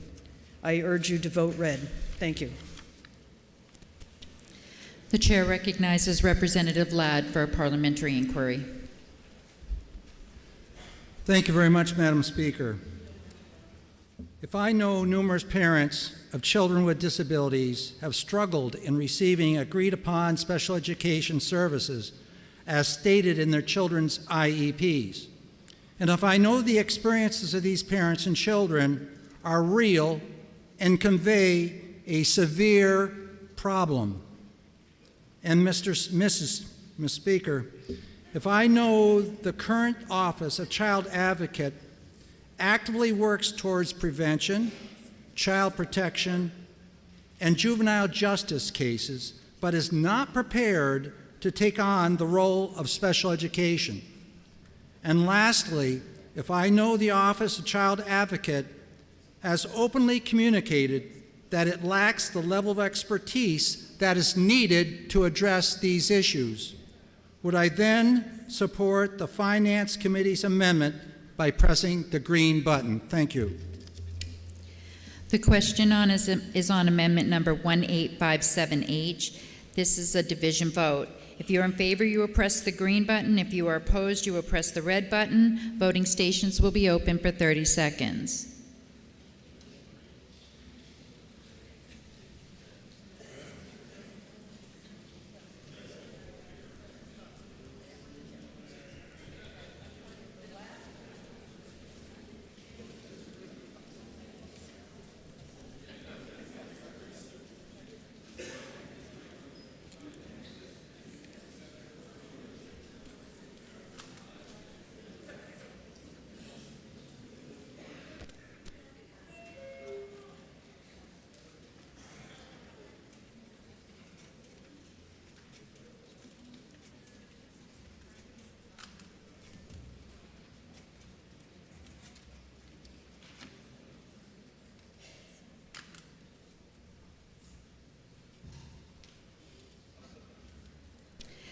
Have all members present had the opportunity to vote? The House will attend to the state of the vote.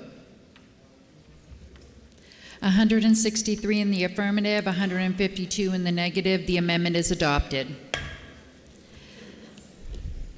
The question now is on, the question now is on the majority committee report of ought to pass as amended. The chair recognizes Representative Woodcock to speak against the motion. Thank you.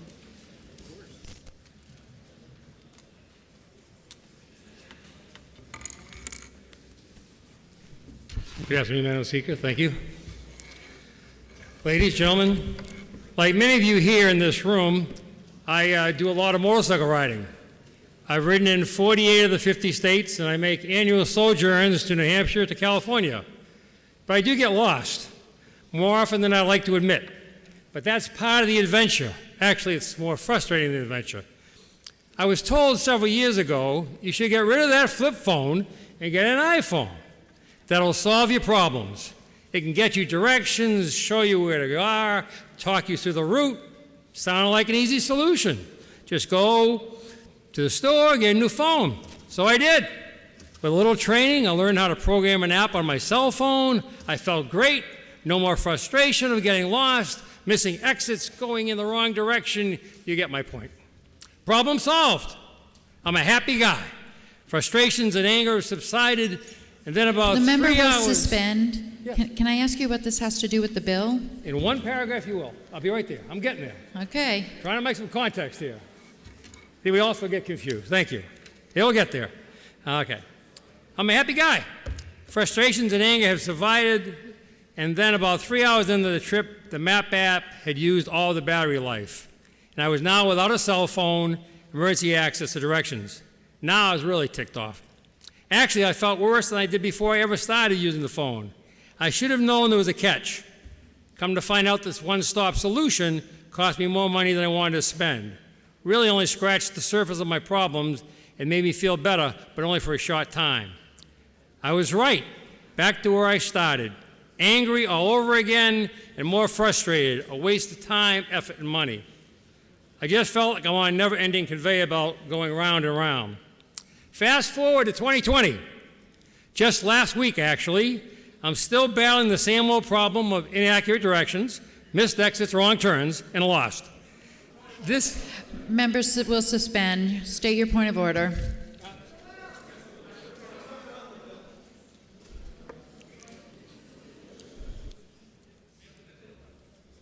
Representative Woodcock, can you step back? No, don't walk in front.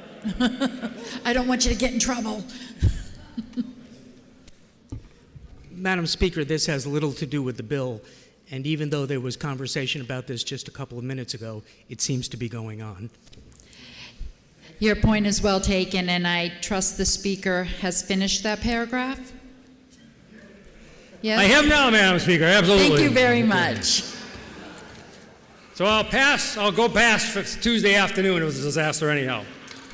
My friends, the story is true, even the part you didn't hear, and it does actually relate to SB 381 because the proposal of an independent advocate, and I quote directly from the bill, serves as a resource for information, ensures all IEP plans are documented, reviews all documents, has access to IEP, 504s, ensures proper documentation, tracks metrics, disagreements, complaints of parents and caretakers, implements and measures and tracks, and gives parents the assurance that 5 days in advance they may be notified. The advocate in 381 shall prepare a detailed report for the governor, the Speaker of the House, the President of the Senate, etc. Nowhere in this bill, this portion is designed to connect. Nowhere in the bill is an independent advocate given legal authority to change anything. Imagine that you are an angry parent of a special ed student. You have in your mind the belief that the school is not meeting your child's educational needs. You have had a meeting after meeting with teachers and guidance counselors, SPED administrators. You've gone over the IEP. You've modified the IOP. You've bent over backwards to get help from the school district, your child, and still no success. Nothing has changed. Then you hear about this new position, sort of like a new cell phone, a new office, an independent advocate who is not connected to the school or to the state education department, and their role is to serve as the point of contact for you. Finally, you think the solution is close at hand. You meet the advocate and one of the assistants, and you go through your entire litany of years of disappointment with the school, lack of services, insufficient time, too much paperwork, with little or no resolve. You are praying that that frustration and ordeal may be over, and finally someone has heard your needs, and your child can get the services you've been asking for way too long. No. The independent advocate who is not connected with the school district or the state DOE has no power or authority to change one phrase, one activity, one set of services in the IEP agreement for your child. This department, like my phone on the motorcycle, is not connected.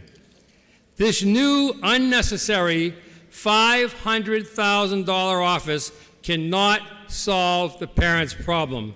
The parent has once again met with the system's failure. This is not a win for the parent or the child.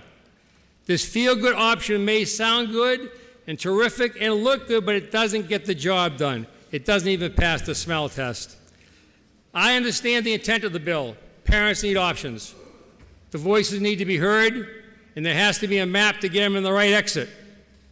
In this case, the directions are clear, the route is already set, and the phone is charged.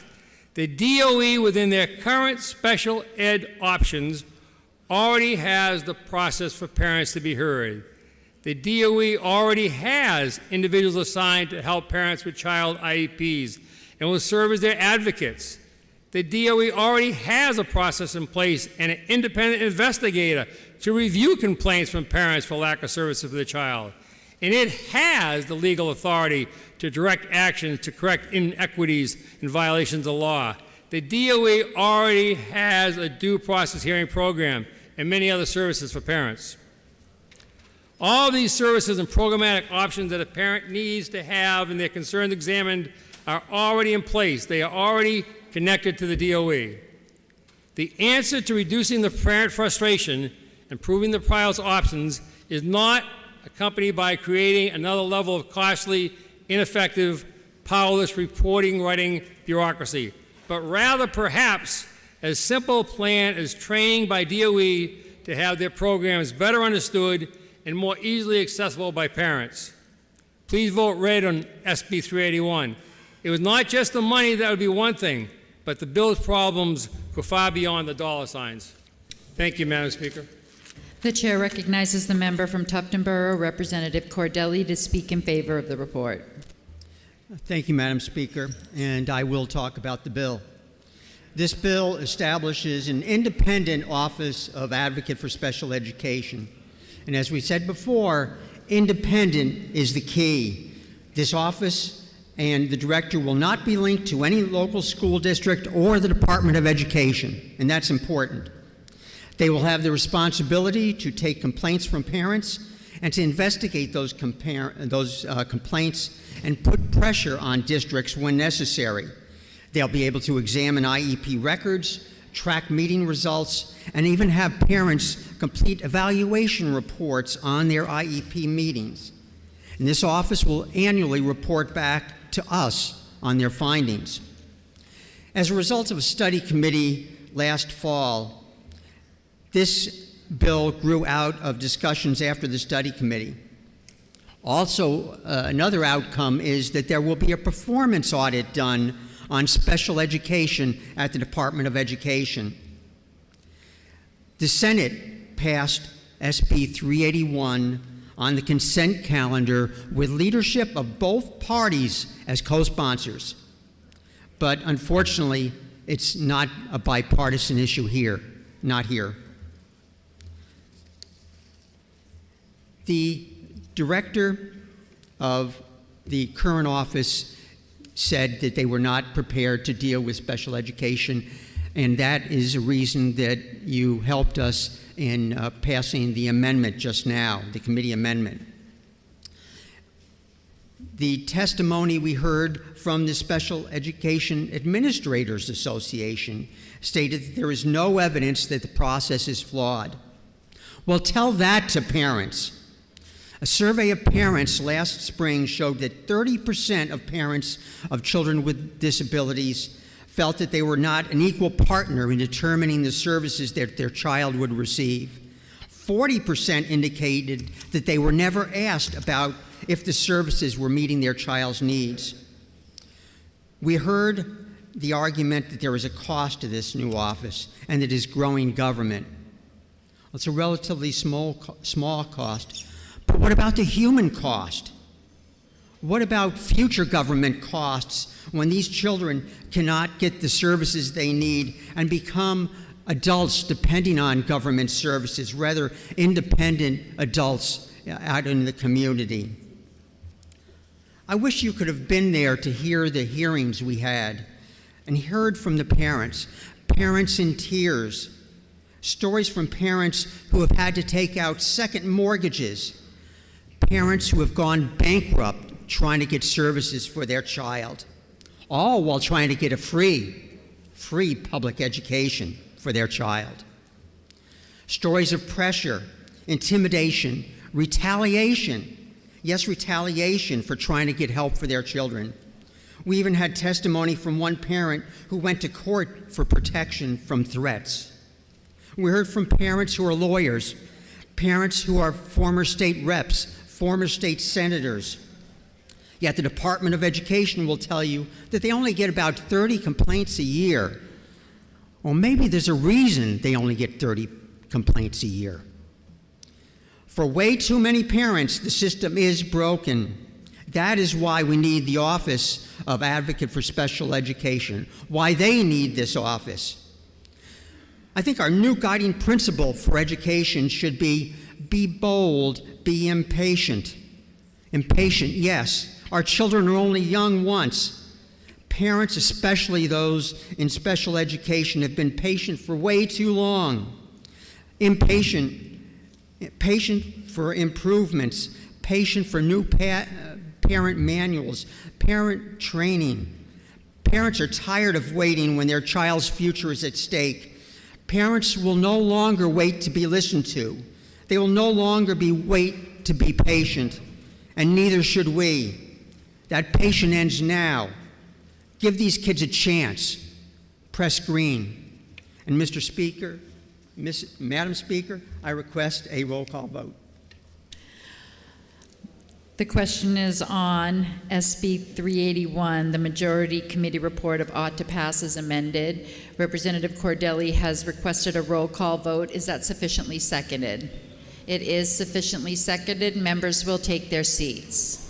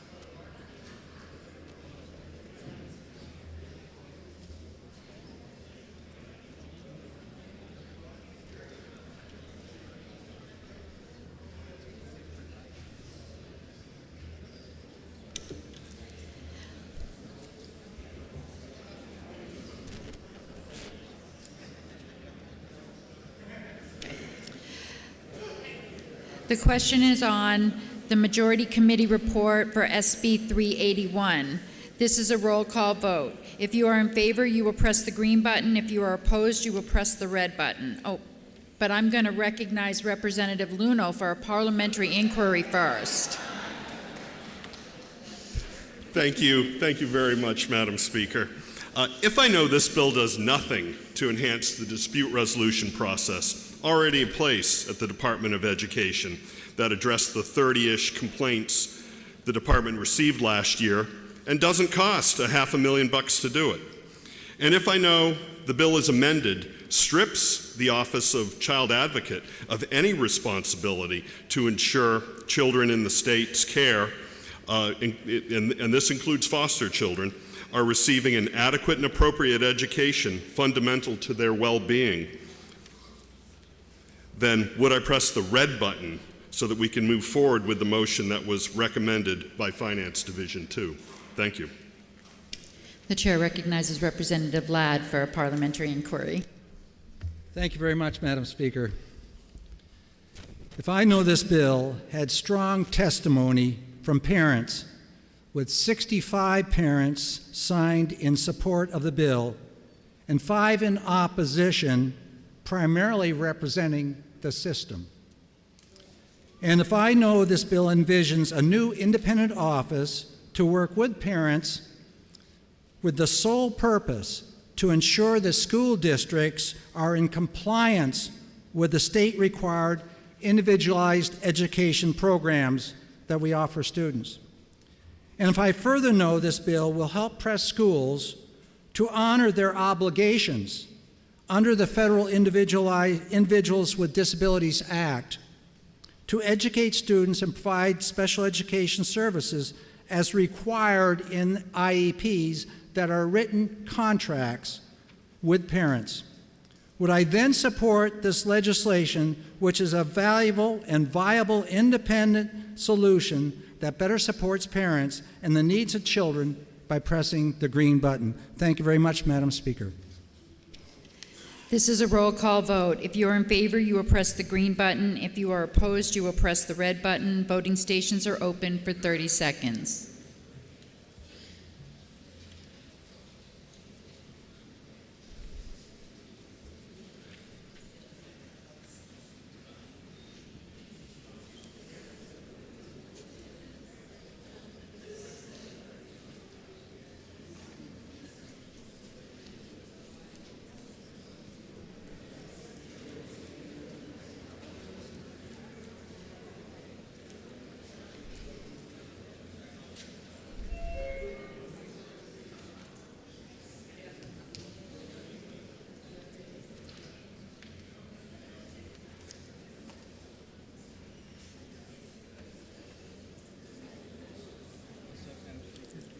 Have all members present had the opportunity to vote? The House will attend to the state of the vote.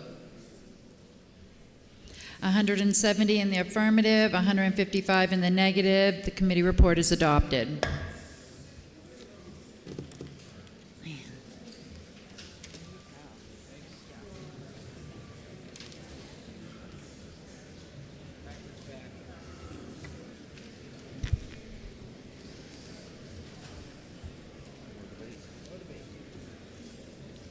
Committee on Finance, to which was referred Senate Bill 394FN, an act relative to the definition of a child with a disability under special education laws and establishing a commission to study special education eligibility. Having considered the same, report the same with the following amendment. A recommendation the bill ought to pass with amendment. Senator Mary Heath for the committee.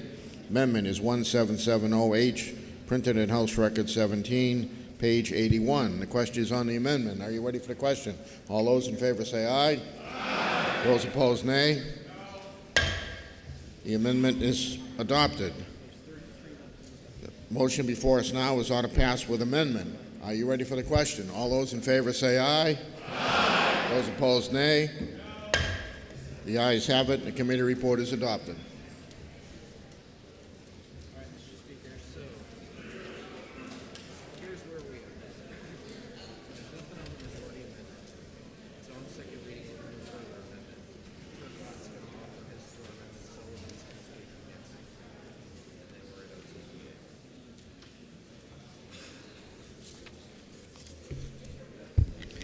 Committee on Finance, to which was referred Senate Bill 401FN, an act making appropriations to the Department of Transportation for local highway aid and the body worn and dashboard camera fund, and permitting the Department of Transportation to operate dash cameras in fleet vehicles. Having considered the same, report the same with the following amendment and a recommendation that the bill ought to pass with amendment.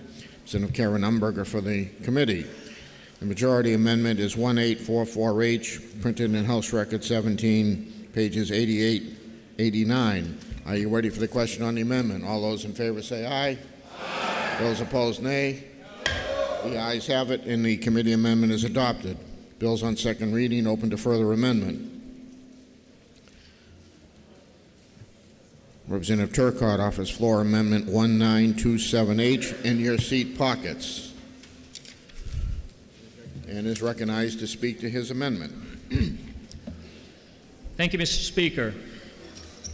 This floor amendment passed this body as HB 1337 just a little while ago with near unanimous support from our Republican caucus. Only 3 were against. This amendment would index the number of weeks an individual could collect unemployment compensation to the current unemployment rate in New Hampshire. The maximum number of weeks would remain at 26, which is what it is today.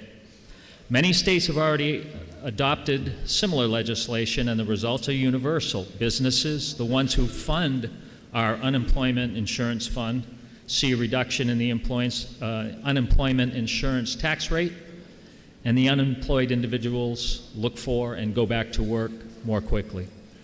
The legislation also contains language that would allow the governor in times of emergency, like we witnessed in the 2008 financial crisis and the recent COVID epidemic, to override this RSA. I ask that you press the green button to support the motion of ought to pass. Thank you, Mr. Speaker. Chair recognizes Representative Sullivan.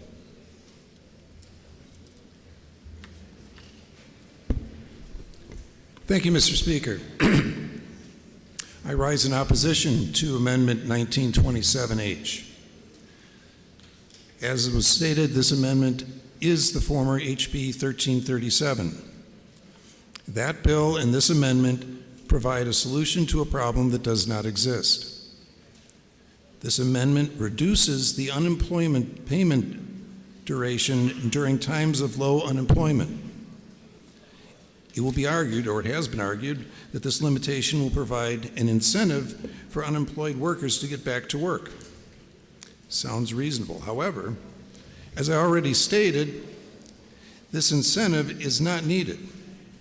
The Department of Labor Deputy Commissioner testified that New Hampshire has lower unemployment payments than most other states. This meager unemployment payment level is incentive enough for people to get back to work as soon as they can. The Deputy Commissioner further testified that indeed very few people take the full 26-week benefit. So what harm will it do to reduce the duration of benefits?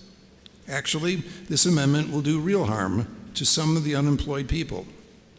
If a person has physical limitations, extraordinary family obligations, or other different life circumstances, the full 26 weeks of benefit may be needed because of these life circumstances, and it would make it very difficult to find a new job. This is all independent and separate from the unemployment rate. This unnecessary incentive should be rejected to avoid the hardship it will cause to a small number of unemployed New Hampshire workers.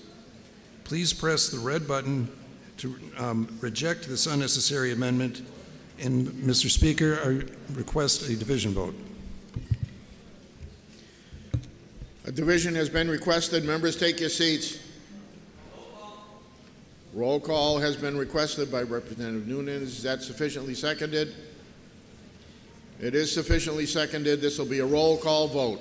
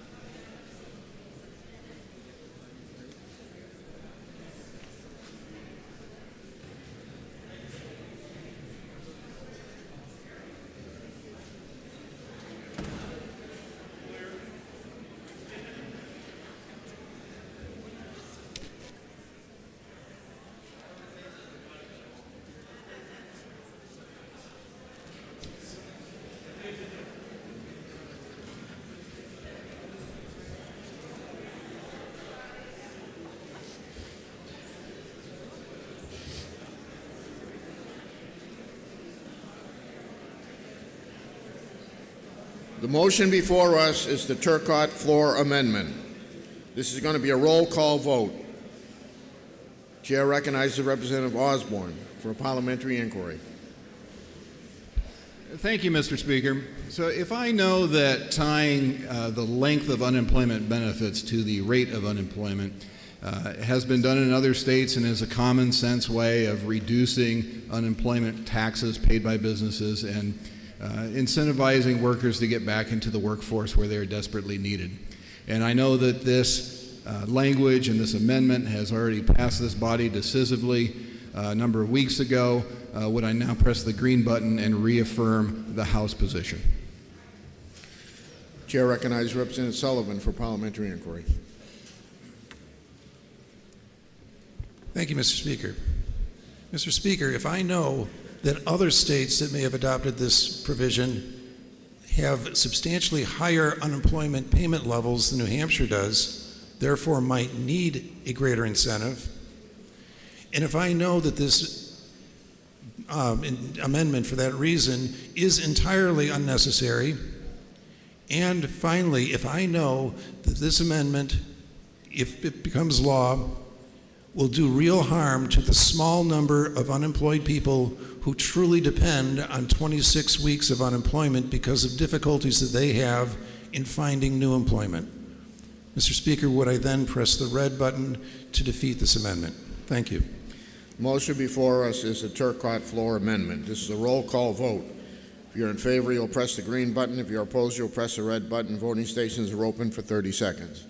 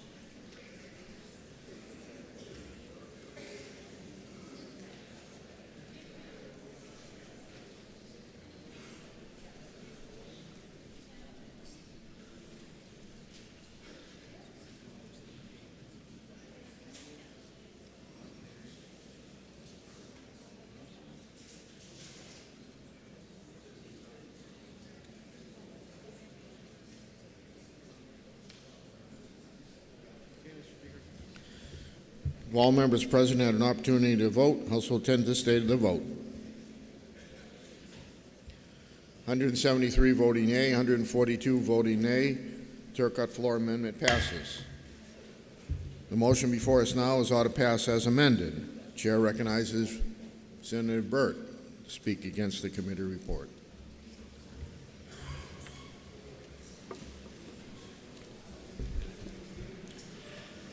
Thank you, Mr. Speaker.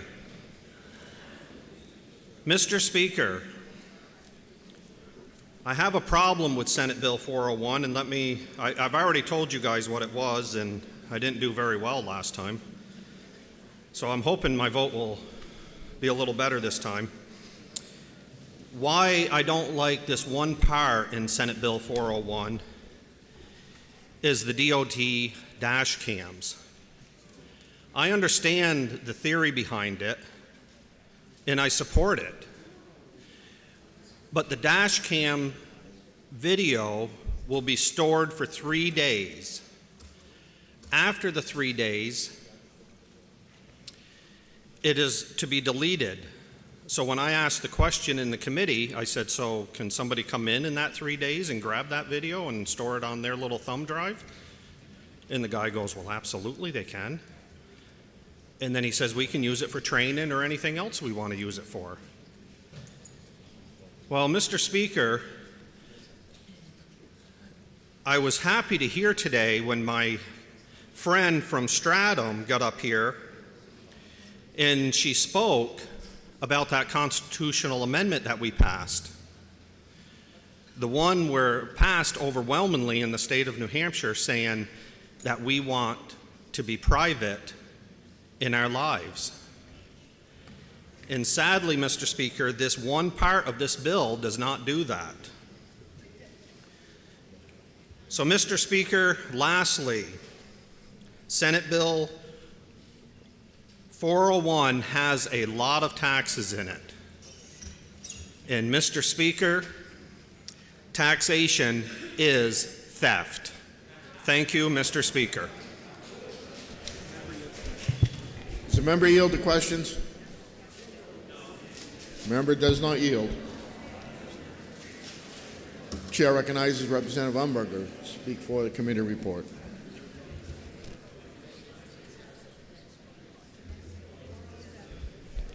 Thank you, Mr. Speaker. SB 401 touches every single community in our state. It provides money for bridges and for roads. 36 million, no, that's the wrong number, $66 million. That's a lot of cash to go towards roads and bridges. This money is not being raised through taxes. I'm not exactly sure where that came from, but it's not. When we first got the bill, it said that all the money that was allocated for bridges had to go to red-listed bridges. Well, that was kind of an ugly thing because every community would have to raise 20% match in order to get any of this bridge money. And we thought that was a really bad idea, especially since through the infrastructure program, DOT is going to have lots of red-listed bridge money to hand out. But we wanted all the bridges in the community, whether they were red-listed or just had huge potholes, to be able to get money for repair. Also, there are dollars that will be going out for body cameras. We have a program already for body cameras for our local police, and we will be adding money to that. Now, I realize that there is some concern about the dash cameras that will be used by DOT. When DOT came to talk to us about this, they brought us several pictures where motorists have smashed into their vehicles. And the problem is that sometimes it's only a side swipe and the car is not disabled, or the truck. And so this car or truck just goes merrily on its way, and we, the taxpayers, get stuck with repairing that particular vehicle. I think we all maybe had seen the other night where a Volkswagen ran into the back of a truck, and fortunately that vehicle didn't go anyplace after it hit because it was really smashed. But I can assure you from the people that I talk to that this information is going to be used in order to find the offenders that have run into DOT's vehicles. And that's its major, major purpose. Yes, we can all have theories about the goblins coming in and getting the downloads, but please, I think we can trust our state workers not to allow that to happen. So I thank you, and bridge and road money coming shortly. Motion before us is how to pass as amended on Senate Bill 401. Are you ready for the question? All those in favor say aye. Aye. Those opposed, nay. The ayes have it, and the committee report is adopted.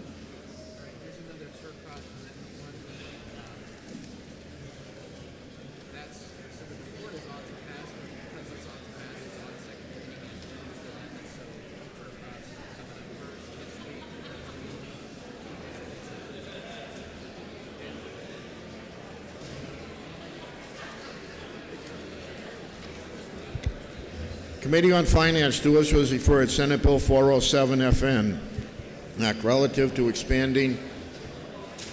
House will be in order. An act relative to expanding Medicaid to include extra postpartum health care services and making an appropriation therefore. Consider the same, report the same with the recommendation that the bill ought to pass. Representative Keith Earth for the committee.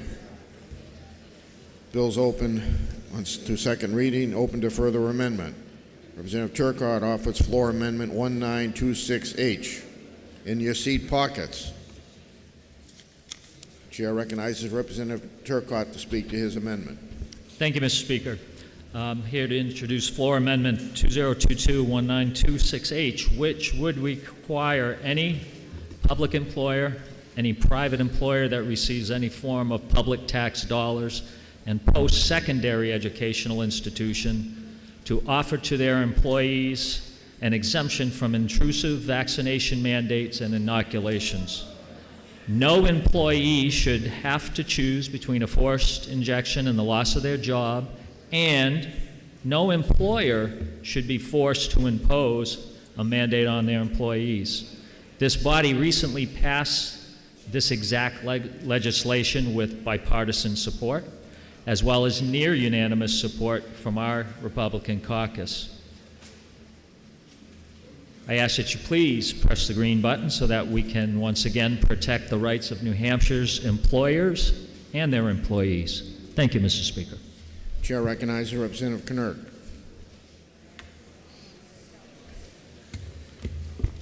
Thank you, Mr. Speaker. I rise to speak against the floor amendment to SB 407. It inserts language from HB 1210 into an important bill which extends the postpartum Medicaid coverage from 60 days to 12 months for a small group of mothers on Medicaid who earn between 138 and 196% of the federal poverty level. The amendment allows exemptions from any employer mandate for any vaccine instituted by any private or public employer who receives any federal or state funds on the basis of a medical exemption without any documentation, a religious exemption without any documentation or explanation, or a simple conscientious objection. This makes any mandate useless. There are several problems with this amendment. First, the amendment tells businesses how to run their businesses. Not good. Secondly, the amendment is in conflict with the rules promulgated by CMS with regard to COVID-19 vaccination mandate, which requires documentation of the medical reason for the medical exemption signed by a licensed practitioner, documentation of religious exemptions, and it does not allow conscientious objection as an exemption. This will place our facilities out of compliance with CMS, and it'll be therefore at risk of civil penalties, loss of reimbursement for Medicare and Medicaid patients, and ultimately termination from Medicare and Medicaid participation.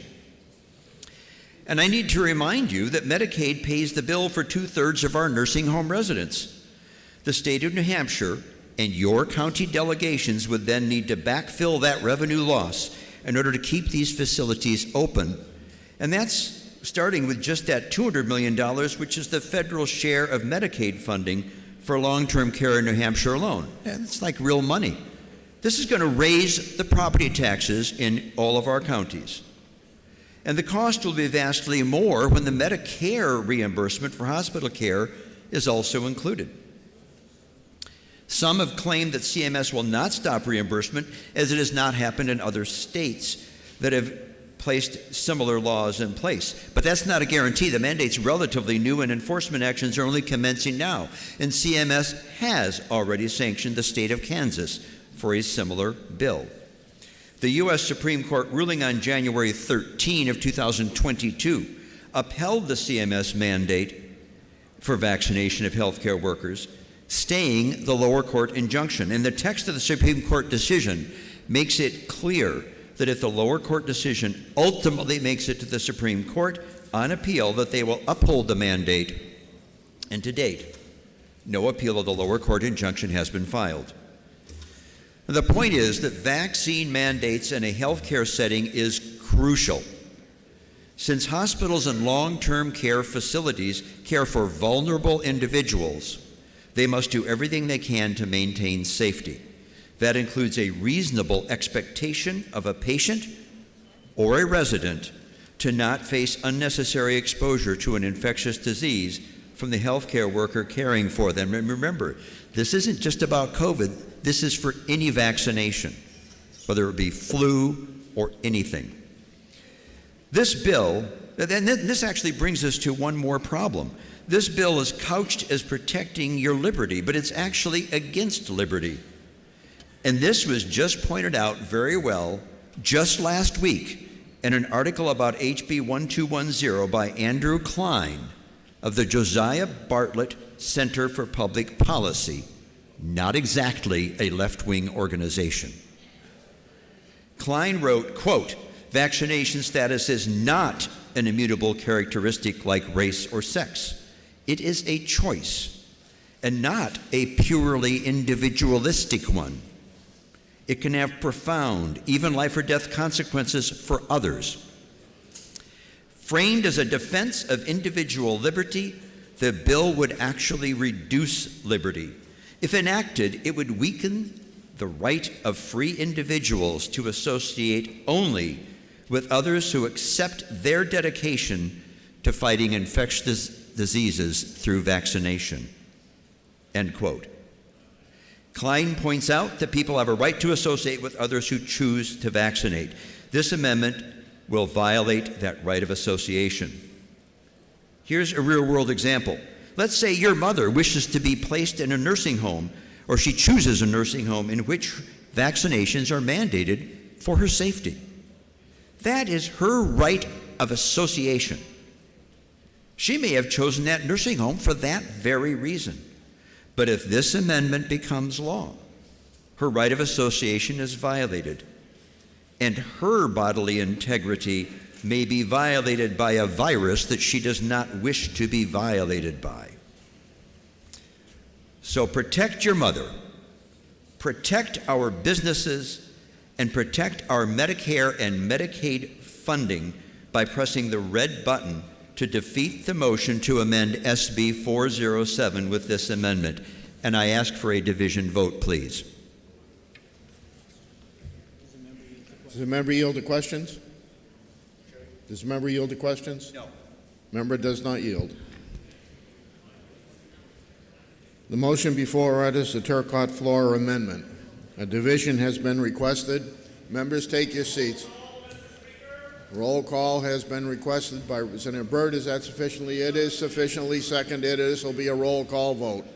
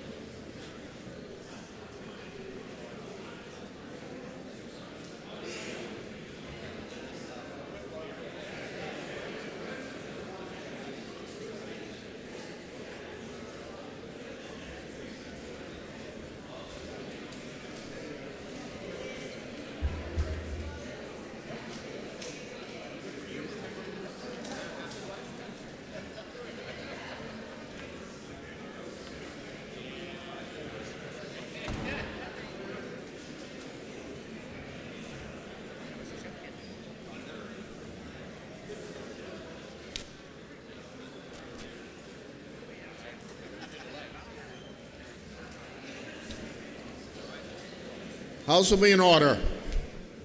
The motion before us is the Turcotte Floor Amendment. This is a roll call vote. Chair recognizes Representative Osborne for Parliamentary Inquiry. Thank you, Mr. Speaker. If I know that the language in this amendment has already passed this House once before, a few weeks ago, if I know that no employer should be required to threaten their employees' jobs over federal mandates, and if I know no employee should have to choose between their employment and a forced penetration, would I now press the green button in support of bodily House autonomy? will be in order. Chair recognizes Representative Knirk.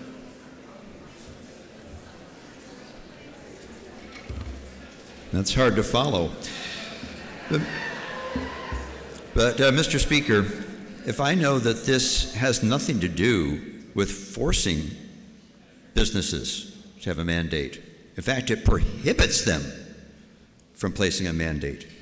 So if I know that this amendment will wrongly tell our businesses how to run their business, and if I know that this amendment will put us out of compliance with respect to the CMS vaccine mandate, resulting in potentially a massive loss of Medicare and Medicaid funding, and therefore raising your taxes, explain that to your voters. And if I know that this amendment will endanger our patients and our nursing home residents, and if I know that this amendment removes the right of association with those who support the control of infectious disease with immunization, and if I want to protect our patients, your mother in the nursing home, our businesses, and protect our Medicare and Medicaid funding, would I then press the red button to vote no to defeat the motion to amend 407 with this amendment? Thank you, Mr. Speaker. Motion before us is the Turcotte Floor Amendment. It's a roll call vote. If you're in favor, you'll press green. If you're opposed, you'll press red. Voting stations are open for 30 seconds.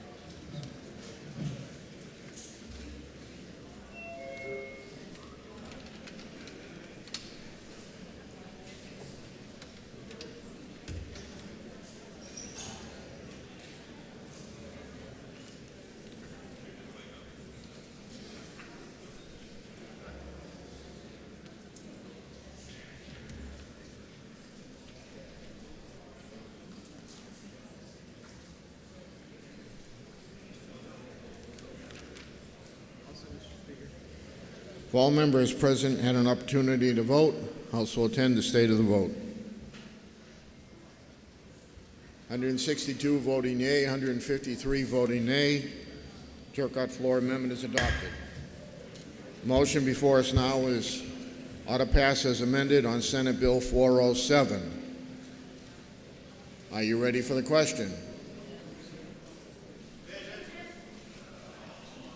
A division has been requested. Who requested it? Or a division has been requested. So be it. The roll call has been requested by Representative Blazek. Is that sufficiently seconded? It is sufficiently seconded. This will be a roll call vote.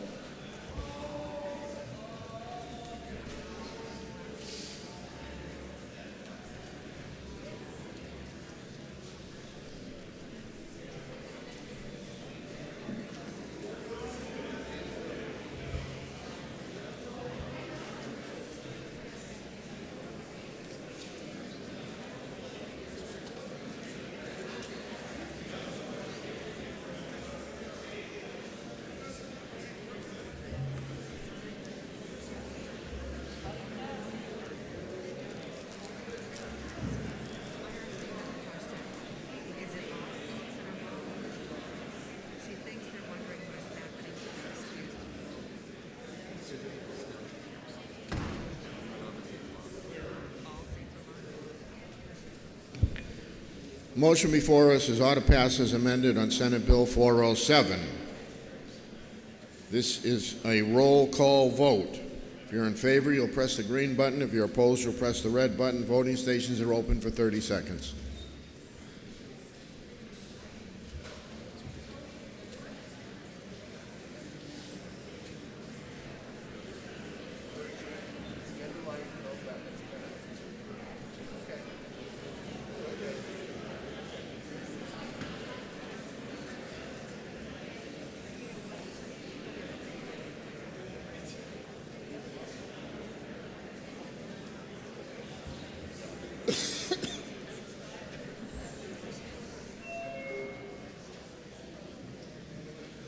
Representative Harriet Gaffrey.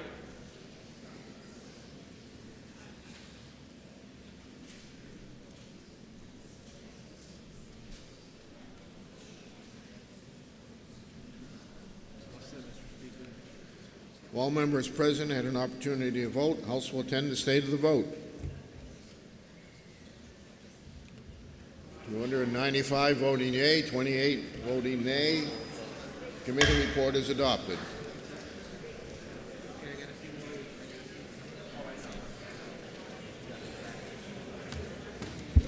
Committee on Finance, to which was referred Senate Bill 412 FNA, the act making an appropriation to the Department of Health and Human Services for nursing home reimbursement rates. Considered the same, report the same with the following amendment and a recommendation. Bill ought to pass with amendment. Representative Jess Edwards for the committee. The amendment is 1582H, printed in House Record 17, page 90. Are you ready for the question on the amendment? All those in favor say aye. Aye. Those opposed, nay. The ayes have it, and the amendment is adopted. The motion before us now is ought to pass with amendment. Are you ready for the question? All those in favor say aye. Aye. Those opposed, nay. The ayes have it, and the committee report is adopted. Committee on Finance, to which was referred Senate Bill 416 FN, Act relative to behavioral health assessment and treatment for children in and out of home placements. Having considered the same, report the same with the following amendment and a recommendation that the bill ought to pass with amendment. Representative Mary Jane Wallner for the committee. The amendment is 1786H, printed in House Record 17, page 90. You ready for the question on the amendment? All those in favor say aye. Aye. Those opposed, nay. The ayes have it, and the amendment is adopted. The question before us now is the motion to ought to pass with amendment on Senate Bill 416 FN. Are you ready for the question? All those in favor say aye. Aye. Those opposed, nay. The ayes have it, and the committee report is adopted.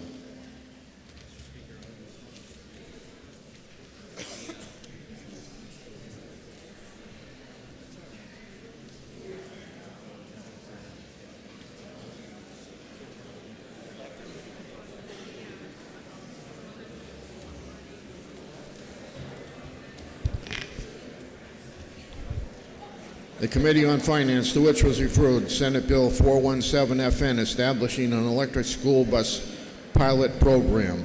It is offered without recommendation. Chair recognizes Representative Stephen Smith. Thank you, Mr. Speaker. I move to lay Senate Bill 417 on the table. That is a proper motion. The motion before us is to lay Senate Bill 417 on the table. Division has been requested. Members take their seats.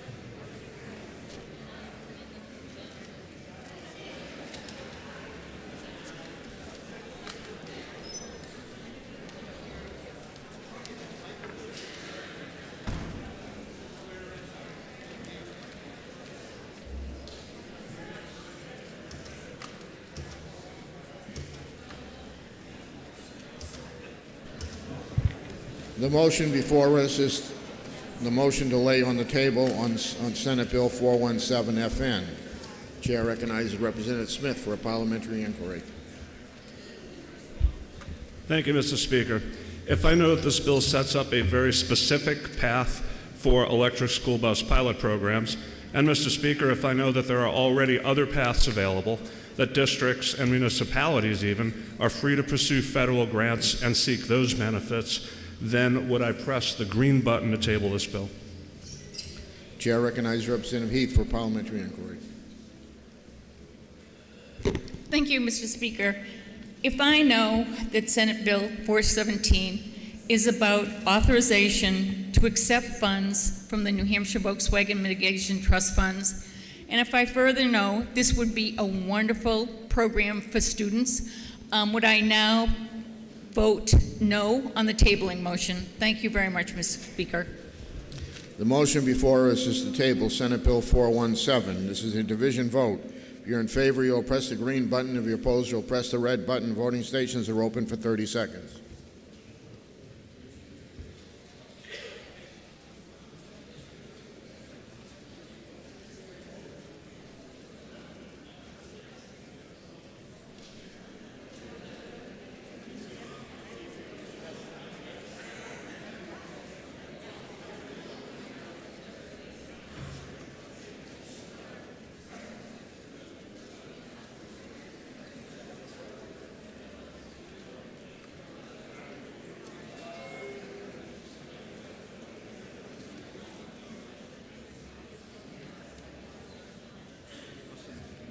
If all members present had an opportunity to vote, the House will attend the state of the vote. 166 voting yea, 151 voting nay. Senate Bill 417 is laid on the table.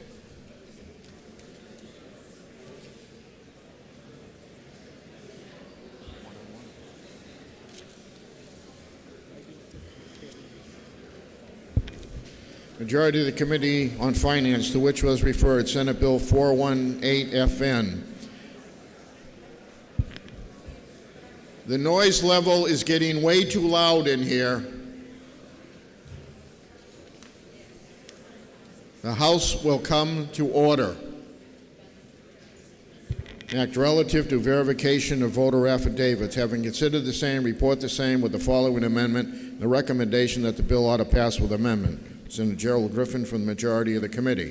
The amendment is 1870H, printed in House Record 17, pages 90 and 91. You ready for the question on the amendment? All those in favor say aye. Aye. Those opposed, nay. The ayes have it, and the committee amendment is adopted. The chair recognizes Senator Waltz to speak against the committee report. Thank you, Mr. Speaker. This bill is an example of a solution looking for a problem and then creating a very expensive unintended consequence. Despite the Secretary of State having a full-time lawyer on staff to find and investigate fraud in voter registrations, fraud has not been found. There is absolutely no evidence of people registering under a false identity here in New Hampshire. Let me repeat that. There is no evidence of people registering under a false identity here in New Hampshire. To address a problem that's never been found to exist, this bill creates provisional ballots that are marked to identify the voter casting the ballot. Those ballots are then set aside and counted separately. 7 days later, if the voter has not gone back and provided the requested identification, the ballots may be identified as being cast by specific voters and uncounted. This means that elections cannot be certified until a week after the polls close. As drafted, this bill will place New Hampshire in violation of 2 federal laws and violate our own state constitution. Please let me explain. First, under the Uniformed and Overseas Citizens Absentee Voting Act, or UOCAVA, as it's usually known, ballots must be mailed 45 days before the general election. With our late primary, a delay in the certification of the primary election results means the Secretary of State will not have sufficient time to print and mail the ballots to overseas voters within the requisite 45 days. This means that members of our military stationed overseas, government employees working overseas, or other American citizens living overseas may not receive their ballots in time to be able to return them quickly enough to be counted on Election Day. Hence, the delay will put us both out of compliance with UOCAVA and may disenfranchise overseas voters, including our members of the military stationed overseas. Second, New Hampshire enjoys an exemption from the National Voter Registration Act, sometimes called motor voter. We have that exemption because of our same-day registration procedures. This new requirement effectively eliminates the same-day registration for certain voters, thereby placing us out of compliance with the Act. If we are found not to be in compliance, we could be forced to completely change our voter registration procedures at an estimated cost of $6.5 million. All of this to stop fraud that's never been found. Third, perhaps the most egregious unintended consequences of the bill is that it creates violations of our own state constitution. The Constitution guarantees our right to a secret ballot. For those who have their ballots marked with an identifying label, their ballots are no longer secret. Any voting official can see the ballot and who cast it. Furthermore, subtracting votes after the tally is made election night is a violation of Part 2, Article 32 of the Constitution. No doubt someone will sue the state over these constitutional violations. The last time we passed a law to stop this kind of non-existent voter fraud, SB 3, it cost the state $4.2 million in legal fees, as well as the cost of 2 full-time lawyers for a year in the Department of Justice. Do we really want to face this kind of legal expense again? This bill is a classic example of a bill that has very expensive unintended consequences. It violates 2 federal laws. It could cost taxpayers millions of dollars to restructure our voter registration system. It violates 2 provisions of our New Hampshire Constitution that could cost us millions to try and defend the indefensible. All of this to try and stop fraud that has never been found anywhere in New Hampshire. Please join me in voting no on this deeply flawed bill. Does the member yield to questions? No. Member does not yield. Chair recognizes Representative Barbara Griffin. Thank you, Mr. Speaker. I rise in support of SB 418 as amended by the Finance Committee. The amended we just passed dealt with a technical deficiency that was found in regards to the processing, and we've all agreed as to the bill being amended to address that. I would point out that the affidavit process that you just heard about has already been approved by this body, and it ensures that everyone who comes to the polling place on Election Day will be able to cast a ballot, and it also ensures that all votes counted will be those cast by persons who can be identified. You've heard many times at this well, and you know yourself from observation on Election Day in New Hampshire, anyone can vote, regardless of their ability to prove who they are, how old they are, whether they're a citizen, and where they're domiciled. It is well established in court cases across the country that requiring identification is a reasonable requirement in regards to protecting state interests in running elections. The issue here in New Hampshire is that our affidavit process has people voting and we have no idea who they are. The process leaves us unable to verify them. You've heard that this last election, there were hundreds of people who voted without any identification. And so you may hear there's no prosecution in regards to voting for failure to have an ID, but we can't identify who we would be prosecuting. This seeks to solve that issue. Those individuals who register to vote on Election Day, we're only talking about Election Day registration, who do not establish their ID within 7 days, will have their vote withdrawn from the vote total. They still get to vote, it's counted, it's held. There is no violation of federal law. You heard again today about the potential of a vote count adverse impact on our overseas military voters. The Secretary of State's office has been contacted in regards to this issue and has responded that they can make it work and will meet the deadlines that are necessary for the overseas voters. We have members on our committee who are military veterans.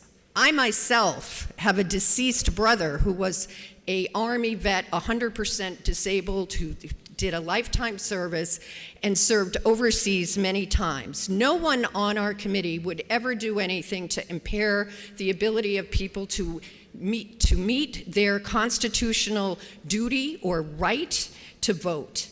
The reality is, ballots are not prepared magically the day after election. Ballots need to be prepared for multiple jurisdictions with multiple variations, and the process for printing them is not a day or two.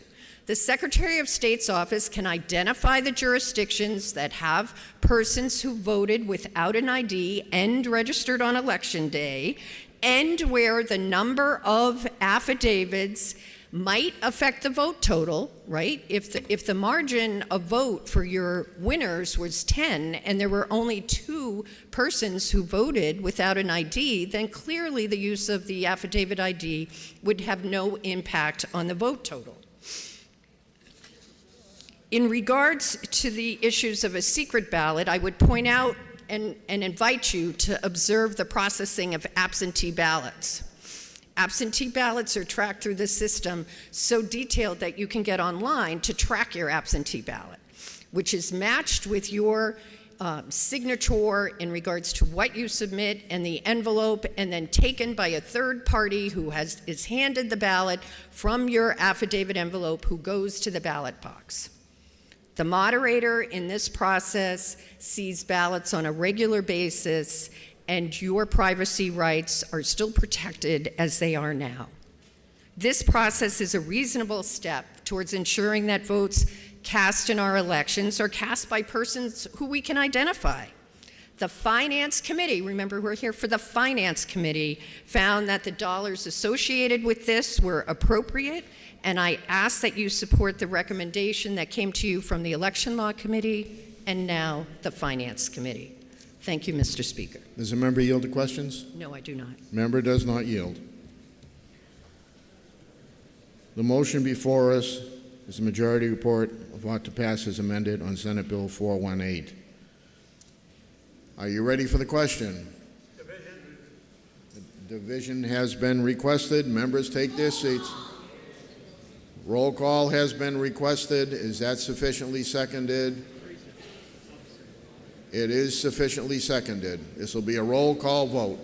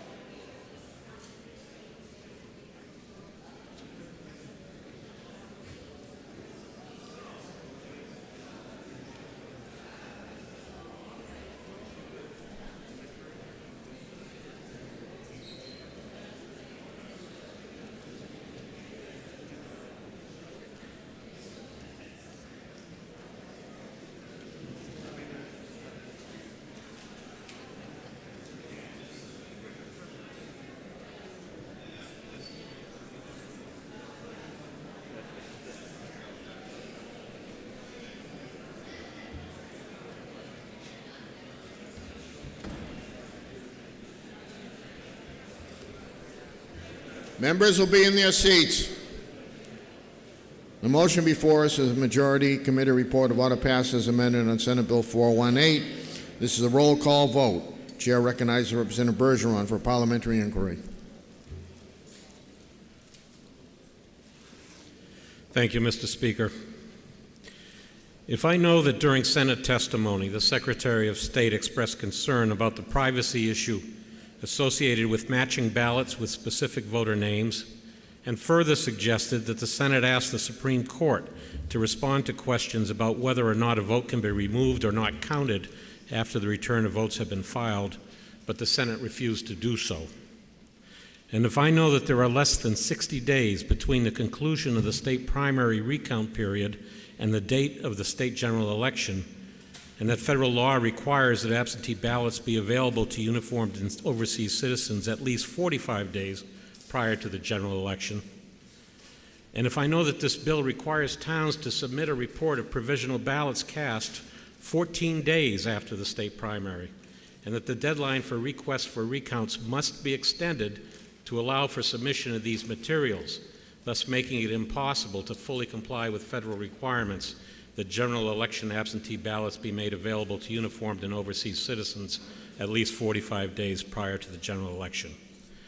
And if I know that provisions in the bill could result in New Hampshire losing its exemption to the National Voter Registration Act, and that the cost to implement motor voter requirements would cost New Hampshire close to $6.5 million, would I then press the red no button to oppose the motion of ought to pass so that a subsequent motion can be presented? Thank you. Chair recognizes Representative Emmerich for a parliamentary inquiry. Thank you, Mr. Speaker. If I know that this bill is a tempest in a teapot based on the numbers which we look at in finance, and if I know that the Secretary of State indicated that a number of ballots we're talking about at the last election was 733 who were affidavit ballots, and of those they estimated maybe 200 were first-time registrants, then we're talking about 200 first-time registrants at 308 voting places in the state. This is not a significant number, and I think it's very manageable to have good elections. Please vote green. Thank you, Mr. Speaker. Motion before us, the Majority Committee report of order passed as amended on Senate Bill 418. This is a roll call vote. If you're in favor, you will press the green button. If you're opposed, you will press the red button. Voting stations are open for 30 seconds.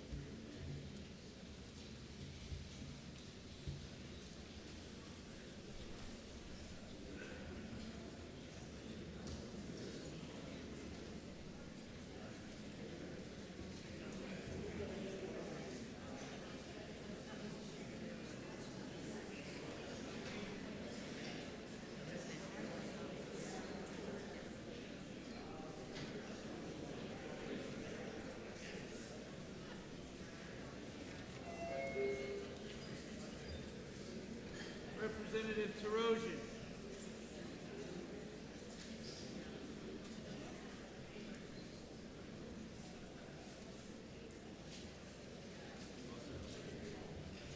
All members present had an opportunity to vote. Hosts will attend to the state of the vote.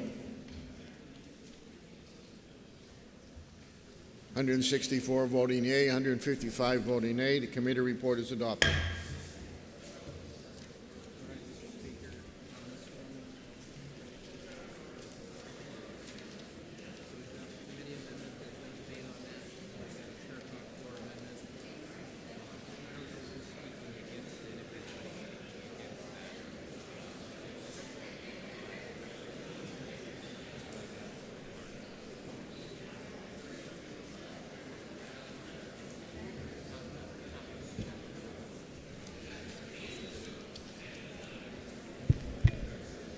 Majority of the Committee on Finance, to which was referred, Senate Bill 420FNA local, an act establishing an extraordinarily need grant for schools and relative to additional adequate education grant amounts for pupils receiving special education services.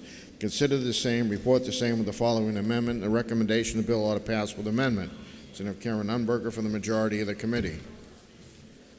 Minority of the committee, having considered the same, being unable to agree with the majority, report with the following resolution.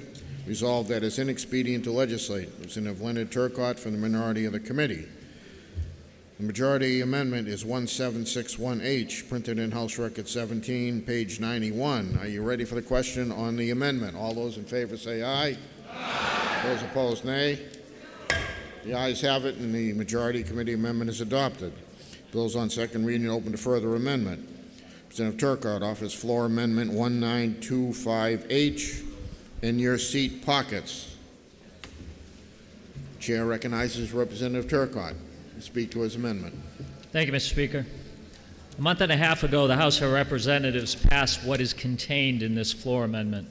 If you believe in equal opportunities for families to locate and afford the best possible education that fits their child's learning style, this legislation expands opportunities to allow moderate income families to qualify for an education tax credit scholarship. Scholarships for lower income families would not be jeopardized, as that opportunity already exists within the provisions of the program. Just want to reiterate that this has nothing to do with the education freedom accounts. This has been in existence since 2012. Additionally, there are no changes to the maximum dollar amounts that may be placed into the fund through business tax credits, so there's absolutely zero tax revenue lost to the state. Please support this amendment by pressing the green button. Thank you, Mr. Speaker. Chair recognizes Representative Woodcock.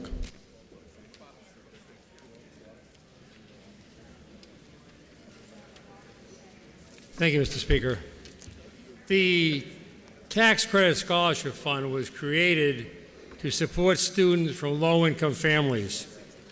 The amendment expands the annual income parameter from 300%, which is about $79,000 for a family of four, to 500%, which is about $138,000 annual income. Currently, the program as it exists has a waiting list larger than the number of students they served. Why would the legislature want to expand an annual income requirement when we can't fill the list of folks who are already low income? Additionally, there is nothing contained in the legislation to require low-income families to be granted funding before those families with the expanded income of the additional $50,000. About 45% of the students currently served meet the federal guidelines for free and reduced lunch, which also means that 55% are below the lowest threshold. The HB 1298 barely passed this House and was soundly defeated in the other chamber. So I ask you to please vote no on this unrelated floor amendment so we can pass the bill that improves equitable school funding. Thank you. Motion before us is the Turcotte floor amendment. Are you ready for the question? Division has been requested. Members, take your seats. Representative Nunes requests a roll call. Is that sufficiently seconded? It is sufficiently seconded. This will be a roll call vote.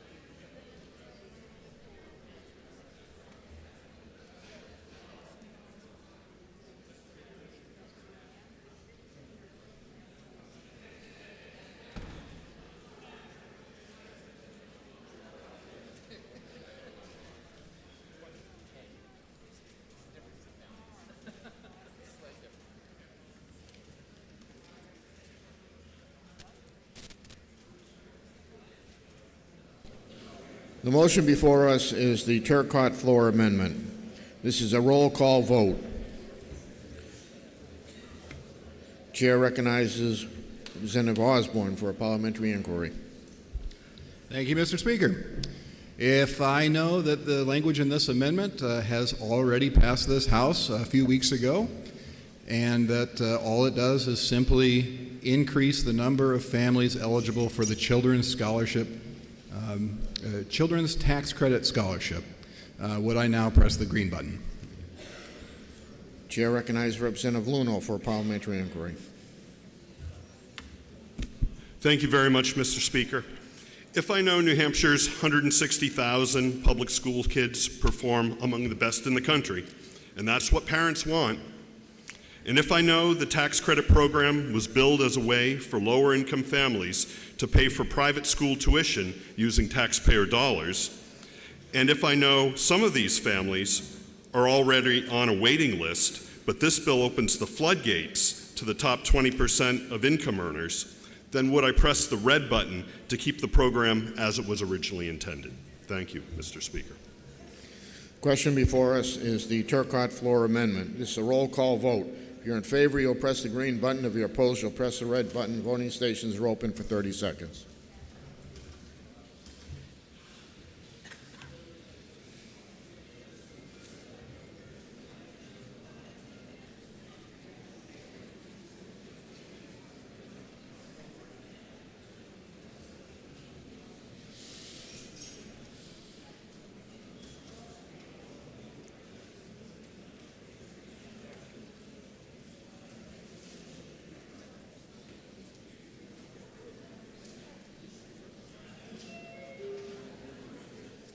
Representative Southworth.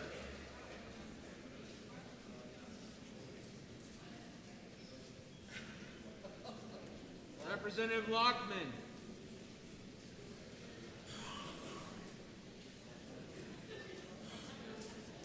Representative Wazir. Representative Wazir.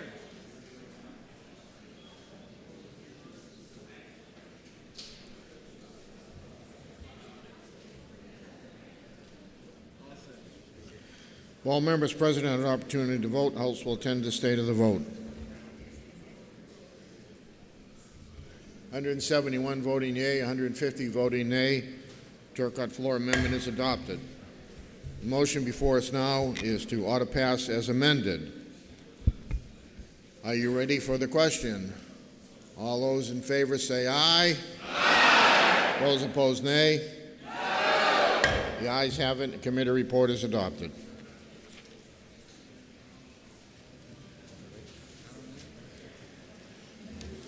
Majority of the Committee on Finance, to which was referred, Senate Bill 422FN, an act establishing an adult dental benefit under the state Medicaid program. Consider the same, report the same with the following amendment and the recommendation that the bill ought to pass with amendment. Senator Jess Edwards for the majority of the committee. Amendment is 1331H, printed in House Record 17, page 9293. Minority of the committee, having considered the same, being unable to agree with the majority, report with the following resolution that is inexpedient to legislate. Representative Bob Lynn for the minority of the committee. Are you ready for the question on the amendment? All those in favor say aye. Aye. Those opposed, nay. The ayes have it, and the committee amendment is adopted. The motion before us now is ought to pass with amendment. Are you ready for the question? All those in favor say aye. Aye. Those opposed, nay.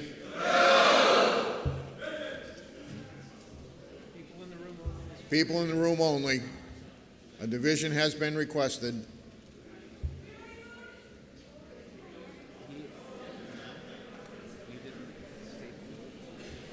This is a confirmation on the vote.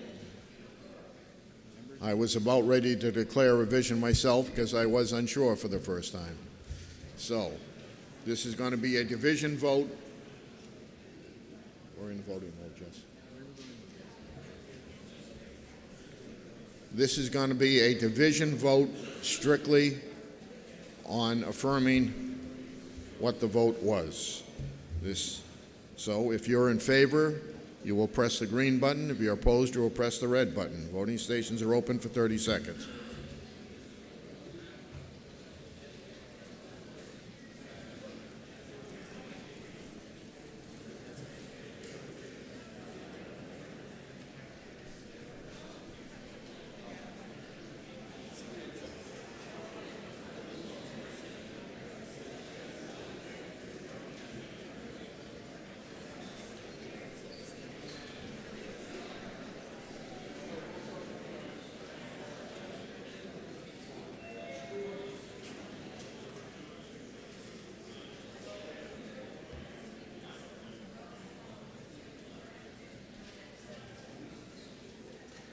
Representative Morgan.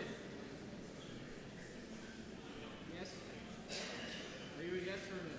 Thank you.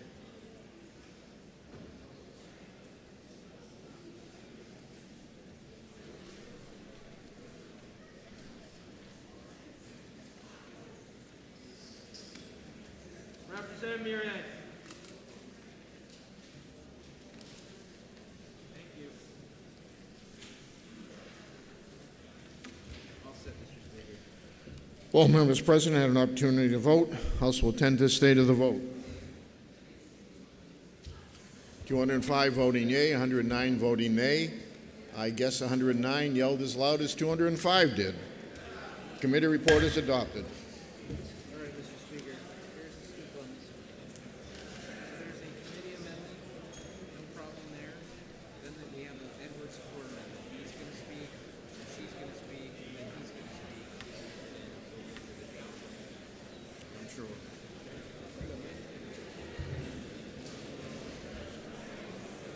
Committee on Finance, to which was referred, Senate Bill 430 FNA, an act relative to Health and Human Services, having considered the same, report the same, follow an amendment and a recommendation the bill ought to pass with amendment. Representative Keith Earth for the committee. The amendment is 1883H, printed in House Record 17, page 94 through 96. Are you ready for the question on the amendment? All those in favor say aye. Those opposed, nay. The ayes have it, and the committee amendment is adopted. Bills on second reading open to further amendment. Representative Edwards offers floor amendment 1909H in your seat pockets. And the chair recognizes Representative Edwards to speak to his amendment. Thank you, Mr. Speaker.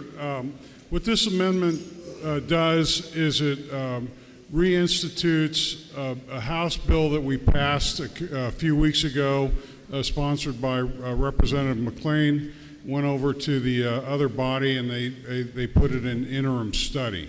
What we're trying to do is to indicate to the other body that this was a serious idea. What we proposed, what Representative McLean proposed, was that if there is a healthcare organization that's a membership-based only or receives cash payments only, that they would not be required to accept patients that aren't within that particular payer mix. And there aren't any of these in New Hampshire right now. So if you've heard that this is going to hurt our critical care hospitals and the like, it's not true, because these things don't yet exist, and our critical care facilities and others are protected with a 15-mile radius, so that it's a non-competitive situation in any case. So a couple of years ago, we passed a direct primary care bill. There weren't any direct primary care providers at the time. That legislation fertilized the ground, and now we have some direct primary care. So what this is attempting to do is to lay the ground and fertilize it again so that we can create another alternative in our healthcare system. If we keep doing the same thing over and over and over again, we're going to get the same kind of broken results. One of the great benefits of doing this, if we can get some of these direct payment organizations in place, then we'll start to really know what the true costs are. If you were to go to ask prior to a procedure exactly what they're going to charge you for a given procedure, they can't give you a price, because the payer mixes are so complicated that they can't get to reality. So this is an opportunity for us to peel it back and take a fresh look at healthcare delivery in New Hampshire. I hope you vote in favor of it. Chair recognizes Representative Leon for speak. Thank you, Mr. Speaker. What this amendment would do is it would allow hospitals to operate outside of the sphere of influence of CMS, the Centers for Medicaid Services. That's all it does, and that's enough. I've heard opponents of this bill say that it means that hospitals won't need to have an emergency room, won't need to have a requirement for charity care. All this changes is the requirement for a hospital to take all payers. We've seen the power of that. Right now, CMS is telling us what laws we can pass here in New Hampshire. CMS is telling us what our hospitals can and can't do. And CMS is basically telling us what doctors and other healthcare heroes we can employ. We have direct pay primary care. And so there are a lot of providers who do have an option to practice outside of this sphere of CMS influence. But some doctors can only work in a hospital. Would you see a surgeon who can't go to a hospital? These doctors right now are forced between continuing to practice in New Hampshire while complying with all of these mandates or going to some other state that's putting up more of a fight. Do we want our surgeons to move to Florida? Do we want them to just retire and stop practicing? We have a healthcare shortage. We need to pass this amendment and send this on to the Senate so we can have an option for these surgeons who otherwise would no longer practice in New Hampshire to open up their own hospitals. Allow them to negotiate with the payers. Negotiate with the patients, because right now the payers decide what happens. This allows the patient to be the payer.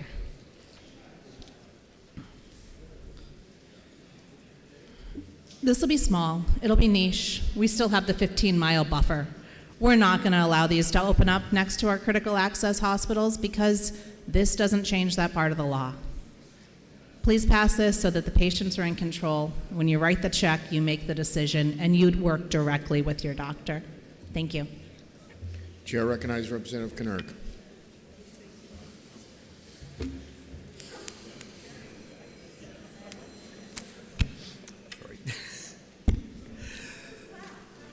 Thank you, Mr. Speaker. Indeed, I rise to speak against this amendment to SB 430. As stated, this amendment would add the wording of HB 1044 to SB 430, and it was sent to interim study in the Senate. Now, first of all, contrary to what was just said, this has nothing to do with providers, individual practitioners. This has to do with facilities. Facility licensing, that's where this statute resides. Currently, licensed healthcare facilities are required to provide services to all persons, regardless of payment. This requirement was added by the legislature in 2016 to ensure access to services for low-income individuals and those covered by Medicaid. And the reason for this requirement is really pretty straightforward. Medicaid would be useless if facilities will not treat patients who are covered by Medicaid. And we also have uninsured patients who need care. And guess what? They don't just crawl away and die, they need care. They need access. This amendment would exempt from this requirement the healthcare facilities which exclusively provide services on a membership-based business model or to persons who make a direct payment without any reimbursement or third-party payment.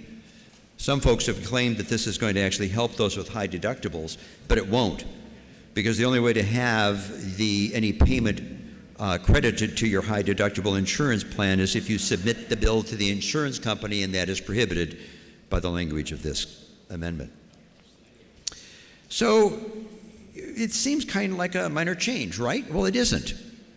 The comment that we're not seeing a problem from something that doesn't yet exist, well, golly, we wouldn't, would we? The question is, what will happen? Such a change will allow a very small number of for-profit institutions offering things like urgent care, birthing services, or ambulatory surgery to skim off the patients who can pay a full cash price, changing the payer mix to the remaining hospitals or other facilities. Now, maintaining payer mix is important. Our critical access hospitals run on razor-thin margins. Some of them actually just run a little bit into the red. They can't really make it. And they lose money on services such as full-service, 24-hour-per-day emergency room and obstetrical services, which serve a lot of people on Medicaid or with no insurance. Again, this is a little healthcare financing 101 here. Those services which are critical to have in the rural areas, are subsidized by the higher paying services and higher paying insurances. You go in and you have your total hip replacement done with insurance, That's going to be some of the money that is going to help keep that emergency room open. So if you get run over by a car, you have a place to be taken care of. Skimming off the higher paying patients will have a significant negative economic impact on our critical access hospitals, and we are seeing closures of critical access hospitals around the country. There will be a substantial risk of closure or the need to drop critical service such as maternity, and we've seen that happen in this very state because it is not a money-making proposition. This will leave a large number of individuals, especially in rural areas like where I live, with no access to timely medical care for emergencies or childbirth. The losses sustained by those facilities will be shifted to those who have insurance, driving up the cost for everyone else and not changing that total health care cost. And a comment was just made about that protection with a 15-mile radius. That's not sufficient to do anything. I live just a little over 15 miles from either Huggins Hospital or Memorial Hospital. I have to drive over 15 miles for any facility care. For those of you who live in the southern part of the state, you're not used to the kind of distances we have to drive to get any kind of care. A facility placed, for example, in Tamworth would not be governed by RSA 151-4A, as it would be outside of that 15-mile radius, and it could draw from both Huggins and Memorial. So think about a woman in labor who makes the mistake of going to a local birthing center in her town, only to discover, between contractions, that they only serve an elite group. She packs up, drives perhaps another hour to get to the only remaining hospital that still offers maternity services. Or she may deliver in her car in a parking lot. And we have certainly seen that happen a great deal more after some of our places have closed their maternity services. We see an increased number of babies who are delivered by the police. EMTALA, E-M-T-A-L-A, which is the Emergency Medical Treatment and Labor Act, actually prohibits turning her away. This proposal would violate EMTALA. Now, the sponsors presented this bill as allowing the free market to function. That's a kind of unusual way to think of the free market, because this bill does not support a free market. If you give favored treatment to facilities using one business model at the expense of others, as far as I know, that's not the free market. And the business model of our healthcare system should not be to make money off the healthy and wealthy while letting the sick and less fortunate suffer and die. This amendment will decrease access to health care and will not drive down the overall cost of health care. Please press the red button to vote no on this amendment, and I do request, please, a division vote. Does the member yield to questions? No. Member does not yield. The motion before us is the Edwards floor amendment. A division has been requested. Members, take your seats.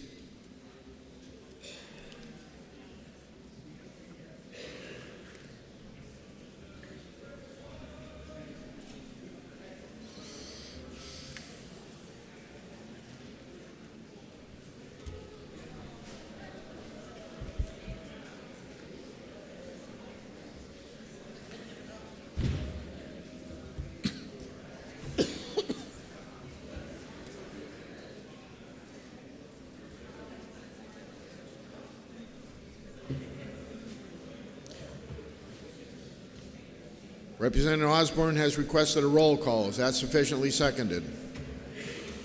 It is sufficiently seconded. This will be a roll call vote.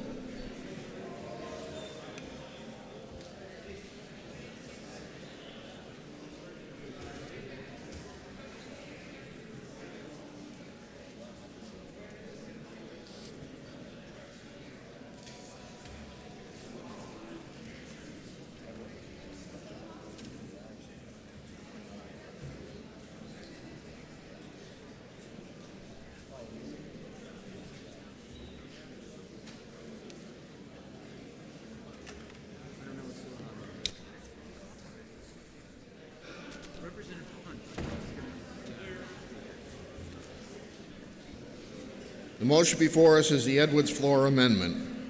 This is a roll call vote. Chair recognizes Representative Hunt for a parliamentary inquiry. Thank you, Mr. Speaker. Mr. Speaker, if I know when I was sitting here listening to a model that actually was the original managed care model, and it's in California known as Kaiser Permanente. Maybe you've heard of it. Mr. Speaker, if I know that Kaiser Permanente is a members-only hospital system, Mr. Speaker, wouldn't I love to have them come to New Hampshire as another competitive model for our healthcare system? I think, Mr. Speaker, I might want to press the green button. Chair recognizes Representative Knirk for a parliamentary inquiry.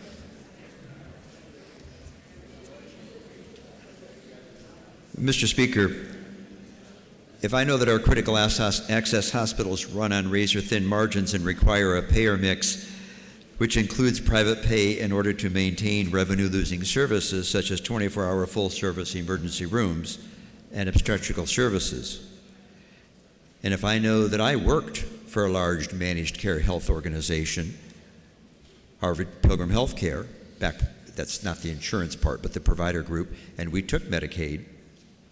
After a while, we did in the beginning, we did later. And if I know that skimming off those higher paying patients would have a significant negative economic effect on our critical access hospitals, leading to closures of obstetrical services and of critical access hospitals which are needed to provide timely care in our rural areas. And if I know that the hospitals don't want this, the New Hampshire Hospital Association testified against HB 1044. And lastly, if I know that this amendment will decrease access to health care and will not drive down the cost of health care, would I then press the red button to vote no to defeat this amendment? Thank you, Mr. Speaker. The motion before us is the Edwards Floor Amendment. It's a roll call vote. If you're in favor, you'll press the green button. If you're opposed, you'll press the red button. Voting stations are open for 30 seconds.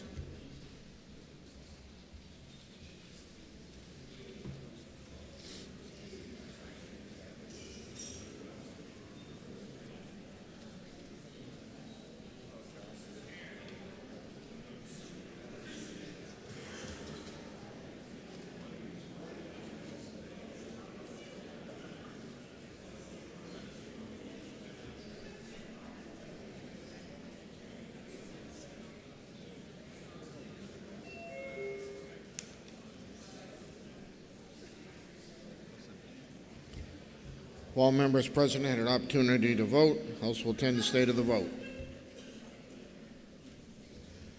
167 voting yea, 147 voting nay. The Edwards Floor Amendment is adopted. The motion before us now is ought to pass as amended on Senate Bill 430. Are you ready for the question? All those in favor say aye. Aye. Those opposed, nay. No. The ayes have it, and the committee report is adopted.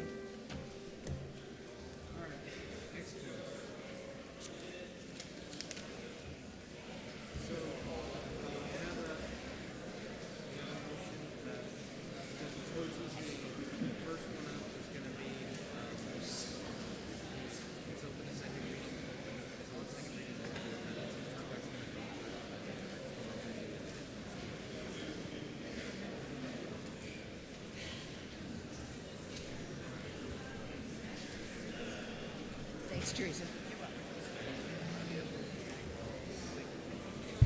For what reason the member rise? Mr. Speaker, could I ask that the comments of this previous debate be printed in the permanent journal? Comments to the last debate? Without objection? Thank you.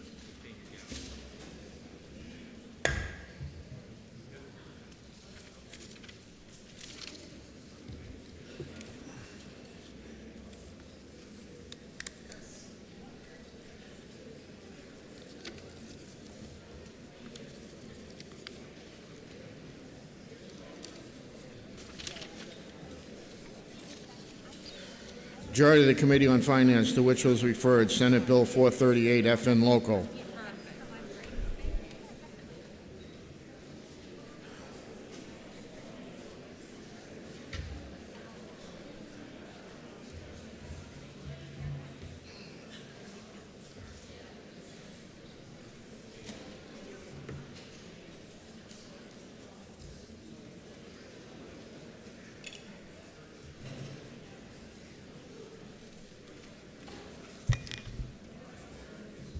An act establishing state procurement policies intended to promote the use of American materials. Having considered the same, report the same, the recommendation that the bill ought to pass. Senator Gerald Griffin for the majority of the committee. Minority of the committee, having considered the same, report the same with the following resolution. Resolved that it is inexpedient to legislate. Representative Leonard Turcott for the minority of the committee.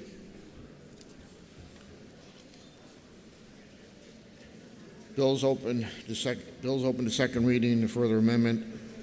Representative Turcott offers floor amendment 1933H. It's in your seat pockets.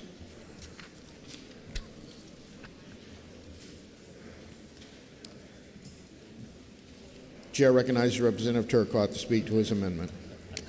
Thank you, Mr. Speaker. This is one for everybody. The House recently passed House Bill 1171 with a convincing bipartisan vote of 201 to 147. We also passed HB 1560 on a voice vote. This floor amendment is a combination of those two House bills.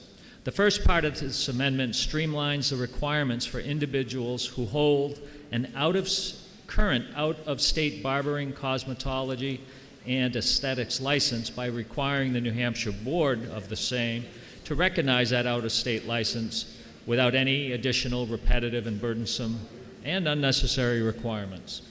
The second part of the amendment would allow individuals to provide blow-dry hairstyling, eyelash extensions, makeup application, and threading, which is a type of hair removal, to clients by exempting these four niche beauty services from occupational and shop licensure requirements. These skills are, in fact, first learned in the home and are commonly practiced daily as routine self-care. And beauty supplies for these skills are readily available and accessible and are purchased by average people of all ages every day. These skills are not even required to be taught in cosmetology schools here in New Hampshire. So there is no reason we should require a student to invest substantial time, energy, and money, oftentimes incurring significant financial debt. Please support this amendment, which will ease red tape and unnecessary regulatory burdens by pressing the green button. Thank you, Mr. Speaker.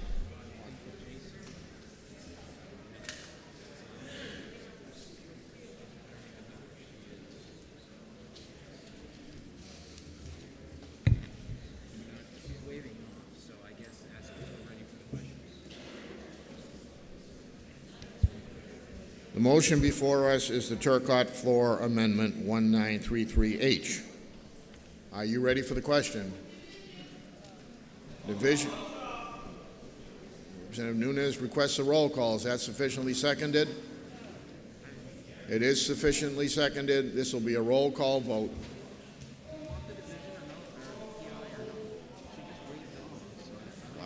I'm just going to go right to the vote then.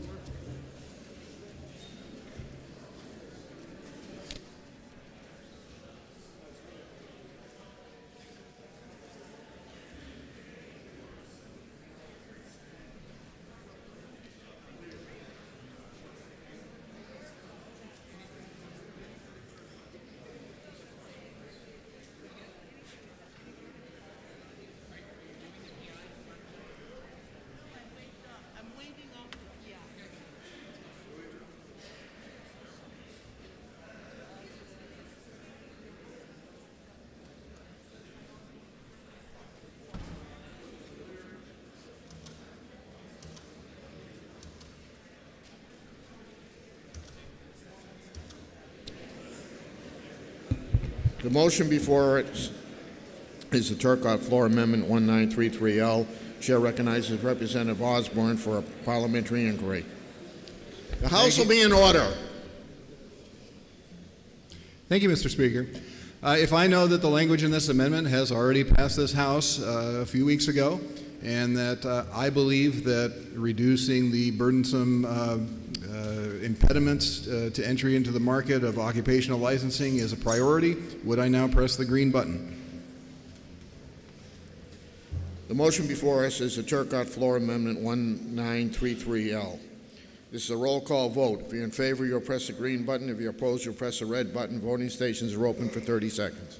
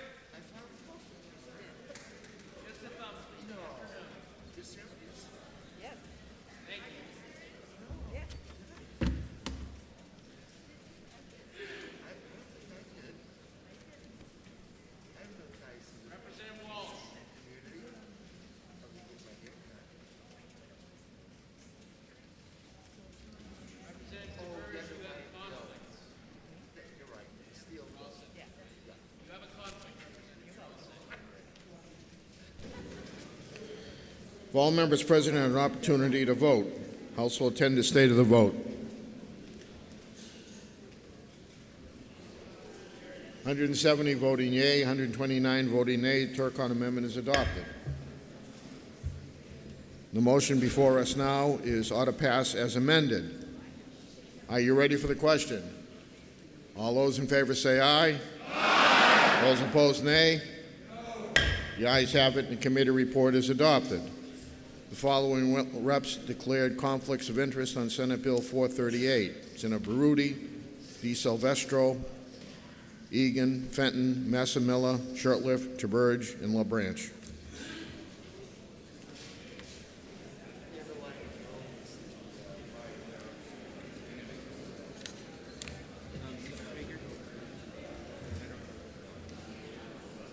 For what reason the member rise?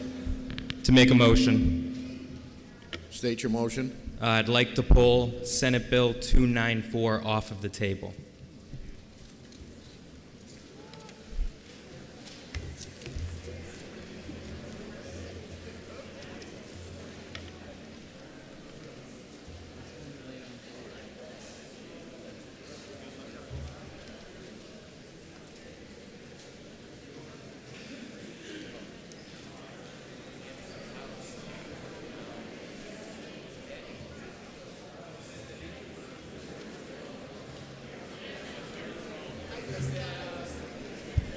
House will be in order.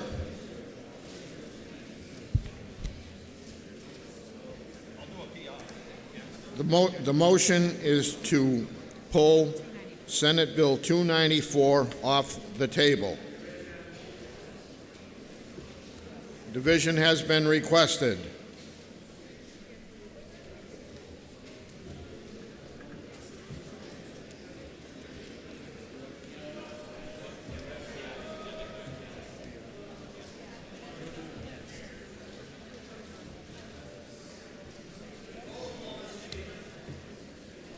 Senator Prout requests a roll call. Is that sufficiently seconded?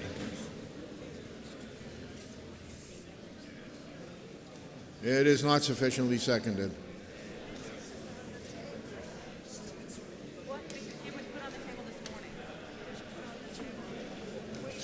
It's too late now. You got to stand up at first.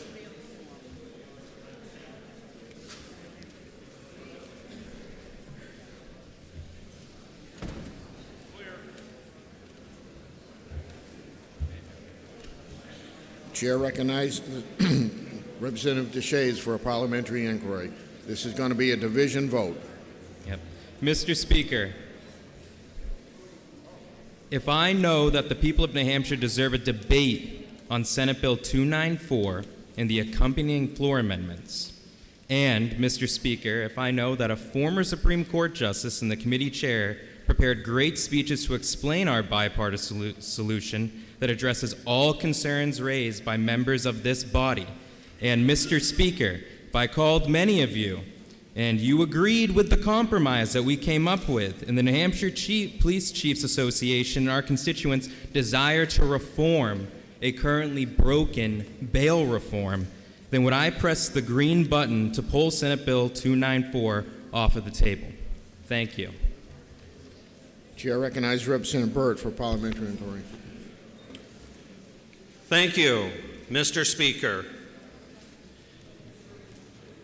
Mr. Speaker, if I know the vote on the table in motion was 209 to 121, and Mr. Speaker, if I know why we voted that way is because the House already has a position on bail reform, and Mr. Speaker, I also know that I understand there is 5 amendments to this bill, and at this time of day, I would press the red button. Thank you, Mr. Speaker. The motion before us is to remove Senate Bill 294 FN from the table. This is a division vote. If you're in favor, you will press the green button. If you're opposed, you will press the red button. Voting stations are open for 30 seconds.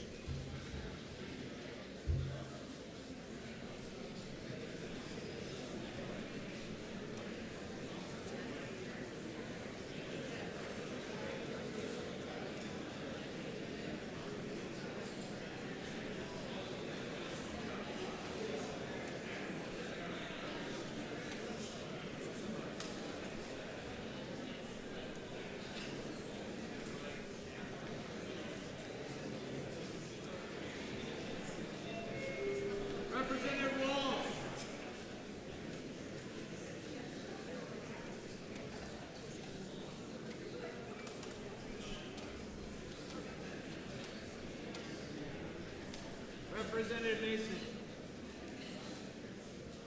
Representative Mason.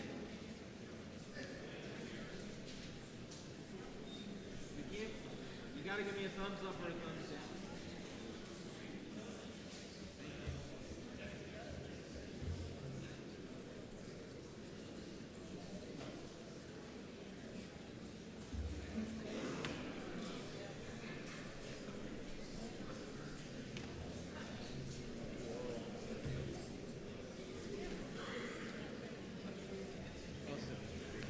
All members present have an opportunity to vote. House will attend the state of the vote.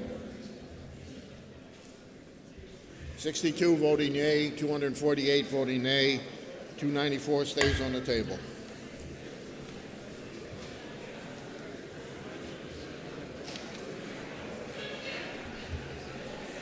The House will be in order.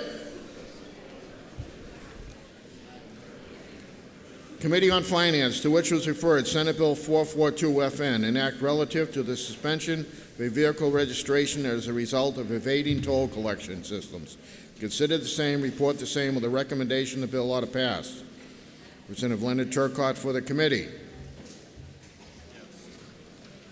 Chair recognizes Representative Burt.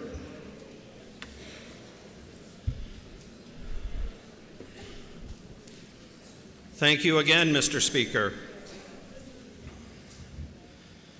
Mr. Speaker, I've spoke against this bill before, Senate Bill 442.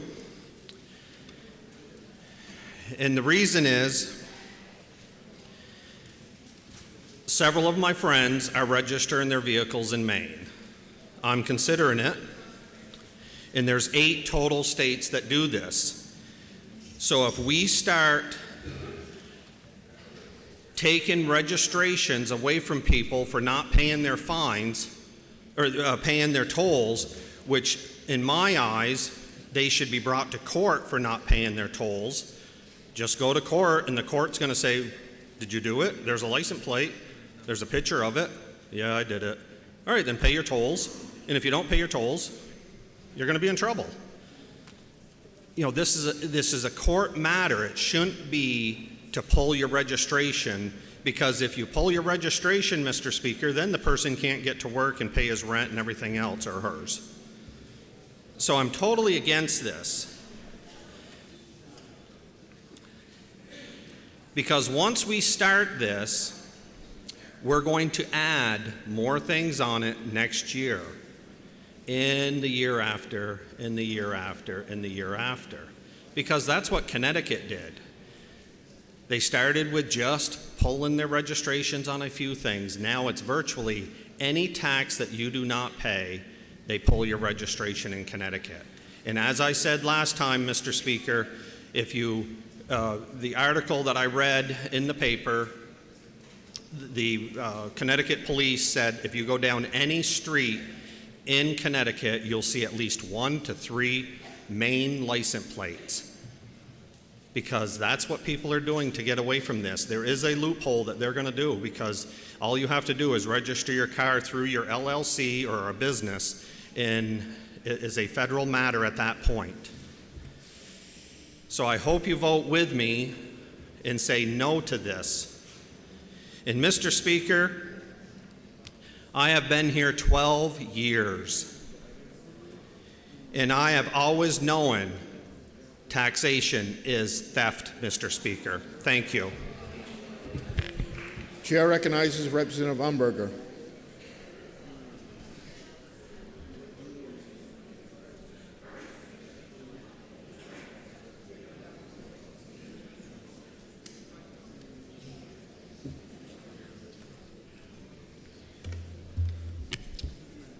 Good evening.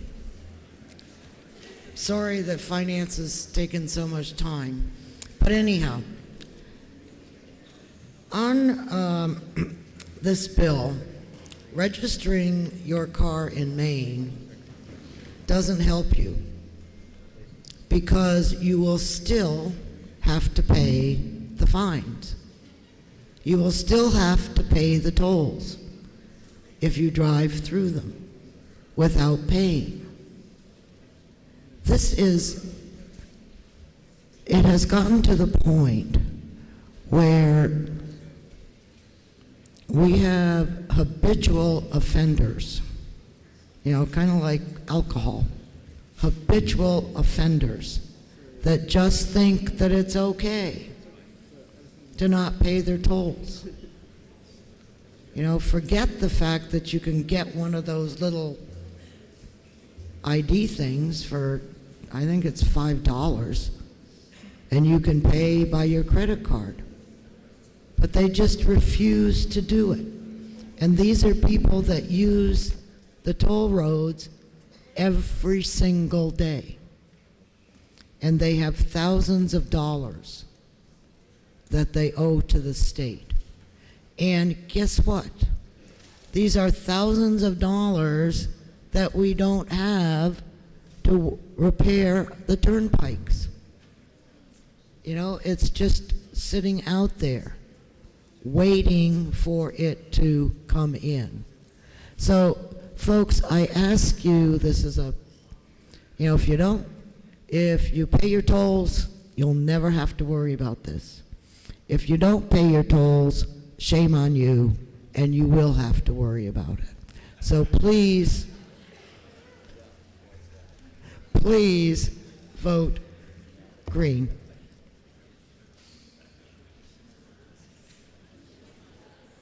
The motion before us is ought to pass on Senate Bill 442. Are you ready for the question?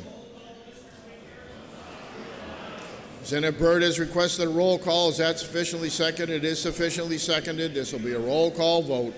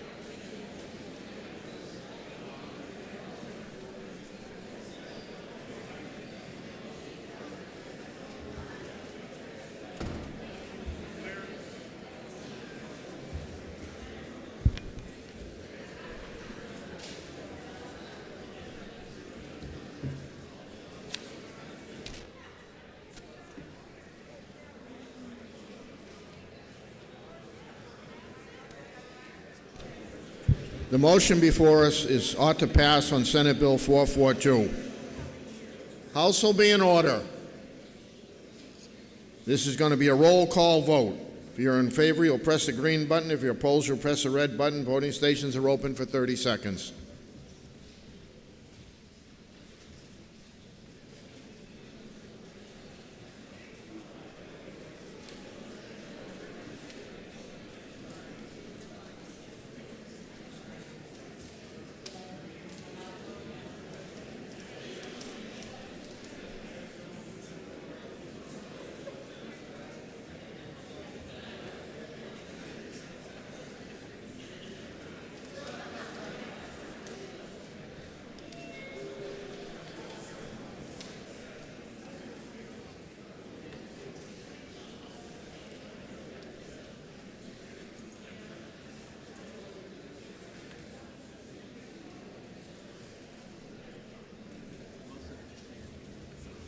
If all members present had an opportunity to vote, House will attend to the state of the vote. 201 voting yea, 103 voting nay. Committee report is adopted.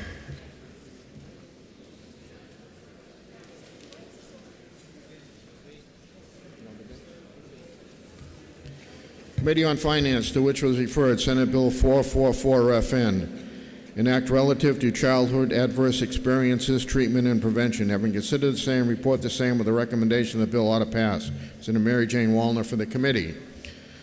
The motion before us is ought to pass on Senate Bill 444FN. Are you ready for the question? All those in favor say aye. Aye. Those opposed, nay. The ayes have it, and the committee report is adopted.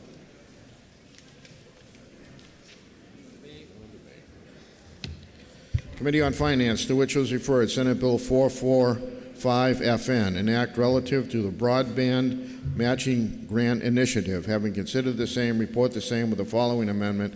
The recommendation that the bill ought to pass with amendment. Senator Gerald Griffin for the committee. The amendment is 1537H, printed in House Record 17, page 96. Ready for the question on the amendment? All those in favor say aye. Aye. Those opposed, nay.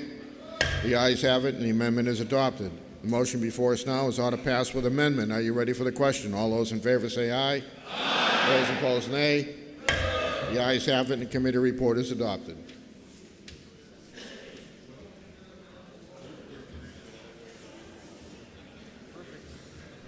No debate.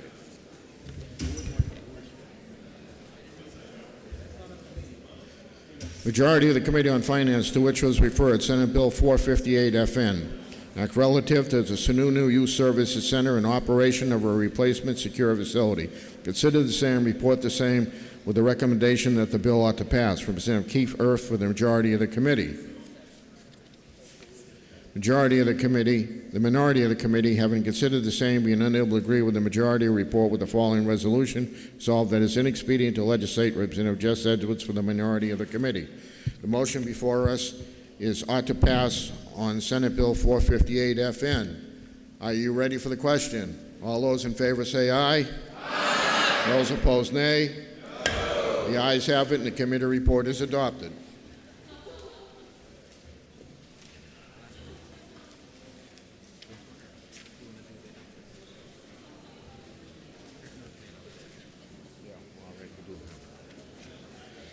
Committee on Finance, to which was referred Senate Bill 459FN, an act relative to healthcare facility workplace violence prevention program. Consider the same, report the same with the following amendment. The recommendation of the bill ought to pass with amendment. Representative Sharon Norgren for the committee. The amendment 1871H, printed in House Record 17, page 97 through 101. Are you ready for the question on the amendment? All those in favor say aye. Aye. Those opposed, nay. The ayes have it, and the amendment is adopted. The motion before us now is ought to pass with amendment on Senate Bill 459FN. Are you ready for the question? All those? Sylvia requests a roll call. Is that sufficiently seconded? It is sufficiently seconded. This will be a roll call vote.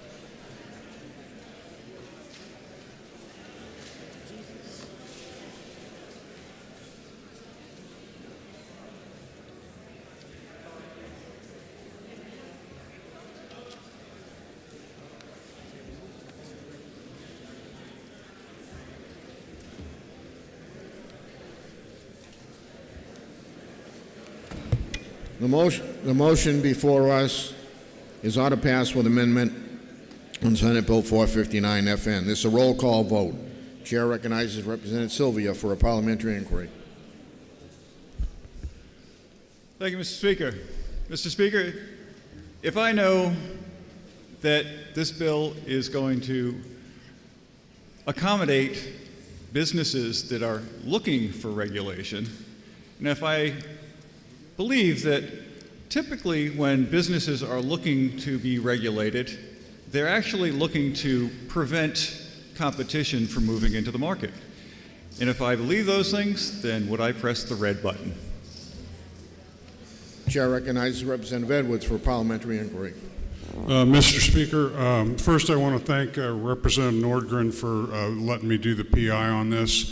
Mr. Speaker, if I knew that this bill stripped out all of the punitive portions of the bill, but left intact the part that the hospitals and nurses wanted, which was the statistical gathering and reporting and the periodic meeting, if I knew those things remained as they requested, but with no penalty for anyone not participating, and if I knew that the state-run hospitals were stripped from this bill so there are no state costs associated with this, would I go ahead and accept an extremely strong bipartisan vote in the Finance Committee and push the green button? The motion before us is ought to pass Senate Bill 459. This is a roll call vote. If you're in favor, you'll press the green button. If you're opposed, you'll press the red button. Voting stations are open for 30 seconds.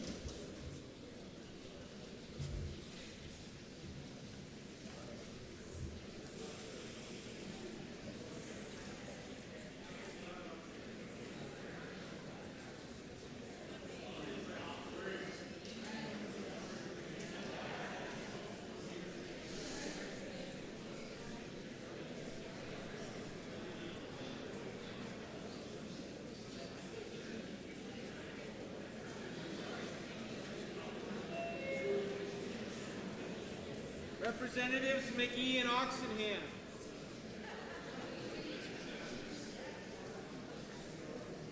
Thumbs up. Thank you.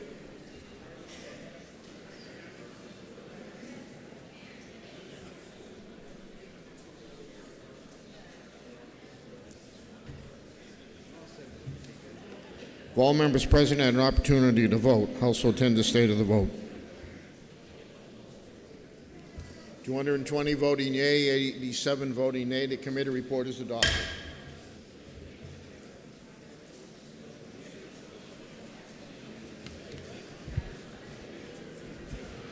Committee on Health and Human Services and Elderly Affairs, to which was referred Senate Bill 404 FN.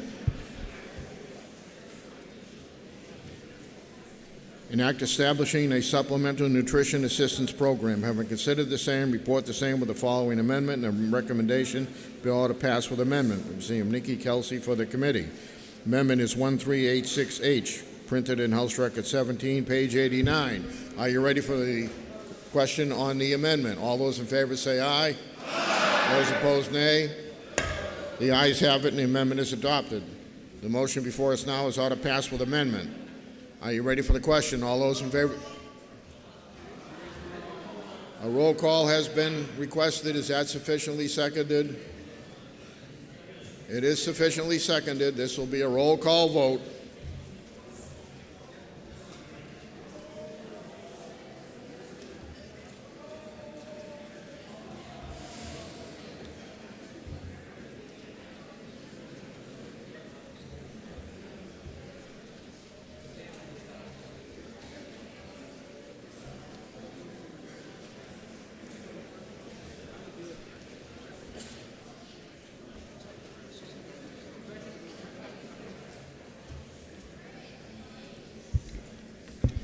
The motion before us is ought to pass with amendment on Senate Bill 404 FN. This is a roll call vote. Chair recognizes Representative Mark Pearson for a parliamentary inquiry.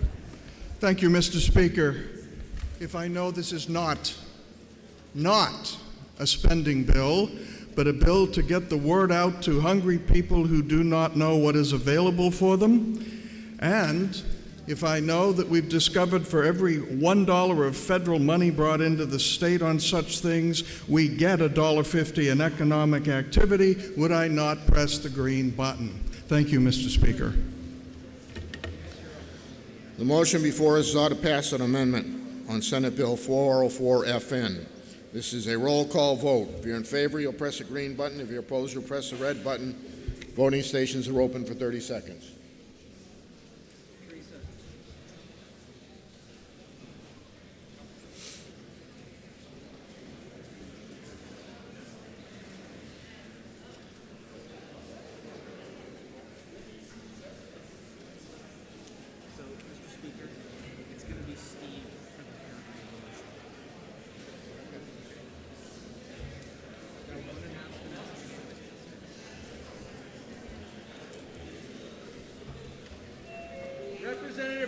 Charlie.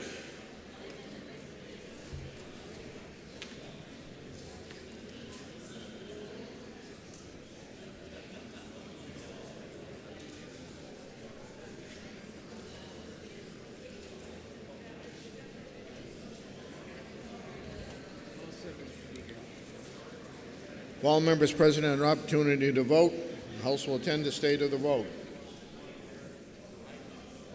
226 voting yea, 76 voting nay. The committee report is adopted. Chair recognizes a member from Charlestown, Representative Stephen Smith, for the third reading motion. Resolved that the House now adjourn from the early session, that the business of the late session be in order at the present time, that the reading of bills be by title only and resolutions by caption only, and that all bills ordered to third reading be read a third time by this resolution, and that all titles of bills be the same as adopted, and that they be passed at the present time, and when the House adjourns today, it be to meet Thursday, May 5th, 2022 at 9 a.m.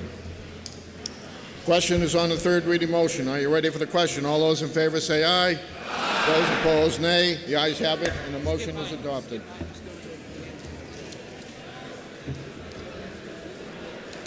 We have two unanimous consents. The House will be in order. The chair recognizes Representative True for unanimous consent.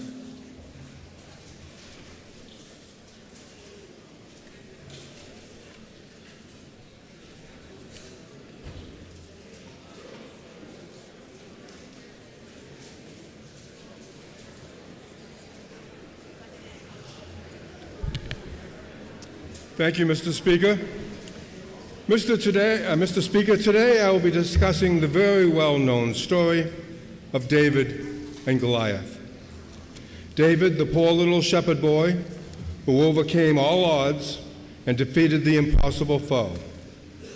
I do give a hat tip and an acknowledgement to author Malcolm Gladwell and his book, David and Goliath, Underdogs, Misfits, and the Art of Battling Giants.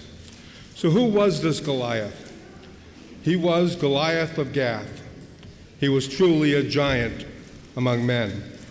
His height was 6 cubits and a span, that is, over 9 feet tall. Goliath was a warrior who wore a brass helmet that weighed 30 pounds.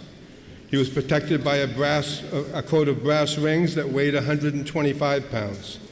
He wore a brass armor to protect his legs and brass armor to protect his shins.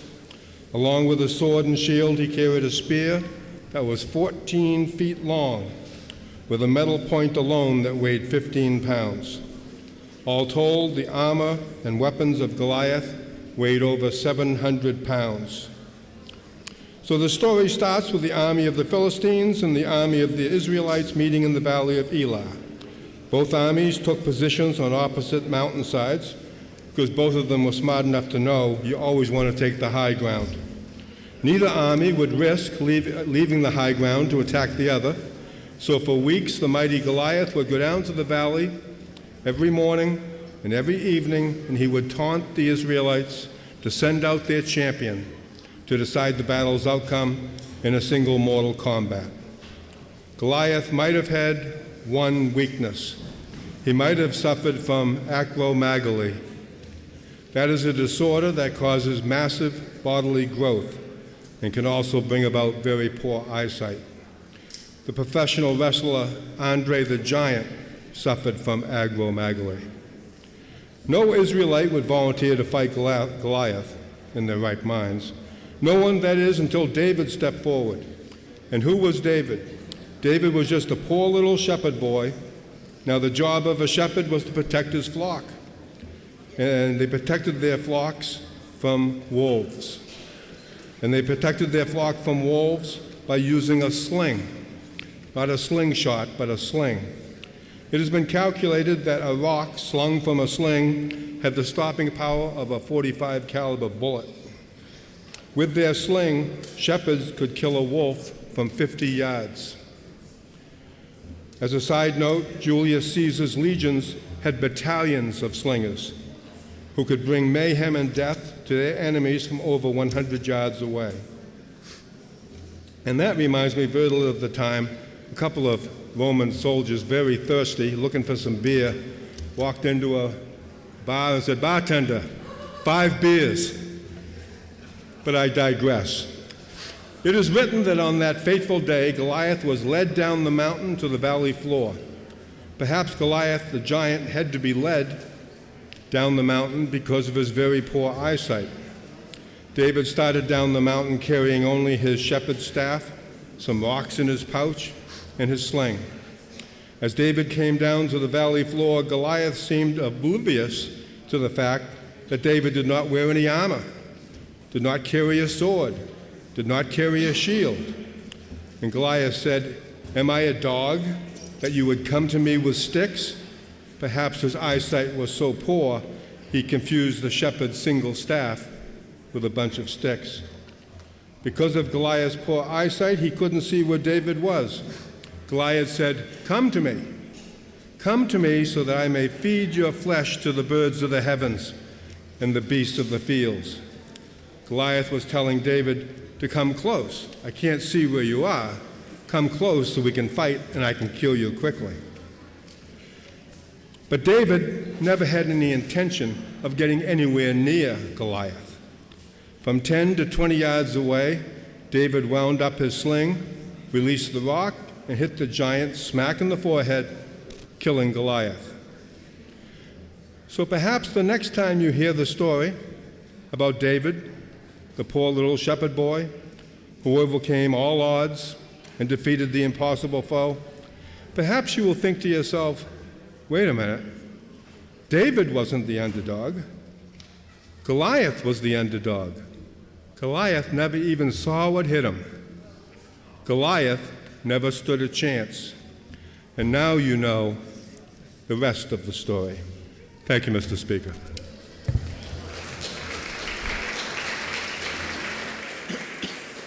Chair recognizes Representative Soloway for unanimous consent.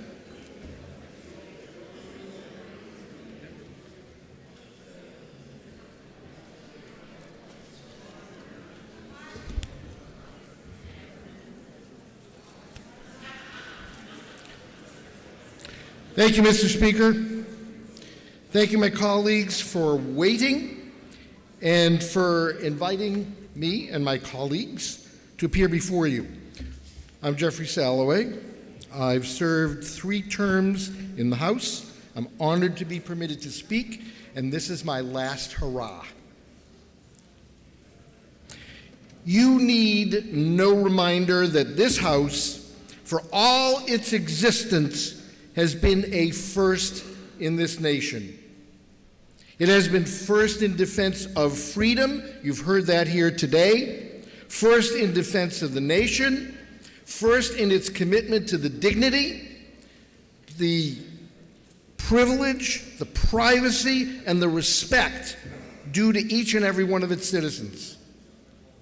Other governments in this world have been less noble. Our House honors history, it honors memory.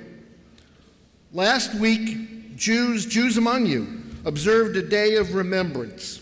Around the world, Jews and non-Jews alike stopped for a long moment to remember the multiple millions who perished in the Holocaust.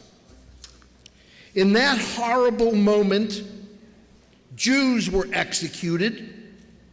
The Roma, known commonly as gypsies, were executed. Evangelical Christians executed. Gay men and women, all executed. Priests, lawyers, the developmentally challenged, the disabled, anyone who was different, anyone who might speak truth to power, executed. One of the great Christian theologians of the 20th century, Dietrich Bonhoeffer, just before peace was declared, executed. Many of those were the very kinds of people who populate this House. Were it today, you, my friends, might very well have been the victims. I speak in admiration today of our honorable colleague, the representative from Ackworth, who addressed this House 2 weeks ago with wisdom and with passion. She reminded us of her own family's losses to the Holocaust and of the value she placed on the only democratic state in the Middle East. And in response, so many of you rose in acclamation. I must tell you, you brought tears of pride to my eyes. I speak with praise for my colleague, the representative from Auburn, who co-sponsored HB 1135, mandating Holocaust and genocide education in our schools. He stands with us today as I express my personal gratitude to him and his leadership. We have been a continuing voice for human dignity. This is the House in which members support the valiant struggle of those in Ukraine who fight to preserve freedom and human dignity. This is the House which next week will welcome Lech Walesa, a seminal architect of freedom in Eastern Europe. Yet it is not all congratulatory. We still find cobwebs in the corners of our House. There are pockets of prejudice in our state. Yes, even, my friends, in our own House. Let us please guard our thoughts, dispel our biases, reject our own prejudices and the prejudices of others to protect every New Hampshire citizen, regardless of religion, regardless of race, regardless of gender, regardless of gender affiliation, regardless of ethnicity, regardless of class, because we are the New Hampshire House. We are better than that. May we continue to be first in defense of freedom, first in defense of our nation, and first in a commitment to the dignity and respect that we provide each and every one of our citizens. I thank you for the privilege of addressing you today. Thank you, Mr. Speaker.